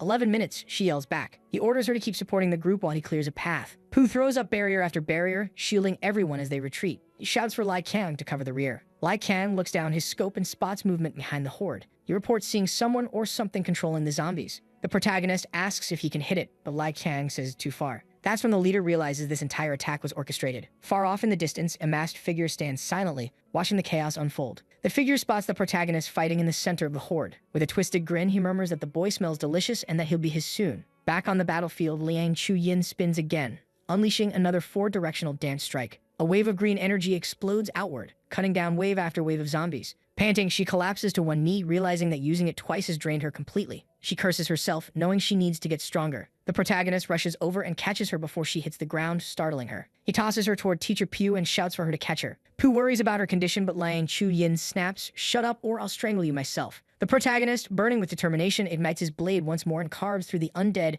clearing a path for everyone to fall back toward an open lot. Teacher Pu hesitates, trying to say something, but Liang Chu Yin interrupts. She tells her that both of them are drained and would only slow him down, so the best thing they can do is follow orders. The rest of the team starts climbing the stairs to get to safety. From above, Teacher Pu yells, asking if he can really stop the monsters alone. Mo Yu replies that for a short while, it shouldn't be a problem. She reminds her that he's not alone, he's got experience, area attacks, and a will to survive. Down below, some of the soldiers stare at the chaos in disbelief, muttering, "Who the hell is that guy? Is he even human anymore?" Meanwhile, the protagonist steadies his breathing. He figures he's got about 5 minutes left to hold on. Thankfully, he had eaten the attribute stone before evolving. Now its power pulses inside him, fueling his strength for the battle ahead. With that and his stamina skyrockets his body, now recovering twice as fast as before. He explains that stamina lets him run farther, move quicker, and even jump more times than normal. Suddenly, a crazed-looking zombie lunges out in front of him. Moments later, several more monsters emerge from the shadows, roaring and ready to strike. He realizes he's surrounded, an entire horde closing in around him.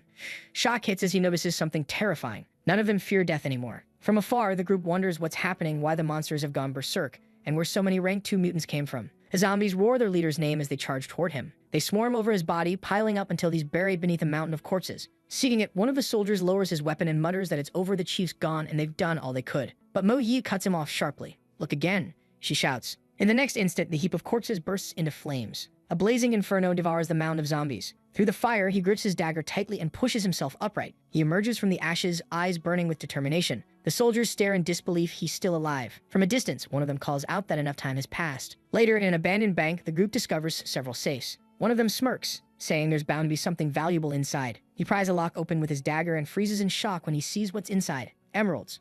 Shelley confirms it, eyes widening. Yeah, real emeralds. The fighter laughs, asking how much they're worth. She estimates around 2 million. He cheers, claiming they're rich now. But Xiaolei reminds him flatly that money means nothing in the apocalypse. Lei and Shu Yin crosses her arms and asks if there's anything actually useful in there. The protagonist remembers the 2 evolvers he met back at the market. The girl grimaces at the thought of them, calling them trash. He explains that one of them survived and handed over some valuable information. Then he opens one of the safes and pulls out a long wooden box. Curious, Professor Pugh asks what it is, since it's so long. Mo Yi quickly recognizes the shape and guesses it's a weapon case, maybe a sniper rifle. The guy opens the box, revealing the weapon inside. It's an old Type 88 sniper rifle. The other fighter cheers, impressed that it's complete with both a mechanical and an optical scope. Mo Yi sighs, though, complaining that there are only 20 bullets. That's not much. But the protagonist replies calmly, saying it's good enough for now, and that they're heading to the next spot. One of them asks where they're going next and whether they're taking the bodies. He nods, saying they will, but first they need to wait by the wall near the open lot. As they wait, the same fighter mutters that the boss sure is mysterious. He adds that it almost feels like the guy can predict the future or understands the apocalypse better than anyone. Liang Shu Yin cuts him off sharply, asking what's wrong with having secrets. She says it doesn't matter what kind of secret he's hiding, he saved her life and made her stronger. She adds that they were all lucky to survive thanks to a 20-year-old kid. Professor Pru teases her, saying she sounds like Zhang Ming's biggest fan. Liang Shu Yin looks away for a moment, remembering how few decent people she's met since the world fell apart. The protagonist says quietly that everyone remembers those who betrayed them. The musician speaks up, saying that since the guy saved his life now belongs to him. The other fighter raises his hands defensively, saying he was just curious why the boss is so mysterious. With a crooked grin, he adds that he'll stick with the boss, maybe he'll finally find a proper profession. The girls agree, saying they want to see how far the guy will go. Someone wonders where the boss even went. It's been half an hour since he vanished. Looking up at the starry sky, one of them smiles faintly, thinking the boss must be doing something incredible right now. On a rooftop, the protagonist stands silently, overlooking the city. He suddenly spots a massive pit below a mass grave filled with bodies. He frowns. Graves are normal in the apocalypse, but this is too many. He wonders how so many people could have died in just a few days inside a newly built base. 2 mutant cows graze nearby, and he quickly lunges, slashing them down with his dagger. One clean strike, each both drop instantly. He stares at the pool of blood forming beneath them and begins preparing for his new technique. Then he notices Uncle Zhao lying on the ground and walks toward him, dagger dripping red. Uncle Zhao panics and stammers, asking what he's about to do. The protagonist says calmly that he's learned a new technique and needs to practice it. He mentions that the spell requires a 500-kilogram blood pool. The 2 cows should be enough. Uncle Zhao begs for his life, swearing loyalty, promising to serve him forever. But the protagonist simply tells him to ask the corpses whether they forgive him. Raising his dagger, he prepares for the finishing strike. Uncle Zhao screams, begging him not to come closer. With a faint grin, the protagonist mutters that the puppet spell needs immaterial, something to anchor the ritual. He casts the spell, but it fails, nothing happens. Confused, he glances at the pit of bodies and suddenly notices movement. He tenses, ready for whatever's about to happen. Then he sees her, the blonde woman he recognizes from the market, the one who'd been dragged away. His expression hardens. Balling his fist, he thinks coldly, the strong live, the weak die. He jumps into the pit and rushes to her side. Lifting her in his arms, he realizes she's still breathing barely. Her organs are failing. She won't last long. His eyes sharpen with resolve. He needs someone at the edge of death for the spell to work. He glances back at Uncle Zhao. She's more suitable for this, he says. Holding the dying woman, he walks toward the pool of blood. He tosses 2 crystals into it to start the ritual. Then he feeds her a vial of evolution medicine. Activating his new beginner rank marionette spell, he completes the incantation. The woman's body jolts, and moments later, she becomes a puppet, her once blue eyes turning empty and haunting. Her glowing red eyes flicker to life as she rises, ready to obey. The puppet floats off the ground, her crimson hair flowing wildly in the air. With pale white skin marked by dark tribal patterns, she looks like some mystical being. The protagonist steps closer, inspecting her condition. He notices she still has a faint pulse, but it won't last long. A smirk forms on his face as he realizes she's become a steel body. He decides to test her power and readies himself for battle. Glancing over at Uncle's doll, he gives a single order for the puppet to kill him. She rushes forward in an instant, slicing through the air toward her target. Uncle Zhao freezes in terror as she flies straight at him. With one swift, precise strike, her claws tear through him. Elsewhere, the guide hesitates, asking if he should take charge now. Sweating nervously, he's clearly confused about what's going on. One of the men wonders aloud if the boss is really okay. It's been a long time. The guide snaps at him for doubting the leader. Just then, Xiaolei appears, calling the protagonist by name. With a teasing smirk, she asks if he's been treating her well. He flusters, trying to dodge the question, but she scolds him for acting cocky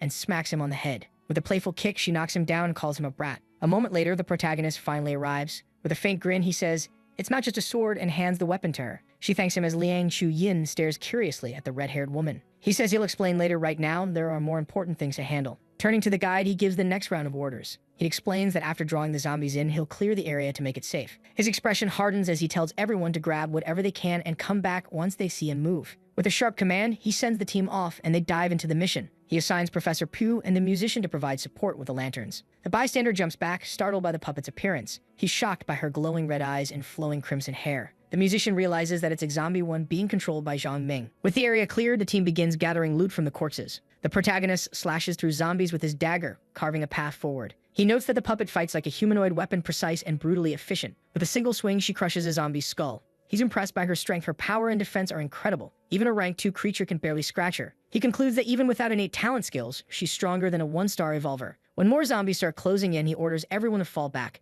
They confirm and retreat immediately. The next night, the city lies dark and silent. The group gathers around a table filled with evolution medicines. Mo Yu reports that they collected over 1,000 rank 1 crystals. Only 20 rank 2 crystals were found and nothing good came from the wheel. Zhang Ming says it's fine, they'll keep the medicines for emergencies. He opens a hidden compartment and carefully stores the vials away. Suddenly, the guide bursts into the room, calling for Brother Yi. He reports that the surviving fighters from the Wasteland Defense have arrived. The protagonist nods, saying they know what that means. The soldiers confirm they did well and deserve their reward. Zhang Ming proposes that they join forces and fight alongside the group. The next morning, a crowd gathers at the base. The protagonist meets with the guide and Lai Kang to discuss their next move. The guide explains that their equipment isn't enough for the number of recruits. Lai Kang adds that they gathered 1,000 young fighters, but there's a problem. Out of the 13 who took the evolution medicine, only 7 showed up. One of the men says he'll go tell Brother Yi about it. The guide admits that he tried to find the missing ones, but they refuse to come. Zhang Ming scolds him for not knowing how to handle a situation like this. The guide falls silent, unsure how to respond. Then Zhang Ming explains coldly that there are only 3 ways to control a situation: through law, reward, and power. He says that in the apocalypse, there's no such thing as law, only 2 options left. He explains that he's already given them the benefits, so now there's just one thing remaining. With a cold stare, he orders the guide to use his weapon and show everyone who's in charge. He calls Xiao Hu and Xiaolei to join the mission and tells Lai Kang to assist as well.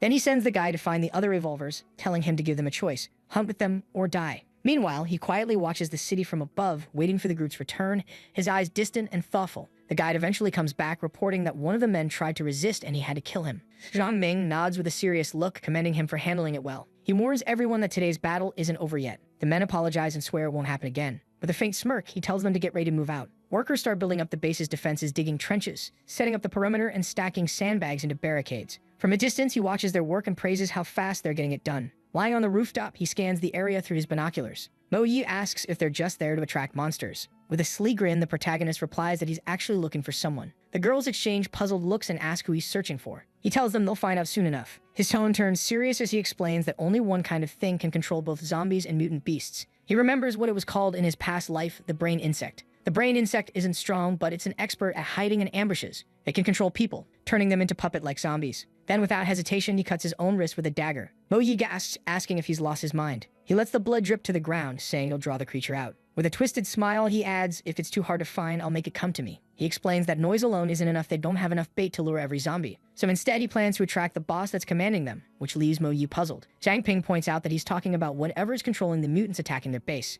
Mo Yi lifts her binoculars and scans the horizon. Through the lens, she spots a massive swarm of zombies and mutants charging their way. Zhang Ming warns that they're coming. It's time to get ready for battle. Down below, Xiaolei and her squad are already positioned behind the barricades. She confirms that the enemies are back for another round. The trio dashes for the incoming horde, bracing for the fight ahead. Leaping over the barricade, they dive straight into the chaos. Their leader shouts orders, telling them not to get reckless and to fall back once the trench fills up. The purple-haired girl agrees, ready to follow his plan. With her weapon raised, she rallies everyone, shouting for them to be brave and wipe out those disgusting creatures. She adds that after today, everyone's life could finally start to change for the better. With a battle cry, she charges forward, leading the attack as everyone rushes in beside her. They reach a ruined, overgrown garden. The protagonist moves through the area with his puppet and yellow pill by his side. He's certain the brain insect is hiding somewhere nearby. He knows it didn't attack their base by chance, it had a purpose. Its goal is to evolve, and for that, it needs the body of the strongest one around him. But he doesn't mind. His goal is to hunt the brain insect anyway. He looks at Yellow Pill and casually asks if he enjoys eating bugs. The little creature tilts its head, completely baffled by the question. Then suddenly, Yellow Pill starts growling something's approaching. Zhang Ming turns toward the forest, eyes narrowing. He knows that probably no one in the world even realizes the brain insect exists, nor that this terrifying creature is actually something people would desire. Because just like an attribute stone, the brain insect can be eaten. And now, it's right there along with its host. The host freezes in shock, staring at who's standing right in front of him. And our guy instantly recognizes him as Leader Yi, the same one he fought before. Leader Yi isn't alone this time. Right beside him stands a massive black crystal zombie, a mutant rank 3 monster with 100 writhing hands. Zhang Ming quickly realizes that the brain insect must have known he left the base and set this ambush, waiting for him with its new pet monster. Meanwhile, the zombified Wang Ding sniffs the air and mutters that the guy's scent is delicious. Without a second thought, Zhang Ping lunges forward, swinging his flaming blade straight at him. But the 100-handed zombie blocks the strike effortlessly with its disgusting red limbs. Flames surge around the protagonist as he powers up for a stronger attack. He charges with his sword blazing, slashing right into the beast. He smirks, already expecting that a rank 3 zombie wouldn't die that easily. The creature roars in rage, proof that the hit actually did some damage. Zhang Ping jumps back with Yellow Pill beside him, muttering that everything's going according to plan. When the monster lashes out with its red tentacles, he deflects the blows with his dagger. Yellow Pill seizes the moment, biting into one of the creature's arms to help his master, but the monster snarls and smacks the poor pup away with a heavy swing. The beast follows up with a crushing punch, forcing the protagonist to block with his blade. He flits back, realizing the rank 3 zombie is way too strong to take head-on for now. Still, he grins because he knows the creature has a bigger role to play. He orders Yellow Pill to go after the cloaked figure standing behind them. The dog leaps toward Leader Yu, obeying without hesitation. Zhang Ming knows the zombie's main mission is to protect the brain insect. The creature lashes out its tongue, wrapping Yellow Pill midair, but even trapped, the pup fires off a barrage of golden spikes. It flies straight toward Leader Yi, catching him off guard. He barely blocks them with his monstrous claws. While the creature squeezes Yellow Pill tighter, the protagonist takes his chance, striking a clean hit right into one of the zombie's eyes. Using his own tongue for leverage, he launches himself upward onto the monster's back. But suddenly, a new creature hurls a rock straight at him. He blocks it with ease, landing on his feet, shocked to see what's coming next. A tiny zombie is perched on the back of a massive mutant bear. It's a two-headed zombie dude, one small and crafty, the other big and brutally strong. Things just got worse. 2 rank 3 monsters at once. He narrows his eyes, realizing the brain insect planned this perfectly, hiding more beasts in the forest. He orders Yellow Pill to stall the new pair while he retrieves something important. Zhang Ming pulls out a necklace with a glowing blue crystal. Activating it, he summons a giant stone golem. With a grin, he announces that this is his beginner summoning technique. The massive golem crashes down onto the 100-handed zombie, slamming it into the ground with a thunderous quake that sends dust flying everywhere. Pinned beneath the colossal weight, the monster struggles but can't move an inch. Mocking it, Zhang Ming asks why it can't move anymore, then explains that the golem is made of osmium, the densest metal in existence, and it weighs over a ton. He found a 1-ton block of the stuff and figured it'd be perfect for this fight. Even for a rank 3 monster, there's no escape. With a single decisive strike, he finishes the creature off once and for all. Like on this video that helps Mamoru make more juicy content for his viewers, activate the cheeky little bell, and I'm out.